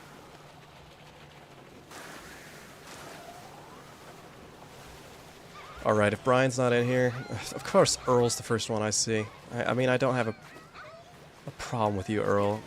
I just... Where's Brian? There's no Brian. What did you guys do to Brian? You have Babel. You have the Tower of Babel, you don't have Brian. Wow.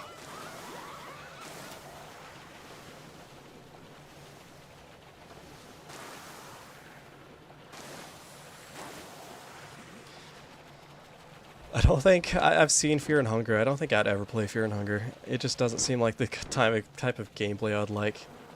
I think the worst... Oh, I think I did touch that touchdown. This is gonna sound incredibly hypocritical coming from someone that plays D&D, but I think this doesn't function as well in gameplay form, and also the 50-50 chance on things is stupid. That's different from rolling a d20 and having like bonuses and stuff. Anyway, I don't like Fear and Hunger because I don't like betting on coin flips. I think that is an enraging mechanic. I don't like games that the outcome depends on a random factor. I like games that are entirely... Not entirely. I think all games need a little bit of RNG or luck to make it interesting. But if I lose a game just because the game just decides that it's... You could just give me like bad coin flips or I don't guess the coin flip properly. I don't... That's stupid. You're free to enjoy that. If I'm invested in a game and something goes wrong because I didn't guess a 50-50 flip, I'm not going to be very happy about that.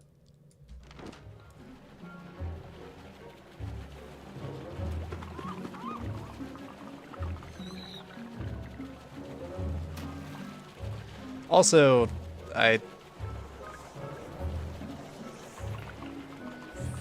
more controversial take. I know other people have talked about this. I think maybe the themes in Fear and Hunger, I'm all for like dark and edgy themes and like kind of pushing boundaries and stuff in video games for what's alright to show and stuff, but I think a lot of things in Fear and Hunger are a little unnecessary or not represented in the most tasteful way.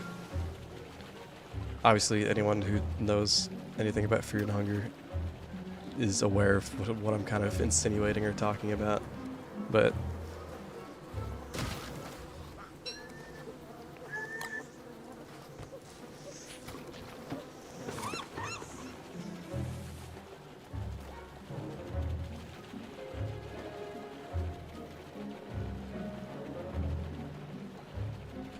I mean, honestly, yeah, I agree. If you know the game well enough, I've watched people do like challenges on Fear and Hunger that's like they're really good at the game and they know the game, and even if they get bad luck, they actually just fly through. So I think it's not as luck-based as it could be, but there's definitely a lot that helps, and maybe if you're a newer player that doesn't know the game, it can go a long way. Why are you watching me at 3 a.m.? Go to bed.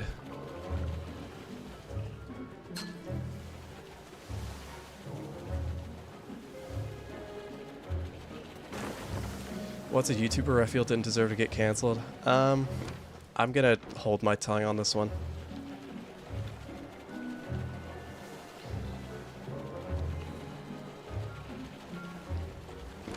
I personally don't feel like saying anything that could possibly have people up in arms or disagreeing about it. I think a lot of the controversial takes I kind of talk about are kind of understandable slash justified in some way, but this is kind of more opinionated. Yeah, I don't think Ashlocks deserve to get canceled. He did say like all those terrible things and do all those terrible things to people, but I don't think it was deserved.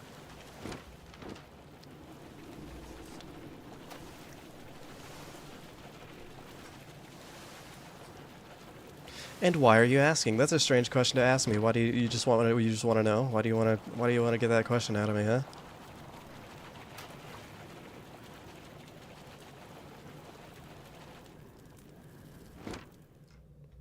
Yeah, that's the main issue with the game. I'm all for... I know. This is a heavily debated, just outside of Fear and Hunger, this is like a pretty heavily debated topic in like horror games especially. It's like, do you need a justified reason to put something in a horror game that makes people uncomfortable? It's like the same thing with like Andy and Lele and all the... You know, the situation. I'm not saying certain topics can't be explored in a horror game to make you uncomfortable. I think they just need to be handled well and have a justified reason to be there.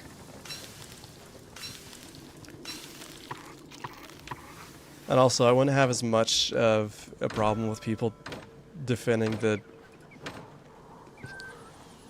the topics in Andy and Lele if those people weren't blatantly also unbothered and kind of supportive of the content within the game. You don't get to defend the game and say it's meant to make you uncomfortable whenever you ship the characters unironically. You say it's meant to be uncomfortable and weird, and then you'd encourage it, and it's like, I don't think you're defending this game in good faith, actually.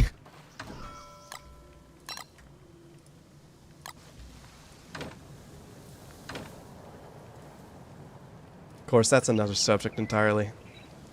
I kind of lose my train of thought with these things.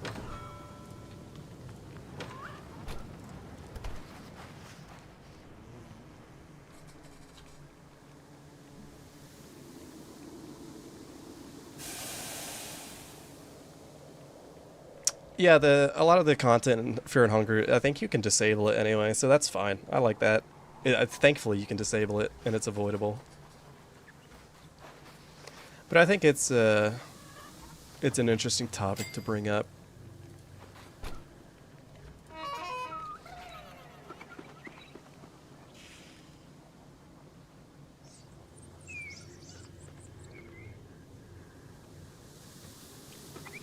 Wilbur it's another situation I don't know enough to comment on, sorry. I never liked Wilbur. Sorry, that was a little harsh. I take back that statement. He didn't deserve that. Or maybe he does, I don't know.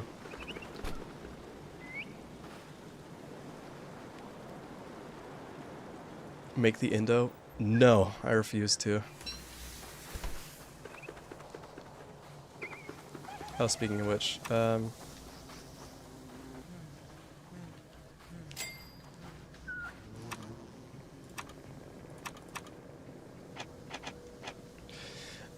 my opinion on most online discourse is that it never should have been made public.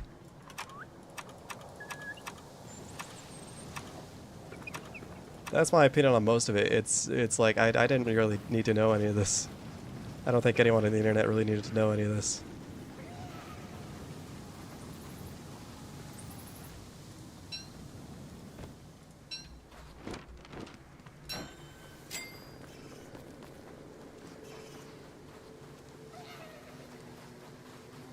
Oh no, there's not a...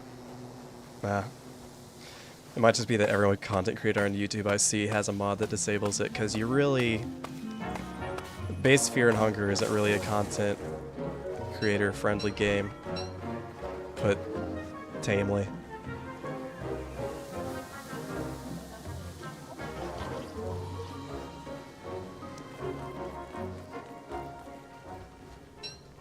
I can replace this now.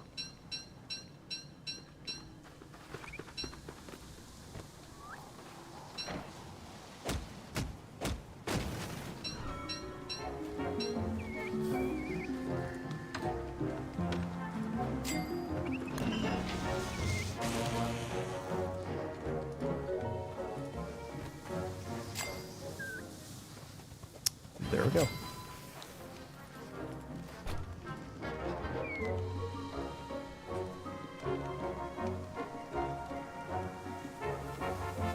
Yeah.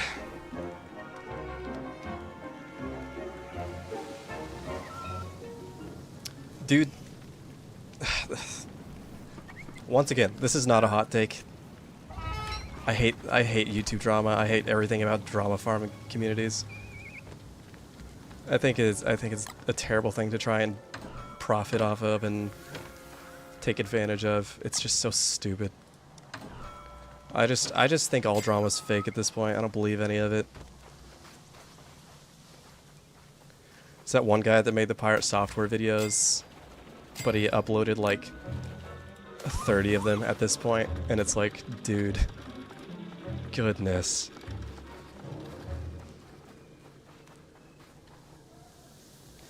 The problem is, I'm saying like, oh, it's not a hot take to say I don't like drama and other things, but it actually is on the internet sometimes. And that's what sucks.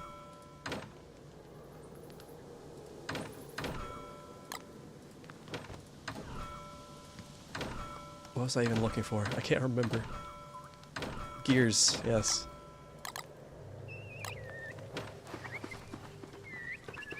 Everyone on the internet's such a terrible person now. That's actually not like a widely shared opinion. You never believe how many people I talk to that are like, oh, I enjoy drama. They'll just blatantly say it. I'm like, it's not something you should admit to.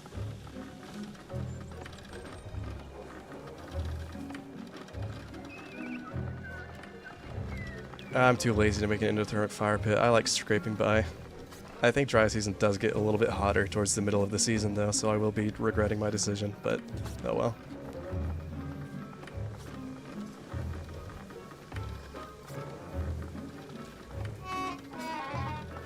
Yeah, good enough. Alright, let's see. I really just want to find more messages and bottles. Actually, I need to kill you. Yeah, that's real cool of you, dude. Thank you.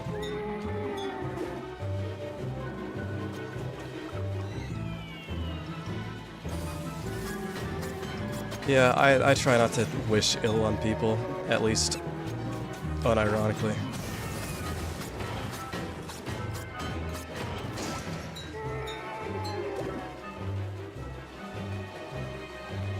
And also, if I'm planning on being like a content creator, it's probably wise not to talk poorly of people and make enemies.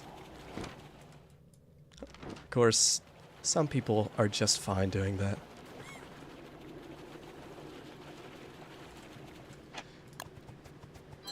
But yeah, Fear and Hunger is another game that kind of has content that I think is unnecessary, but it has a very loyal community about it that will defend parts of the game that I think are a little clearly, maybe a little... I mean, I think even the creator of the game has even kind of stated that a lot of the things in it are unnecessary, so... Of course, don't quote me on that. Don't quote me on anything I say. Did I do a moist critical impression? I don't think our inflections are super far away from each other.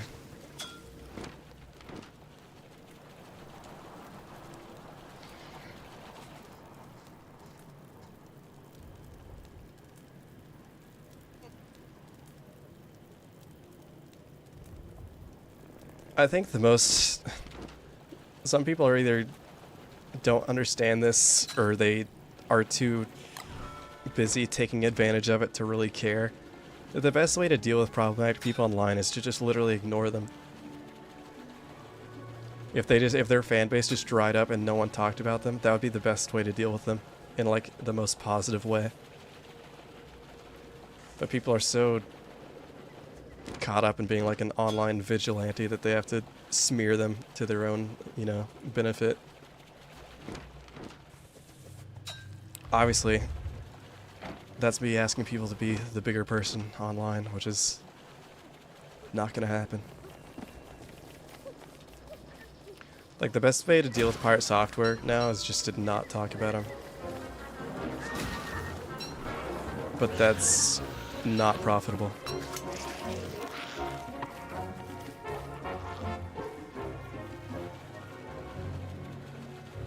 Which parts disturb you? Well...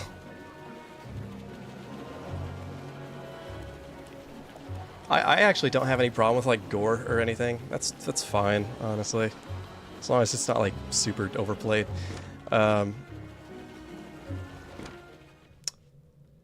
think just the sexual tones of Fear and Hunger overall with a lot of its enemies.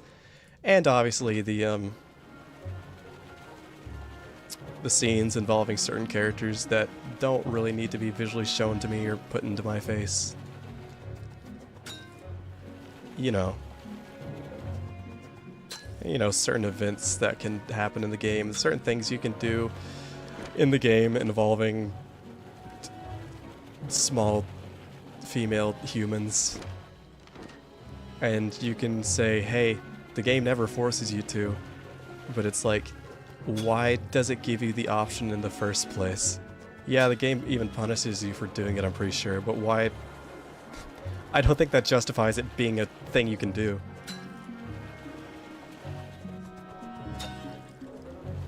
That's my opinion. That's my opinion on the matter.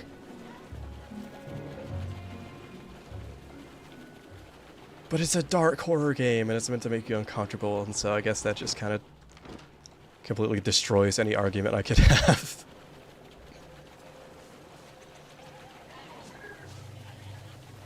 That's a lot of the defense that people give for stuff like that. It's like, you don't have to look at it or do it. It's like, I don't care if I don't have to engage with it.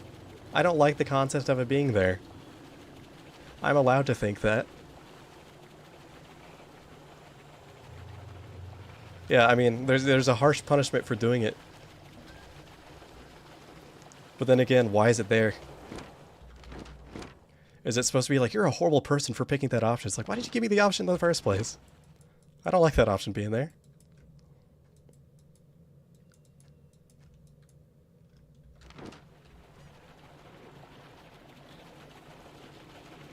It's valid to a certain point, I guess.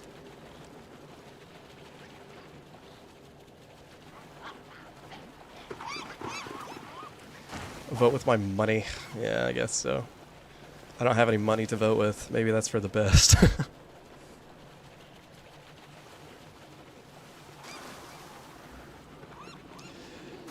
But then I guess so, but then who is it for? Yeah, you don't have to interact with it if you don't want to, but then who's the type of person that is interacting with it and wants it to stay in the game?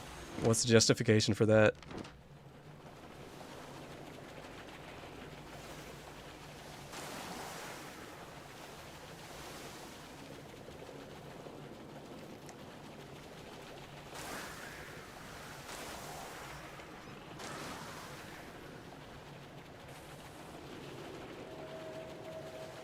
Yeah.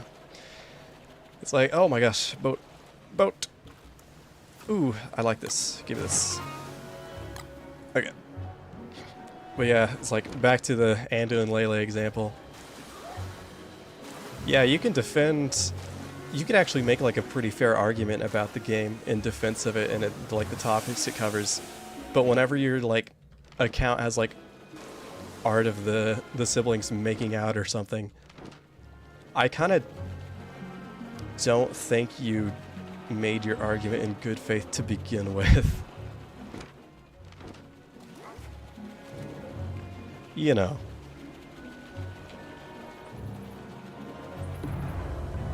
Oh, yeah, maybe I go back on the boat.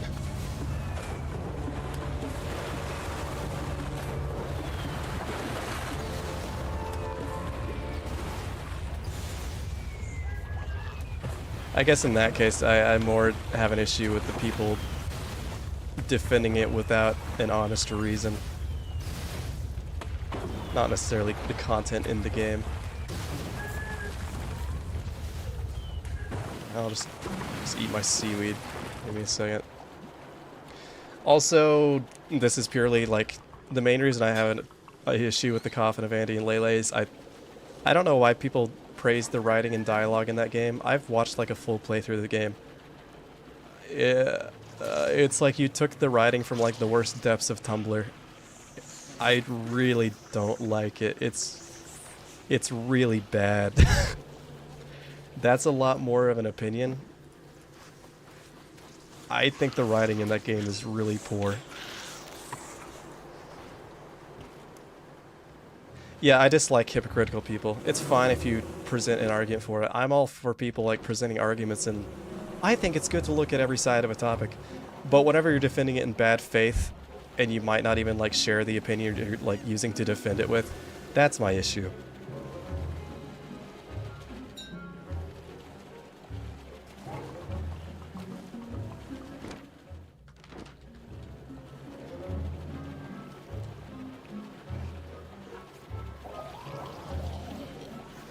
And I don't think that game is really meant to make people uncomfortable with like the topics it discusses.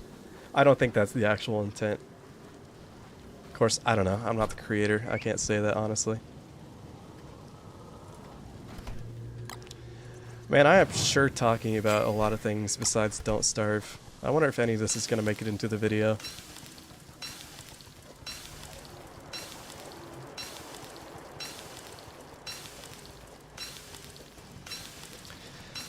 Also, here's another little hot take for you. I think if you have to delve into certain extreme topics to make your game uncomfortable, I feel like that's just a crutch, personally, and maybe you're making up for not being able to make a legitimately moving game that doesn't have to take advantage of those themes. I think it's more impressive to make a dark and disturbing game without going to the extremes. You know what I mean?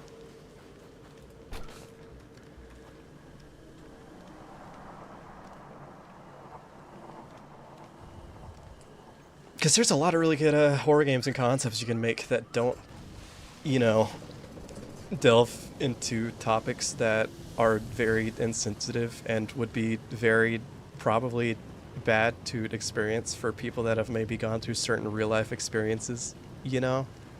I think maybe stuff like that should try and be avoided. Which is why I really don't like horror games that include much sexual content. I think that's very distasteful and kind of closes off your audience to a lot of people that may really not like that.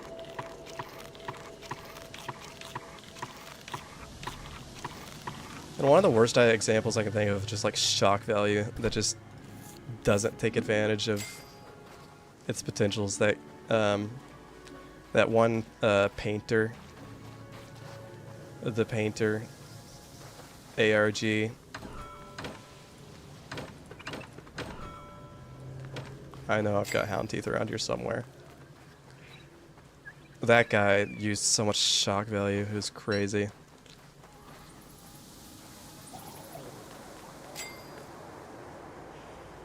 Yeah.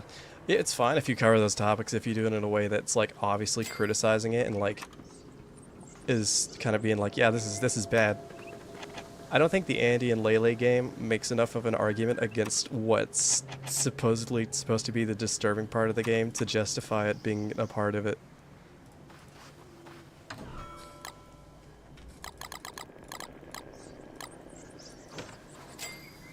And at least Game of Thrones is well written.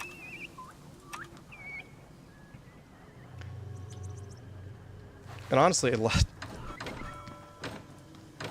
of the kind of promiscuous content Game of Thrones was kind of added in the like live adaptation. That was kind of just a deliberate choice by the probably the director of that, but honestly, if you're gonna do any research on the painter, I advise you to just watch a video breaking it down rather than watching the actual series itself.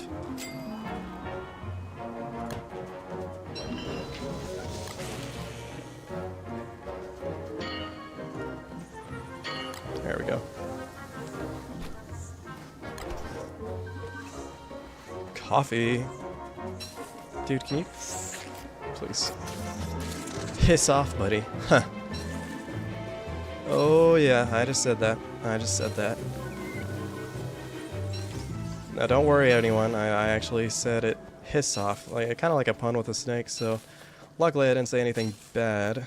That could be a little problematic.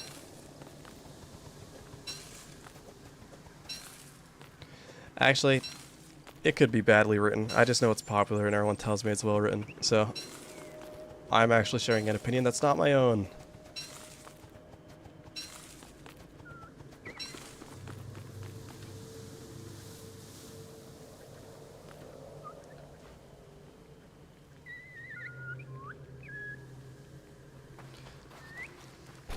That's true that there's probably always going to be people on both sides think it's handled better or worse, but I think there's definitely a more correct way to handle things. You're never going to have everyone agree, but there's definitely a way to do it to have more people agree than not. And that's another nuanced thing that we can get into, but I don't like talking about nuance. That's boring. It's fun. It's more fun to just call people wrong. But yeah, as my sister just brought up, not enough people are taking advantage of just like the fear of the unknown and stuff. A lot of the issue with like horror games now, I find, let's stray away from the more controversial stuff we're talking about and just go into more like in-depth, like actual conceptual things about horror games. Horror games are so in your face now. It's like there's no suspense. Everything is always like has to be like explained at some point. It's like, you know, the meme of all in the head. I hate psychological horror games and games that it just turns out like, oh, the monster was never real. It was a figment of your imagination, or the entire game took place inside your head because you're like guilt-ridden about something. It's like, just give me a freaking scary monster to run away from. It's like Amnesia: The Dark Descent. That game was good. It had a good story. And the monster was all real. It was cool. I like cool monsters in my horror games.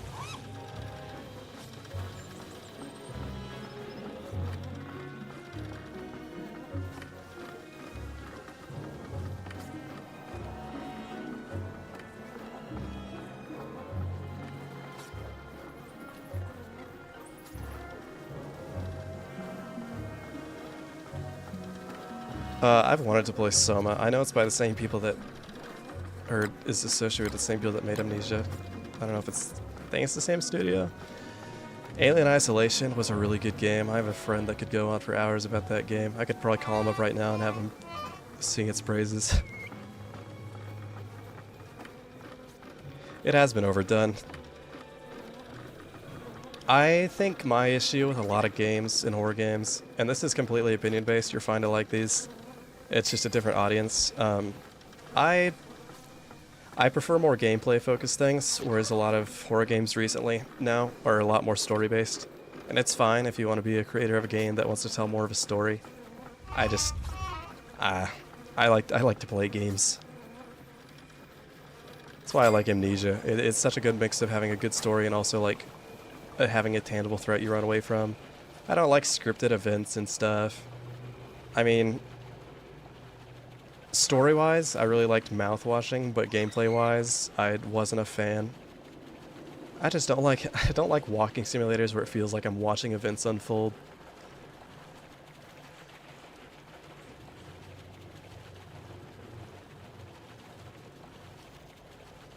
And a lot of games like that now are just like short walk through, watch things happen. I want like a lengthy horror game that has gameplay, you know? Or even just a simple game like Slender, where it's just like, oh, thing chasing you, go collect stuff. If it's done well. I think Monstrum's really good. I really like Monstrum. Alright, where's... I guess I could explore down here. But yeah, I could definitely go into Soma. I've been meaning to play Amnesia the Bunker at some point.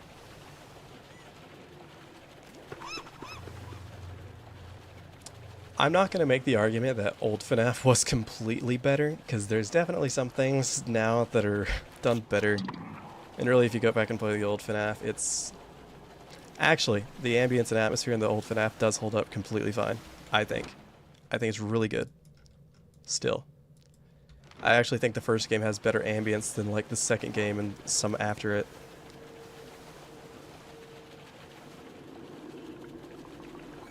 I think just like the first Five Nights at Freddy's had an atmosphere to it that not even the second game has. The first game had an atmosphere that nothing else after it ever really had, which I think is disappointing. I think even a lot of fan games kind of failed to mimic that. I actually have a few fan games on my computer I've been meaning to play. I wanted to stream them at some point, and I haven't gotten around to it.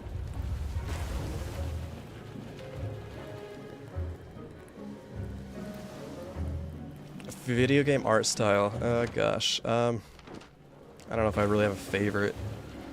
I like kind of old, like Half-Life style. Once again, let me talk about Abiotic Factor. That whole game is made in the old Half-Life kind of art style. Half-Life, not Half-Light.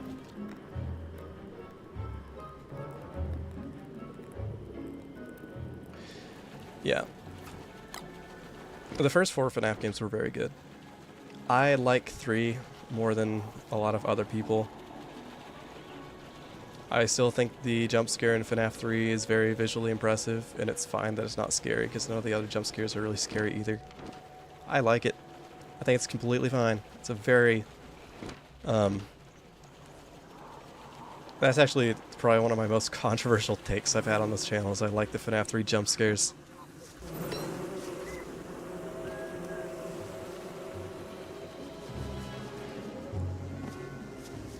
I think the gameplay of FNAF 3 is lacking. I don't think that's really a hot take. I think a lot of people kind of agree on that.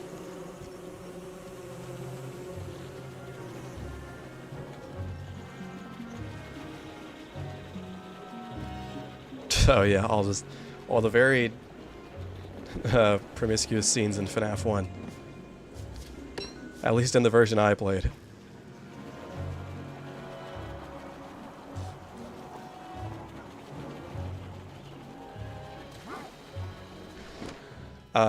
Once again, we're looking at this through like rose-tinted glasses. I remember I went back and I played that.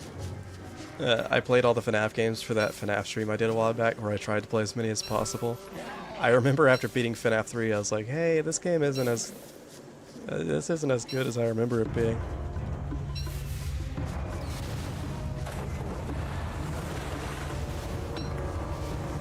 Definitely. I'd say gameplay-wise,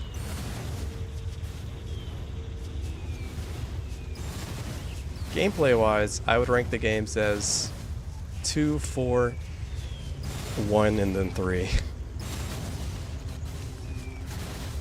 My only issue with FNAF 4, gameplay-wise, it's very buggy.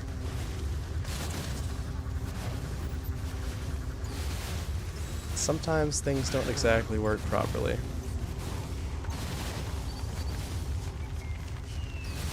this on.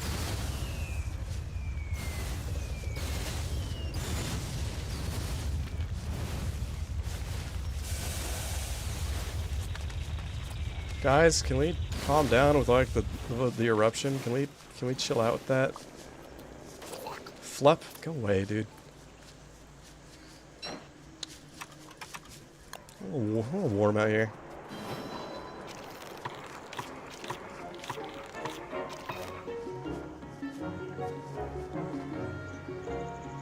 I really like FNAF 2, actually.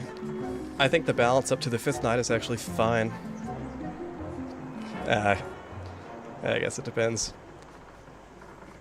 I think the ultimate kind of hardest all max mode, is it 1020 on FNAF 2? I think that's a little unreasonable, but it's kind of meant to be. Of course, if you're good enough at the game, you can pretty reliably beat it every time.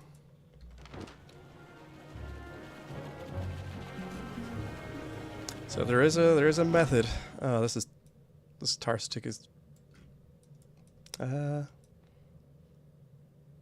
guess it's quite a lot closer, isn't it? All right.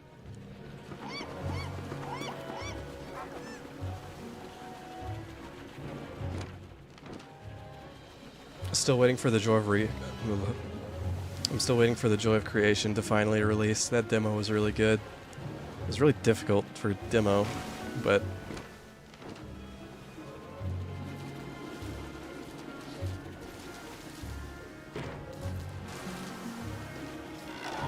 Have I ever had a really parasocial viewer? I think I have a few currently. I do this thing where I ignore people that bother me, so it's fine. I have gotten like a few like message requests on Discord and friend requests, and I'm like not engaged. Oh, another umbrella. Wow, and 2 coconuts. Huh.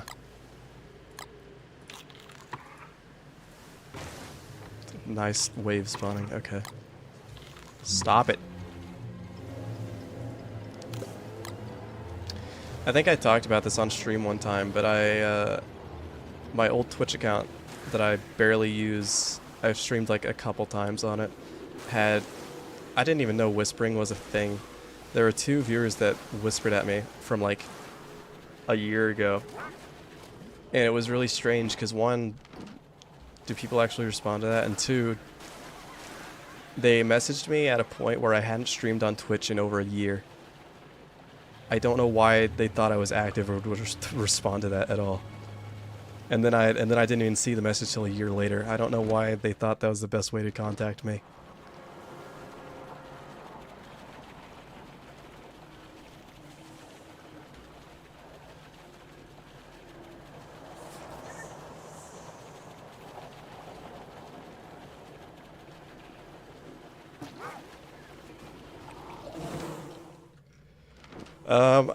I never really understood why people thought FNAF 4 was so scary. They said like, oh, FNAF 3 isn't scary because the jump scare is sucky, and everyone really liked FNAF 4. Not everyone. A lot of people really liked FNAF 4, and I was like, the designs are a little over the top, I think. They're big, scary, and they have sharp teeth, and they have big claws, and that is scary. It's like all the people that put all their horror game monsters in their little indie projects with like super toothy grins and, you know, Minecraft dwellers and stuff that just have the stupid wide-eyed, wide-smiled face, and it's like, I yawn so hard.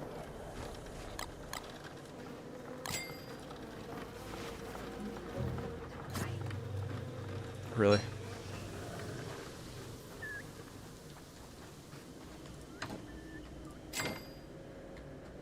What a horrible storage situation.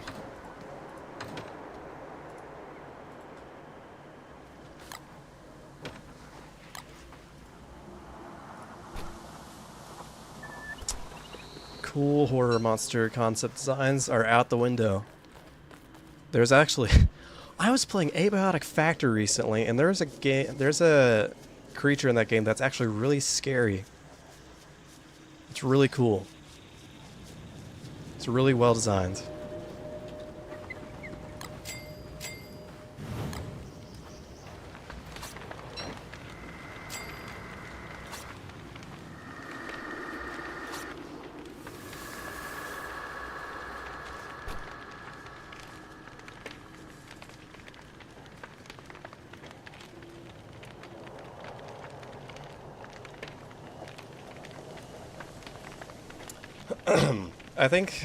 I think the main scare factor behind FNAF 4 was you listening really closely and then getting jump scared because you had your volume turned to like max.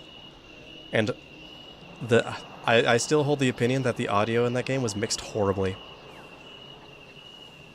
There's no reason the freaking breathing and the actual sounds you need to listen to should be that quiet. It's so unnecessary.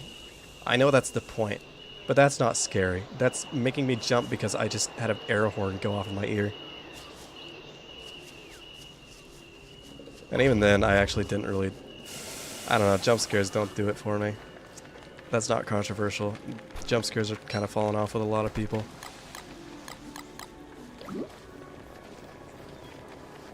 Gonna drop this... No, don't drop that. Drop, drop. Drop. Drop. I don't know. I don't even know what I'm doing. I'm just driving around. I'm trying not to get my base destroyed. I think this challenge is gonna end perfectly fine.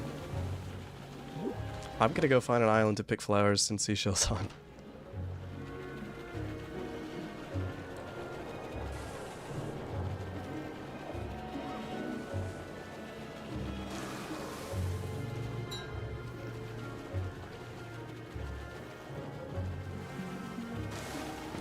I'm trying to think of some horror games that I think the monsters are really designed well on.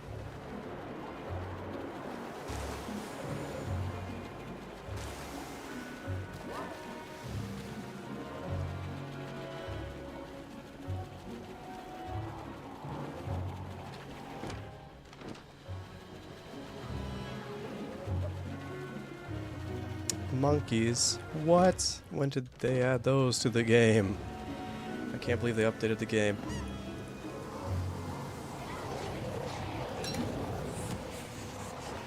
I think I was here recently. Not sure what makes me think that. Do I make any art that I own? Of my own? Occasionally. Sometimes for like Dungeons and Dragons, if I really want something to look a certain way, I'll just draw it myself.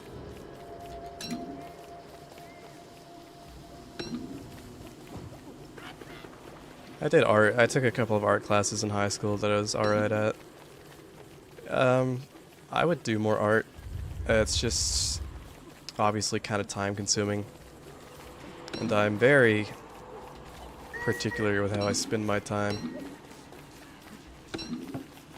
Ultimately, I'm more passionate about making music anyway, so... At some point, if you look back in the art channel far enough, you might be able to see something I've drawn on my Discord. I can't really remember.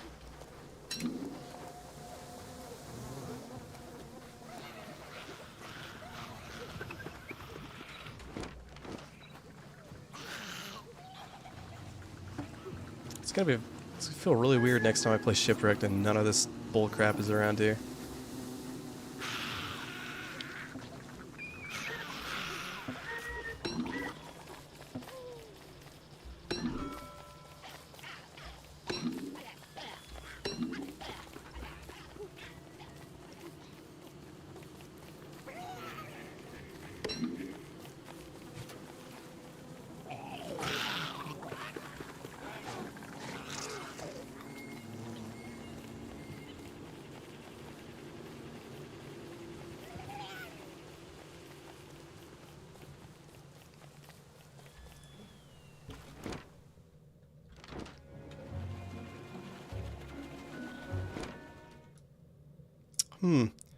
I like that empty patch of nothing from when I burnt that entire place down.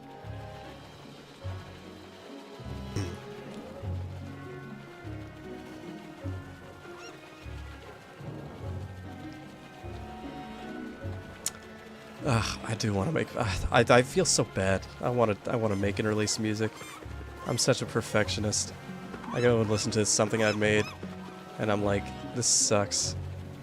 And the main issue is I can't finish anything because I get so many ideas. I start working on something, and then I end up coming up with a part that like doesn't fit the song, and I split it off into its own project. And then every project I make ends up becoming like 7 to like 10 minutes long because I can't freaking stop myself. There's worse issues to have, I guess, but I'd have no self-control. I think once I finish a song and focus on finishing songs, it'll get easier to do so. It's just one of those things you have to train yourself on. But not yet to that point yet.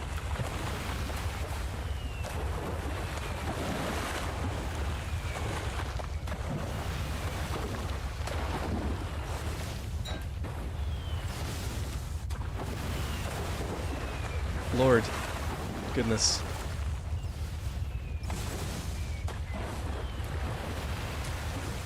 I wreak destruction with my presence, and I feel no remorse.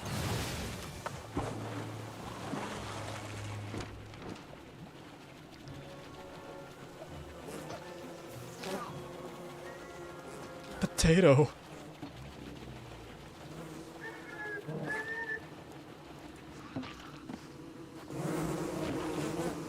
Dude, pick it up faster.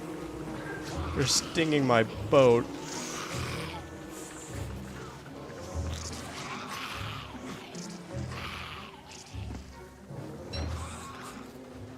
Okay.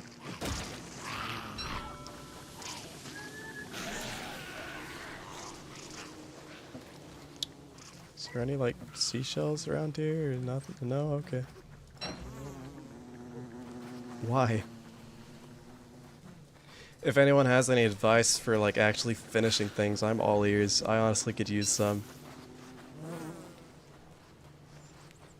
It's just hard with something as, like, nuanced as music creation and how you're always just kind of, like, you decide whenever it's finished. But in reality, you can't really finish an art piece. You can just say it's done. You can always keep working on something, and that's my issue that I have is when do I stop working on it and decide to just wrap it up? It's difficult. Have I tried committing? No.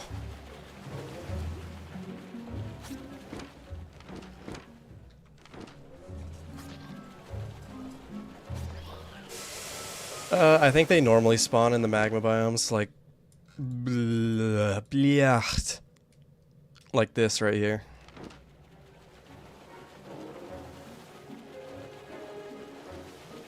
You always wrap it up. Alright, well, I can't.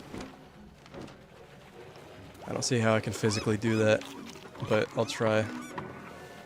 Do you use like Christmas wrapping or like birthday wrapping, or is there like a specific kind that does better? Halloween wrapping?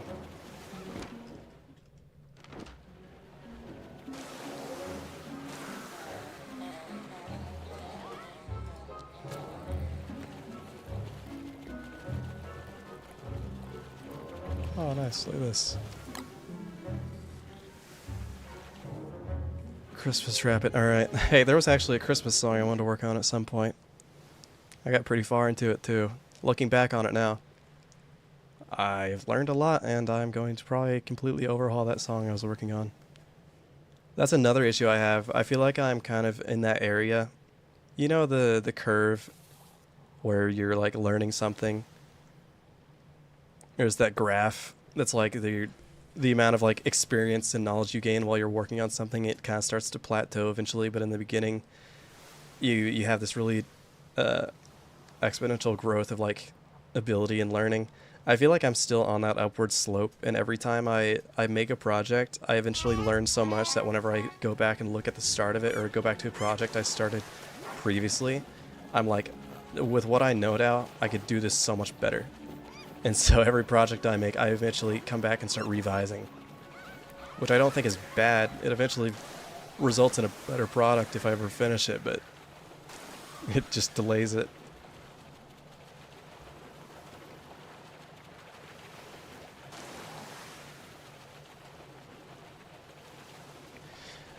I usually show the music to like my brother or sister. Sometimes one of my friends. Mostly my brother and sister, because they know the type of music that I make, and they listen to roughly the same type of music I listen to, so it's the closest opinion I can really get to my own. Because, I mean, I make EDM, or I want to, and a lot of my friends are very opposed to it. Not a big fan of EDM. Yeah, that's the other issue, is me spotting issues where other people wouldn't see one. Because I show something to my sister, and I'm like, there's so many issues with, like, this part or whatever small issue that only I notice. And she's like, I think it sounds fine. I'm like, you're listening to it wrong. Tell me something mean. I know there's something mean to say about this.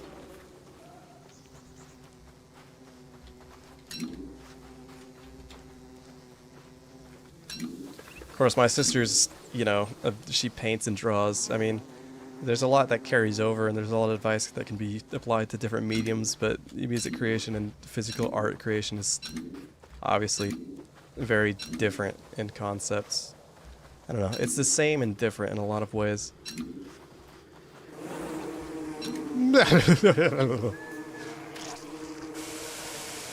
Tree, keep me cold.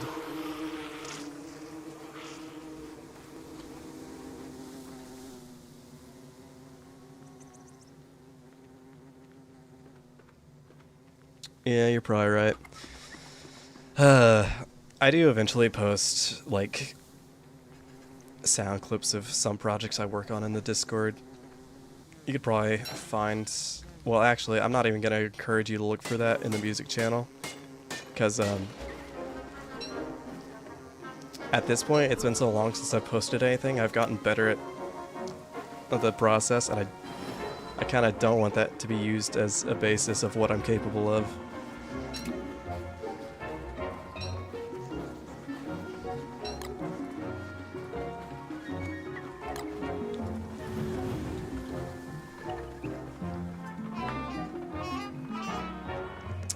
I really enjoyed doing ceramics and pottery in high school. I got really good at that. I was probably better at that than 2D art, honestly.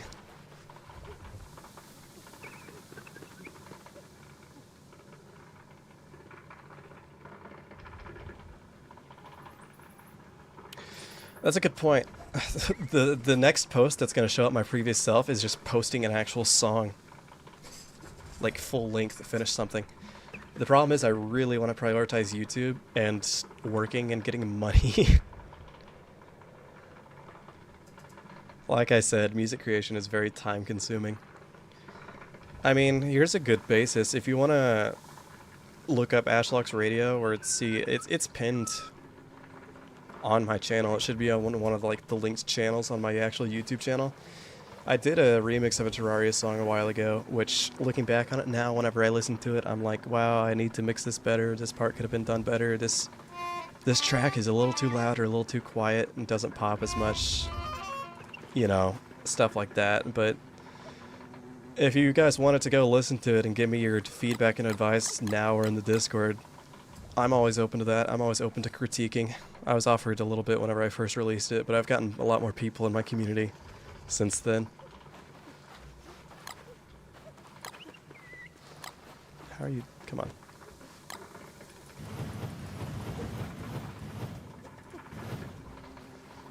I look away for 1 second. Really? That's like one thing I won't let slide. Bees are racist. I can't even remember. Was it you? Get him. Thank you. Actual tall bird doing something useful for once.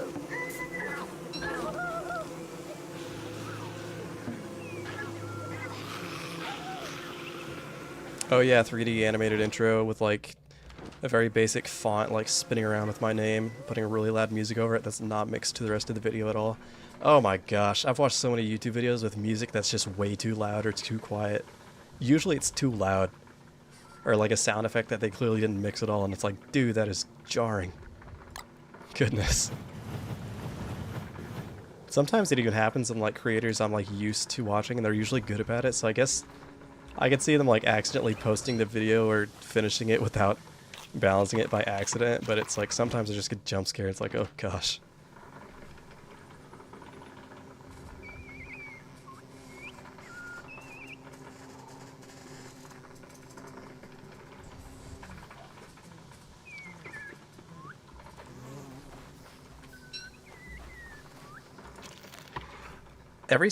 I've noticed music on YouTube. Music is always mixed so loud on YouTube. Like I watch videos and I look up sound effects, and then I look up music, and the music is always like so much louder. I don't know why people mix music so loud.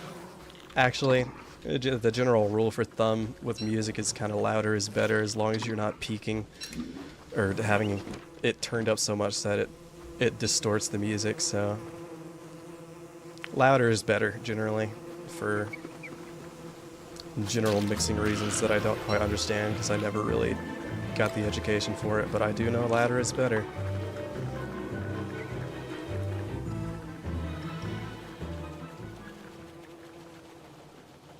So yeah, I respect you more for making a video game though. That's a lot more impressive than making music in my opinion.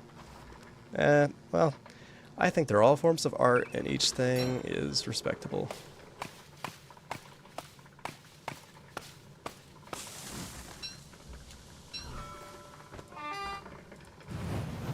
Can you get colder, please, dude? Can I make you colder? That's a cold stone. Well, thank you, Wilson. Cold. Stone Cold Steve Austin?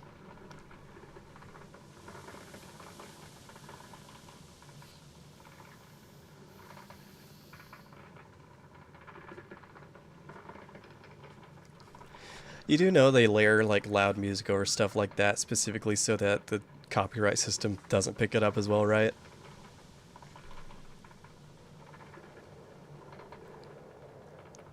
Yeah, YouTube also does compress audio, but trust me.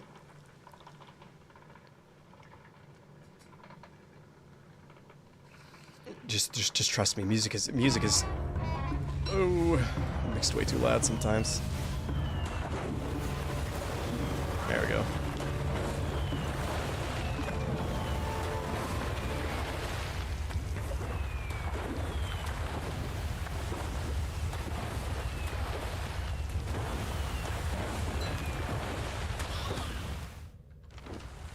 I love the sounds of jellyfish getting freaking struck by a falling rock.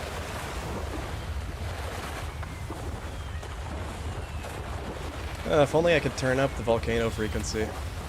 Actually, maybe it's best that that's not a setting that can be enabled.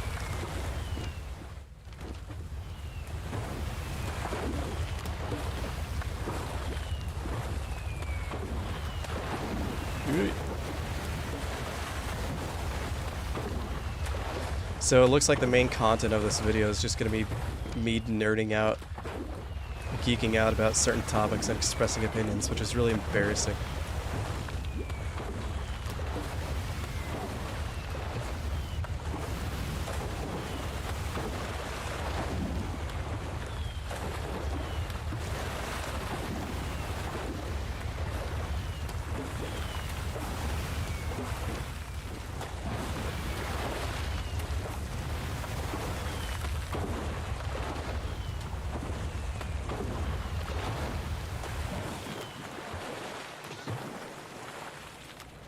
Octopus?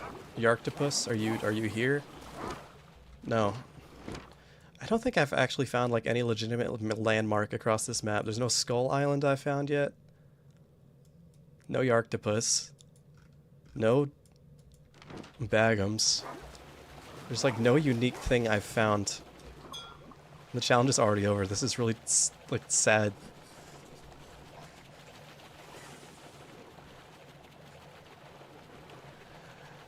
Yeah, just if it makes you feel any better, people that have like superiority complex like that are either like narcissistic or incredibly insecure and probably don't have a lot going on in their lives.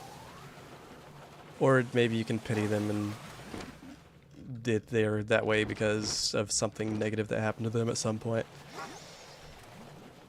Or maybe there's actually nothing wrong with them except for the fact that's just how they are. You know what I don't like is people that have no reason to be a bad person. They grew up fine, they had plenty of fine opportunities, nothing bad ever happened to them, and they still grew up to be terrible people. I don't like people like that.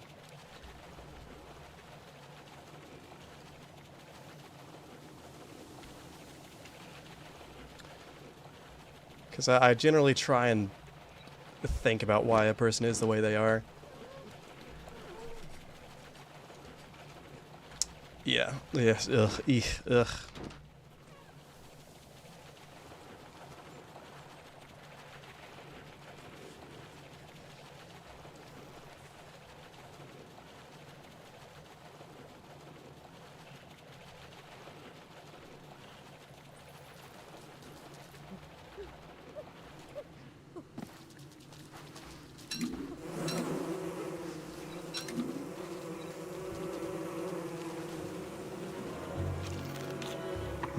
Dead jellyfish.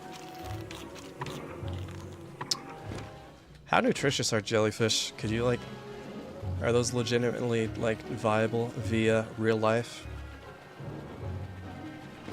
Also, don't, like, jellyfish neurotoxins still stay active post-death?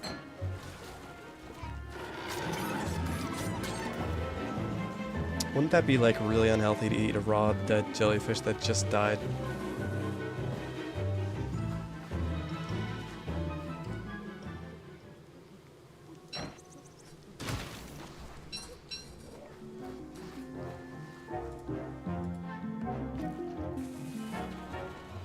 I don't know. I mean, turtles eat jellyfish. They have to have some, like, nutritional value. What is the nutritional value of a jellyfish? I always thought they were, like, 90% water or more.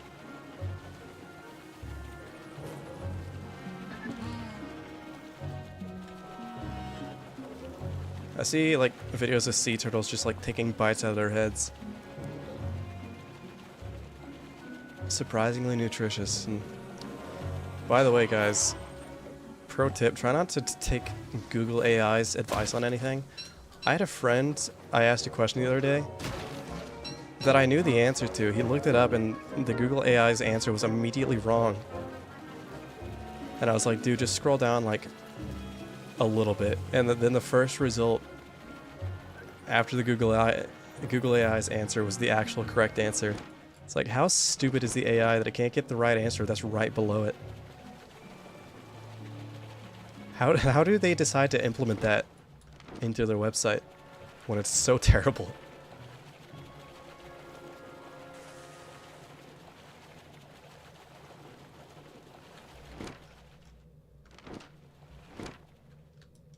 Wow, look at this map. We've actually kind of made a dent. Somewhat.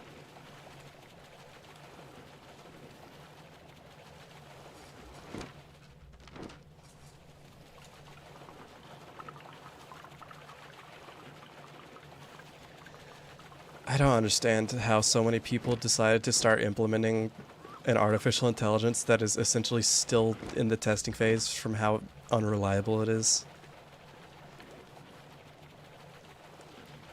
I feel like it should be illegal to employ something that so often just gives you, like, misinformation, especially depending on what you're trying to research.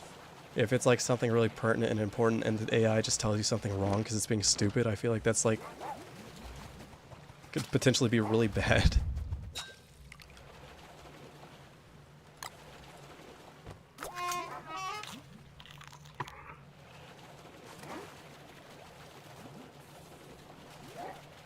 Good portion of people are allergic to jellyfish. I'd imagine that our bodies aren't quite adjusted to consuming whatever's in jellyfish.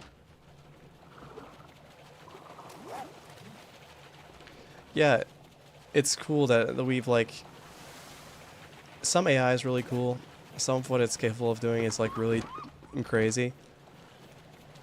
I don't trust the thought process of AI. It's like, okay, yeah, it's really impressive and it can copy a bunch of stuff, and it's kind of scary how well it can copy some stuff, but then just like asking it for general advice, it can be so incredibly wrong. It's astounding. Even with like the new models they're coming out with.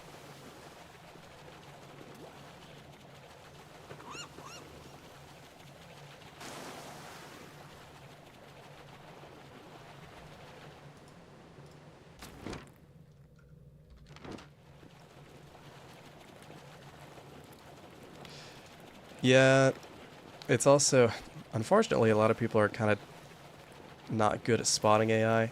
Me and my siblings and other people my age can spot something that's AI instantly. I can look at an image pretty much instantly and be like, yeah, this is AI. Or hear an AI song and immediately be like, this is AI, within like the first second.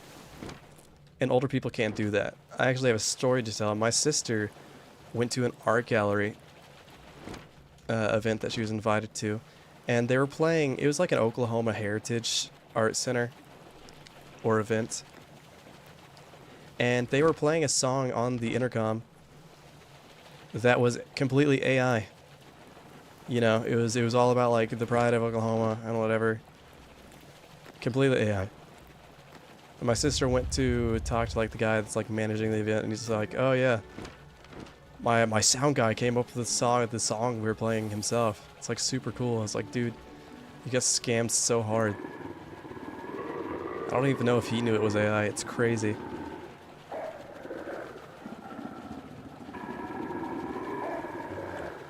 An AI song is a song that is made by AI, because that is now possible. It can come up with like lyrics and an actual voice singing, and actually the instrumental is quite passable. I can't even blame kind of older people for getting tripped up by it. I had a friend that was talking to me about how he was listening to an automatic playlist from YouTube, and he listens to like electro swing whenever he goes to the gym. And he said he was listening to an electro swing song and it was AI. He checked it was AI.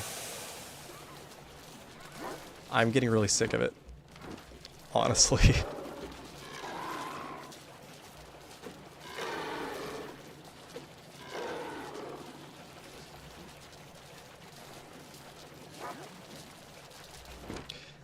Anyway, going on from controversial topics, let's talk about electro swing. I really like electro swing. A lot of electro swing isn't really electro swing nowadays, though, which kind of bothers me. It kind of is missing the whole electro part of electro swing. It's just swing. I'm just listening to like jazz with like a bass line or something.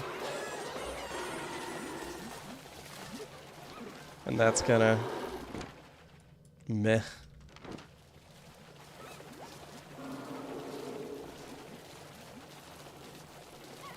Yeah, Caravan Palace is still really good. Some of their music videos are a little but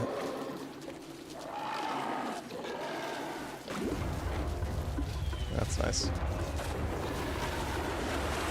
I hope I don't start.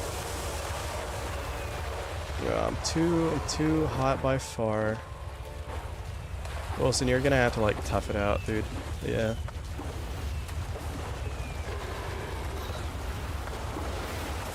There's that guy.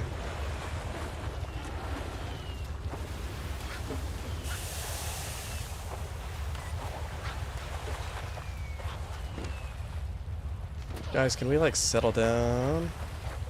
Maybe?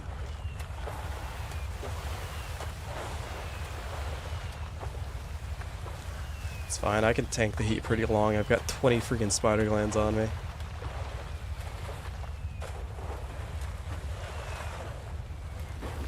And there goes my...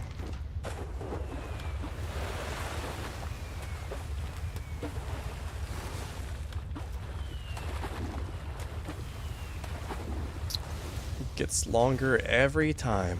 Goodness.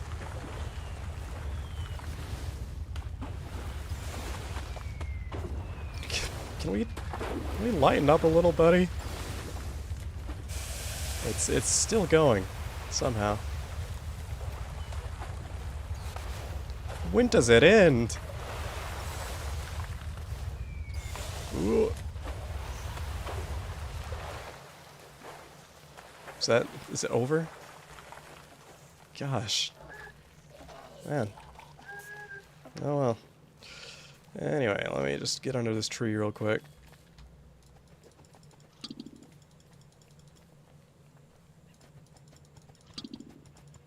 Is LMFAO Electro Swing? Not that I know of. I don't remember. I don't remember any swing in LMFAO. I could be wrong.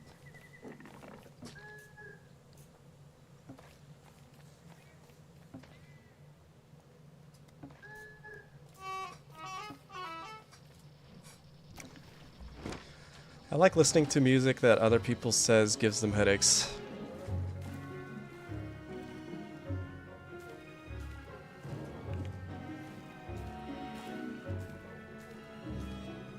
And the Living Tombstone's new album he just released is actually really good. I've been listening to that quite a bit. Of course, that album's actually kind of less EDM styled than his other stuff. It's still very good though, because he's a good artist and can do whatever he wants, really.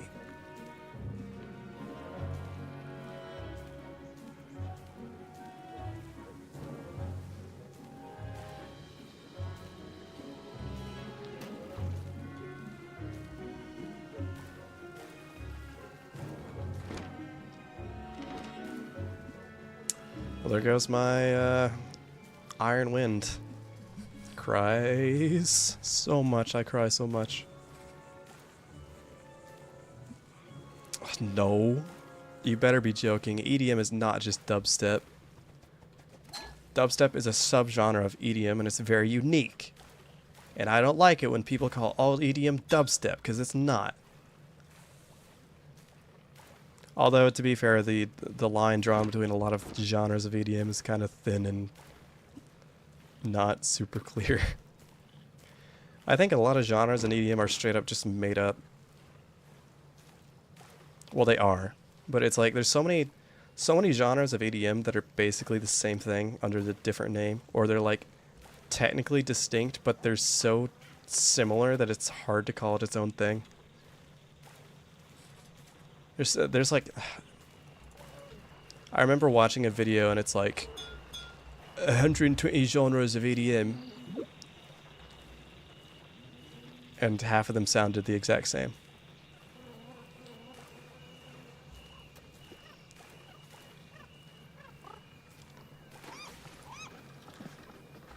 I think you just can call whatever genre you want furrycore. That's one I've seen. I think Camellia came up with that, actually, maybe. I think Camelia's in on the joke. He just kind of calls whatever song he wants whatever core. He'll make a song that's like has a certain BPM and he'll call it like, I think he made a song that's like, I don't know, let's say 217 BPM, and the genre he called it was 217 BPM core. I think he's just taking the urine out of it.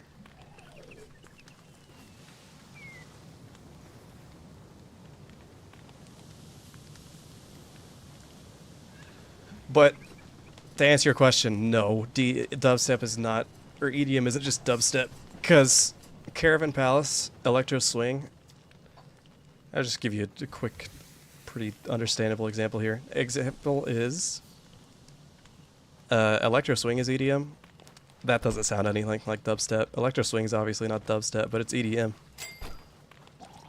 Dubstep generally doesn't have jazz or swing in it, so there you go. There's two genres of EDM that sound different.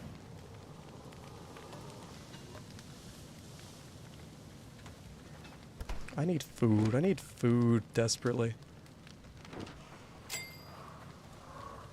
I'm just gonna kill a beehive or something.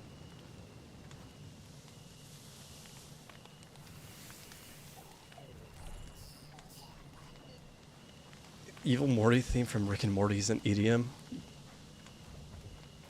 I don't think that even contains any electronic instruments at all. I think you're messing with me. For the Damaged Coda, by I think Blonde Redhead is the group's name, if I'm right. maybe.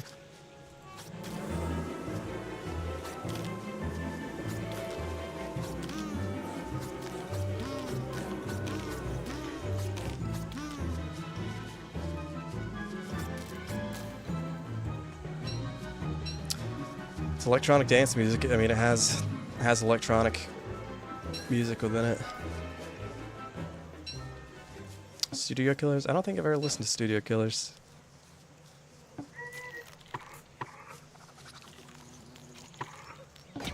That's fine. Actually, I should kill you. You give food, right? You've been known to do that occasionally.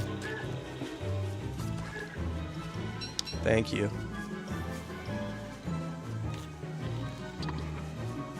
Wasn't I Woody before? Dude, did you join the first 5 minutes and just now join for the second time? I was Woody for like 5 minutes.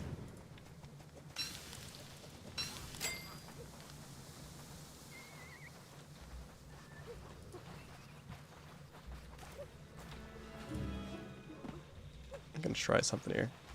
Can I repair a cloth sail with this? Oh my gosh, I can. That's actually really cool and intuitive. Wow. Alright, back to sailing the high seas. I want to make coffee. I don't know if I should... I don't know if I have enough time to make coffee.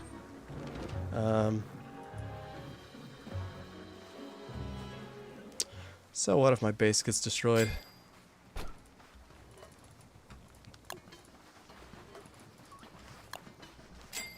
Do you need something, dude?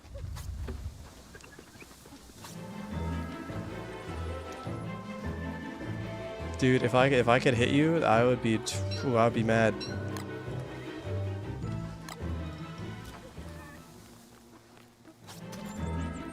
Why'd you not? There you go. 7 durability on an obsidian spear to kill 1 monkey is kind of wild. All right.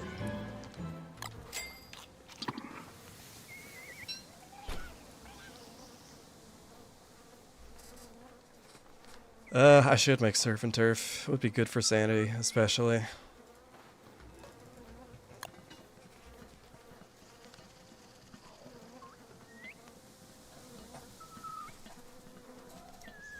Oh well, a couple more days and this challenge will be over. It's actually quite sad to think about. My little child, Wilson.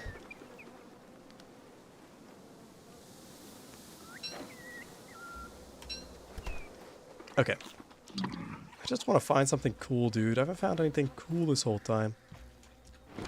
How have I done Shipwrecked 3 times? I've done Shipwrecked 3 times and I haven't found Bagham's once? What in the world is this luck? I could change it to a 100-day challenge, except I kind of really don't want to do that. It's nice to not have to edit so much footage.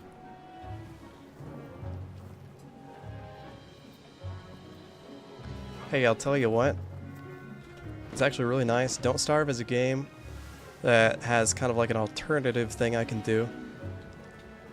It's nice because Don't Starve's years are 72 days, which is like a decent length. And also, it's completely acceptable to be like, I survived a year and Don't Starve, and it works out because it has seasons. It works.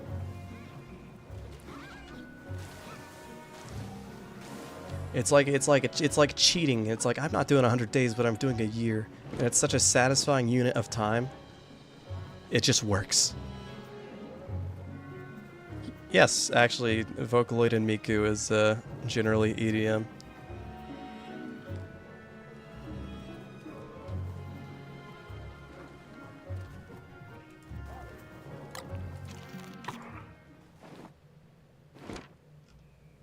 Wow, that's nice. All right.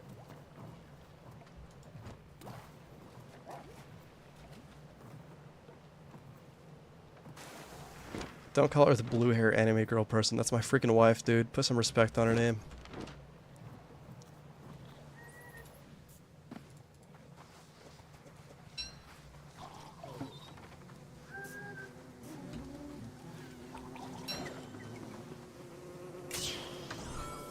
10 doubloons.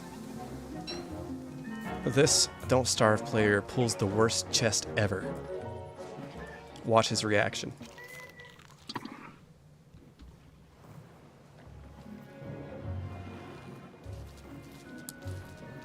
I guess so, but it's just a satisfying unit of time. What do you want? What do you want me to do?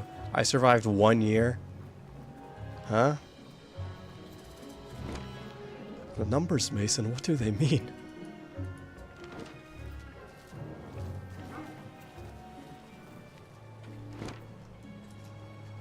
Good lord, this map. Where's the Skull Island? Is it not here? Is that not guaranteed?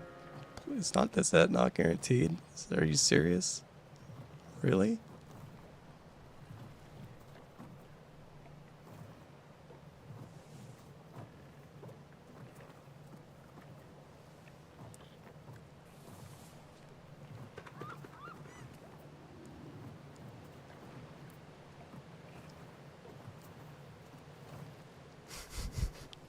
That would be a good idea. Yeah.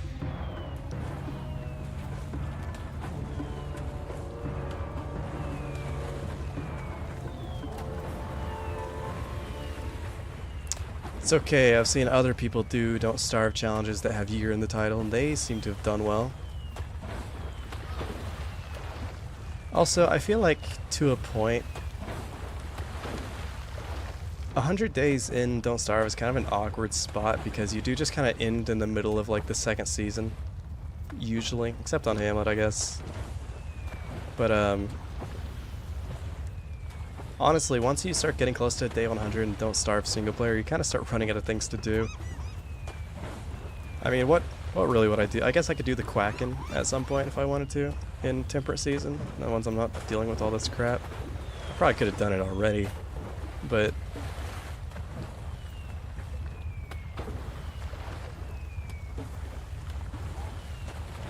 honestly, now I kind of feel a little bad. I definitely could have done that. Oh well. It's kind of late now. I definitely can't do it at this point. Let's hope I don't get struck by a falling meteor in the middle of the water.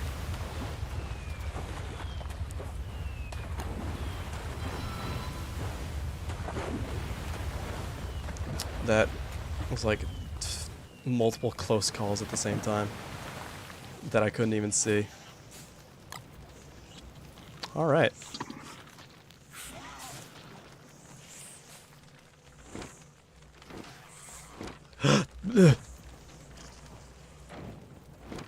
It's him.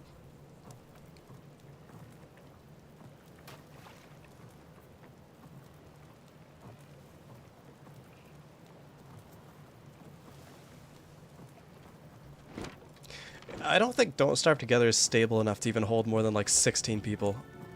Can you actually have more than 16 people in a server on Don't Starve Together? What's the max server size?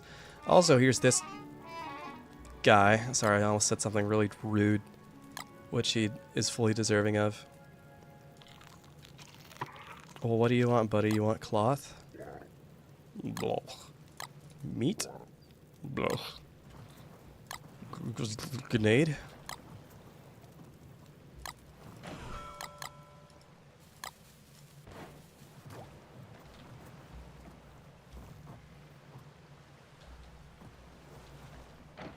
Right. Never mind.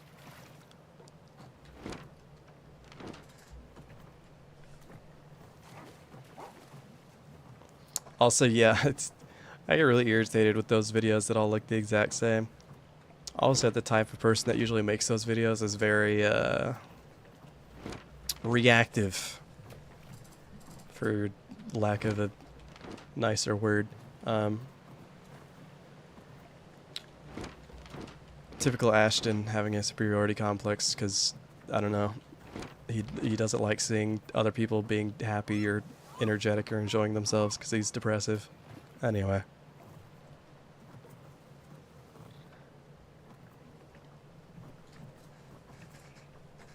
I do drink tea. I very much like tea, in fact. I kind of like to pour it on myself and soak in it sometimes.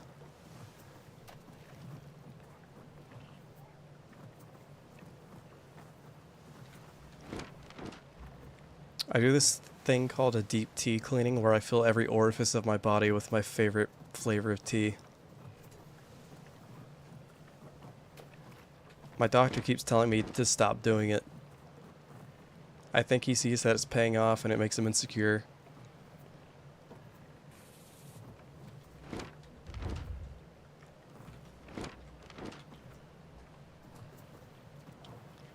My favorite kind of tea, it changes based on the week, honestly. I try so many. I love tea. I'm trying to think.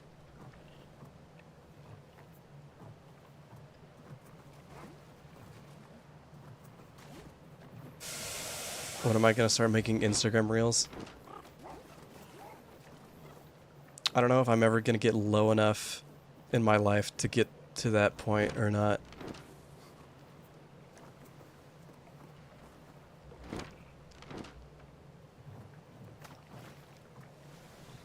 All my standards and principles would have to go down the drain to start making Instagram reels.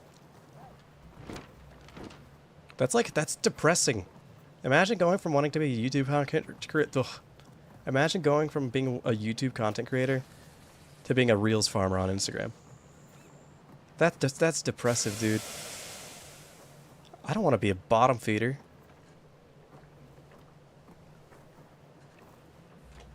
Yet another tar slick. Wow. I could make a lot of these. Yeah, it's kind of a cozy challenge. I think Shipwrecked is just cozy. I think everything is kind of returned. It's kind of balanced out with everything killing each other. It's kind of returned a bit to normalcy. I say as I look on the map and see this absolutely horrid abomination of an island. Lord.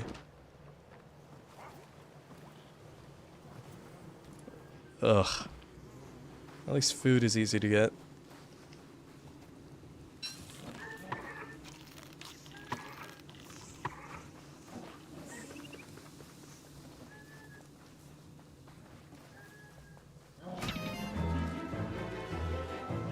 Why are you so fast? Are you just gonna keep... Alright. That's how it is, isn't it? I'm killing your child too. There. You wanna act all defensive?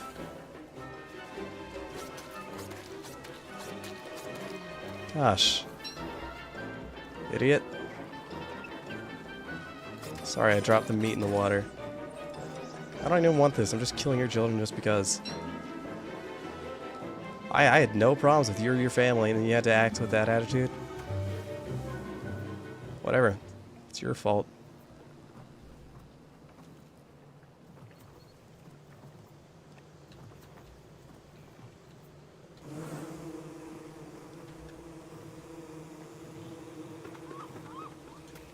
Where's that guy going?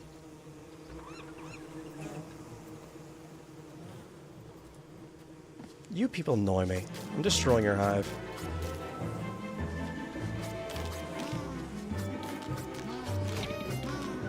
Huh?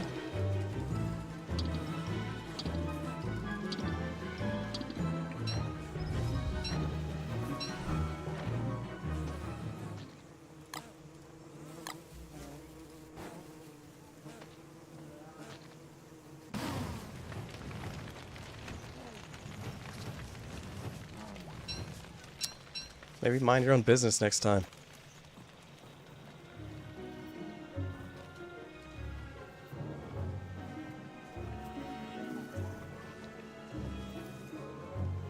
It's alright, I just had to take care of that.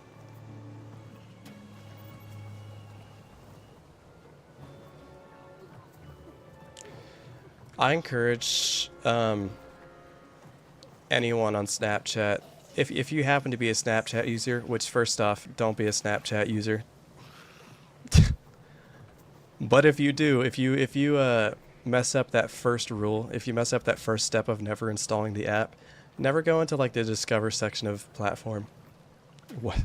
Never go into the first section of Snapchat. It's awful. It is the most like. Well, first off, it's a complete like cesspool. It has like content that should not be readily readily available to be viewed by the age group that is primarily using the platform. That's so much meat. It's just, it's awful. It's awful content on the front page of Snapchat. It doesn't, there's no way any, like, human actually watches that stuff. It's like, influencers that post, like, 50 stories a day because they get, like, paid by people to post ads between their stories. It's like David Dobrik, which I hate him verily. Sorry, David Dobrik fans. I really don't like the guy. He posts, like, I think he gets, like, thousands of dollars just posting, like, pictures throughout the day of just his life with, like, ads in between.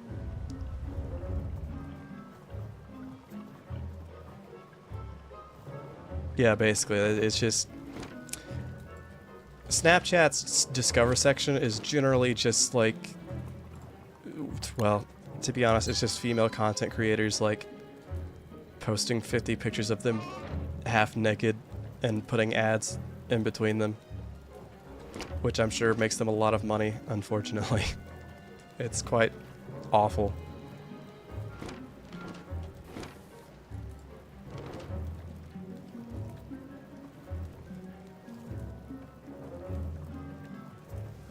Which is terrible, because once again, Snapchat's largest, like, user base is children and minors. Luckily, no one ever talks about it or cares for some reason, so...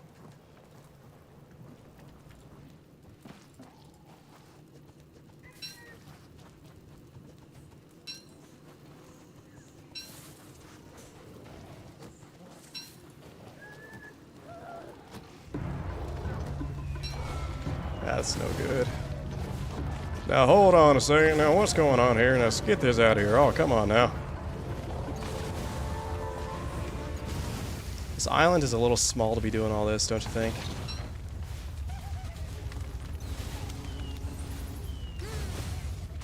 Oh, I just heard a bee get hit by a rock.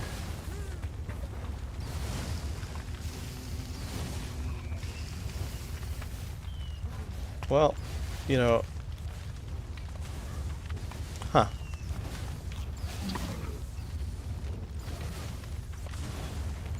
Well, I think this is overall going to be an improvement to the island.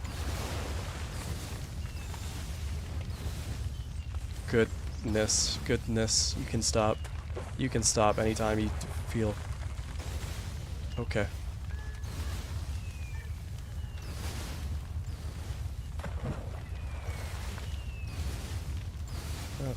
Good night, Rut.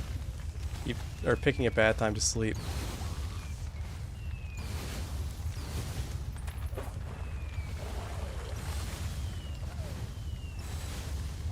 So how's everyone doing?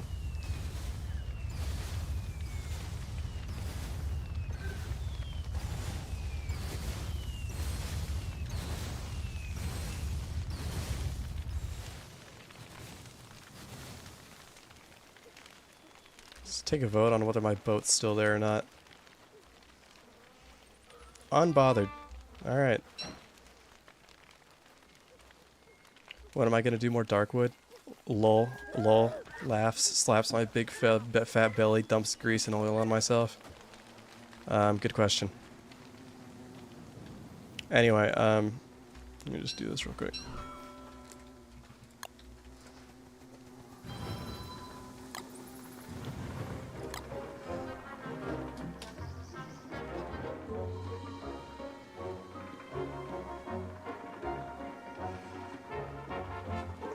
They are not. I can assure you they are not personalized. That's not the only thing I see.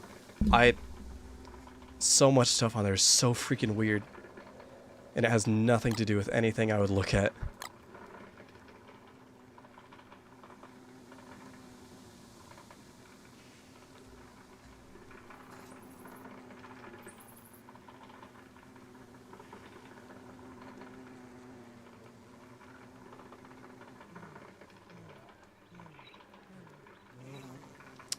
Satisfying beard cut. Awesome.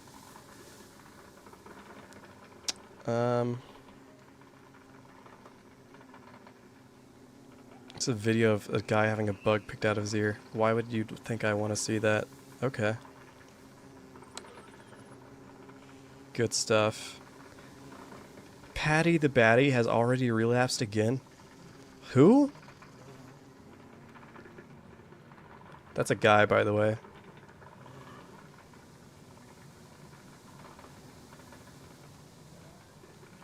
Oh my gosh, these videos are indecipherable.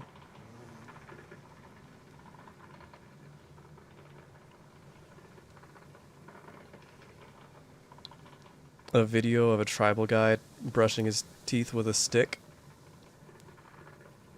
Awesome.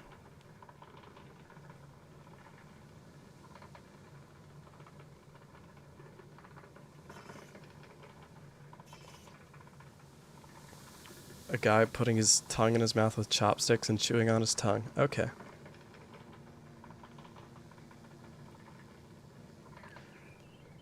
Sam Sulek's Young Unreal Genetics. I love this content. It is so good for my brain.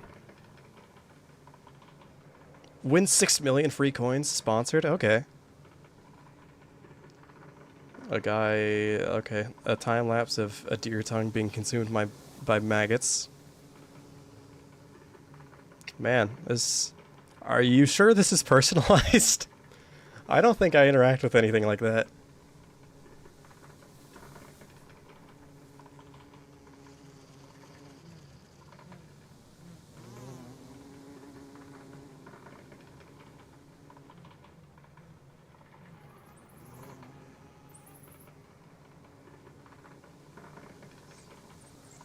Grim, Wilson, your beard is back. Take that off. Idiot.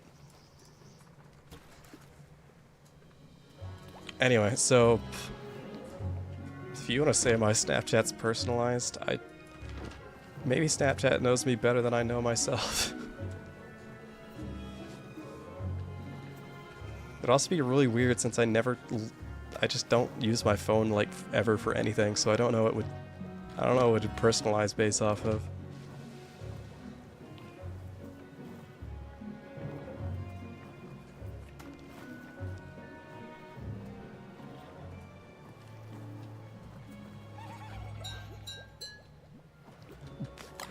What? 20 units of rot floating on the water? Okay.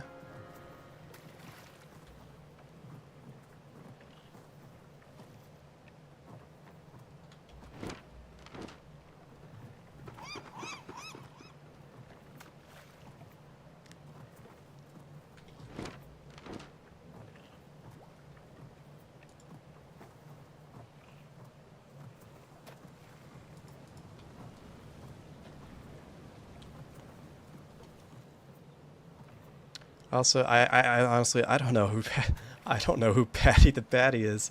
I guess I'm not part of that online community.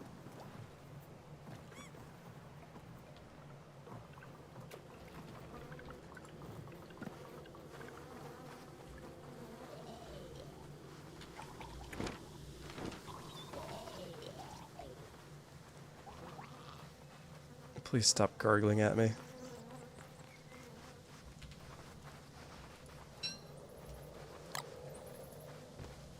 All right. Well, is this it? Is this the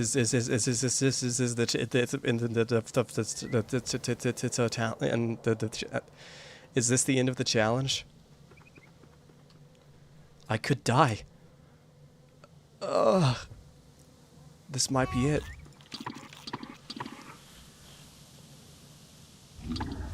Never mind. It's still dry. Oh Lord, it's not the end of the challenge. Quick, eat the butterfly. Eat him. Eat him now. Come back.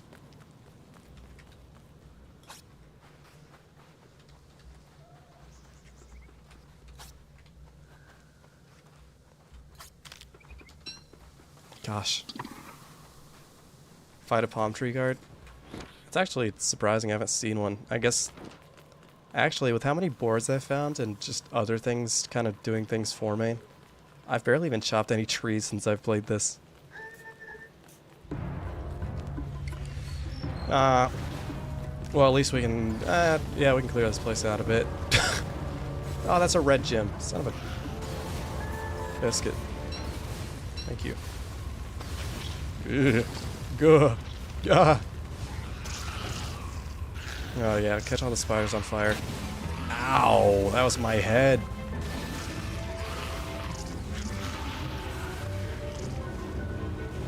Good thing I was wearing a football helmet. We might have just lost the challenge. Haha.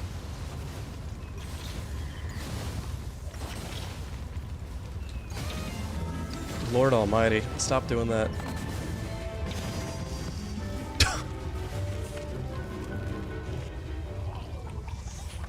What a way to go. It's still going on?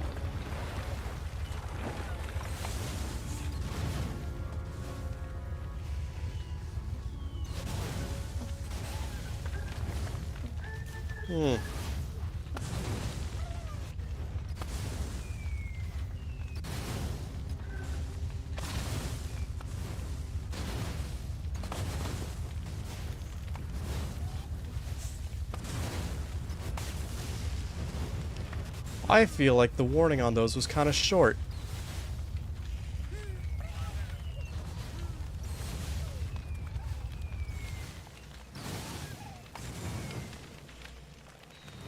Well.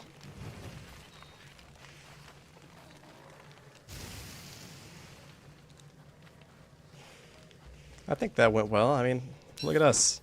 We're doing just fine.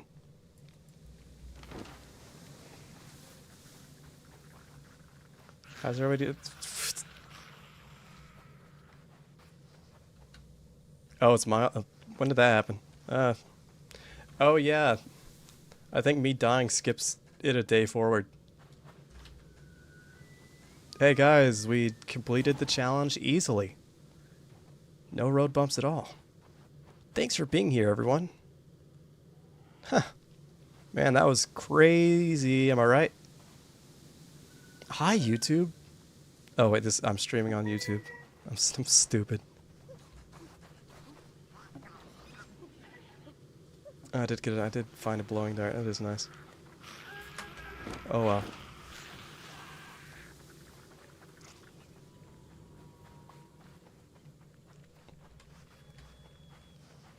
Oh, good bundling lap. Bundling lap.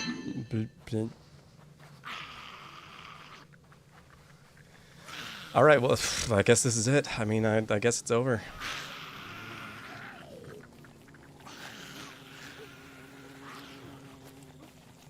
I think on the YouTube video, I'm just gonna have it cut whenever I get hit by the meteor and die.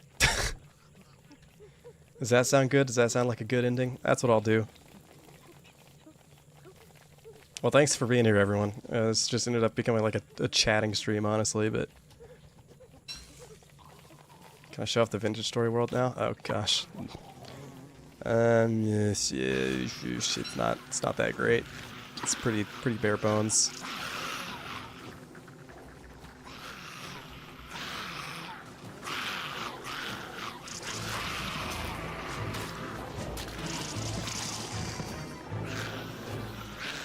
Alright, I'll show you, like, a split second.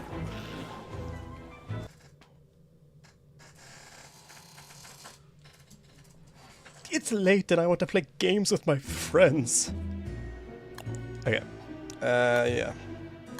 I'll load this up real quick. Vintage Story.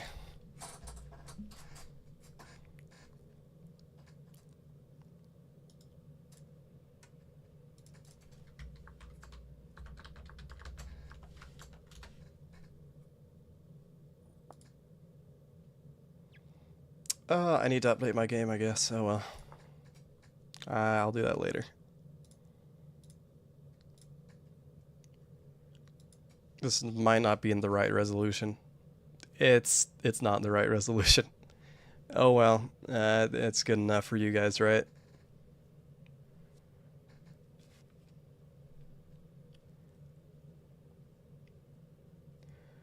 Yeah, I am actually not friends. I'm not actually a personal friend of all my viewers.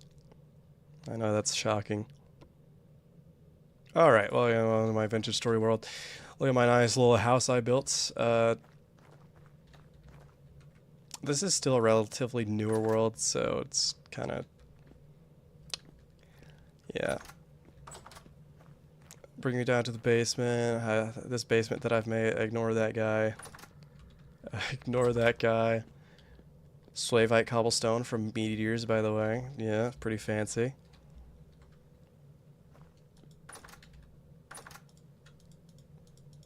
Dude. Got a little garden over here. We can take you on my bee area. Got halite in my inventory. Just welcome. I'm gonna be at my beehives. Working on it. And look over here. I've even got where's my bug? I have 12.6 liters of honey. I've actually gotten quite a bit of honey. A bunch of ingots or whatever. My peat brick tower that I made for fun. Our really quickly thrown together windmill. And look at this. Look at this. We have steel making in here as we speak. Yep. And I've got all my meteoric iron tools. Because we have so much meteoric iron, we legitimately don't know what to do with it. 41 iron bloom, yeah. Yeah, I have 64 meteoric iron pieces. Sorry. 105 meteoric iron pieces, and I could probably go get more.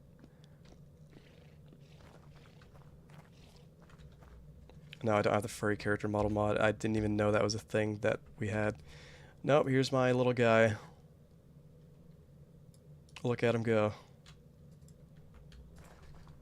Anyway, yeah, it's pretty good. We really haven't.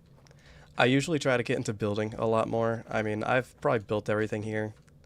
But trust me, I'm way better at building than what I've built would imply. I built this little area, but once I build a house, I'll really lock in. And we have my ram farm. And my pig farm. This sow is pregnant. I think this ewe over here is also pregnant. Yes. Good. Anyway, yeah, here it is. There it is.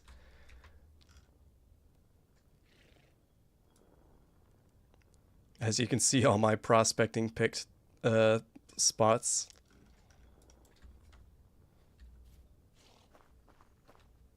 Type in not Minecraft.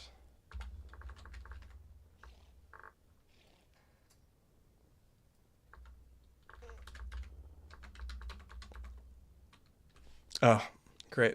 No, this is not Minecraft. Awesome. You had a 7-year friendship in from this game. I'm not even going to ask the context of that. You might give it to me against my will, though. So, guess that's up to you.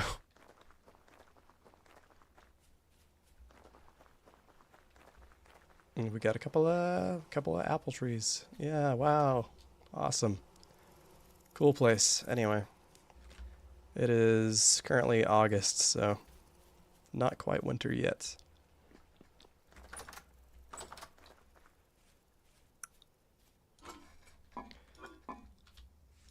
I've thought about doing more streams that are literally just me hanging out and maybe not even making them into videos. Yeah, you can tell my bee farm's kind of paid off. That's a lot of beeswax. Wow. And it's also I can make cheese. Or candles and lanterns. I mean, there's that too, but it's whatever. Yeah, well.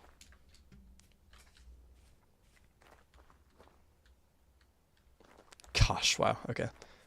Goodness gracious.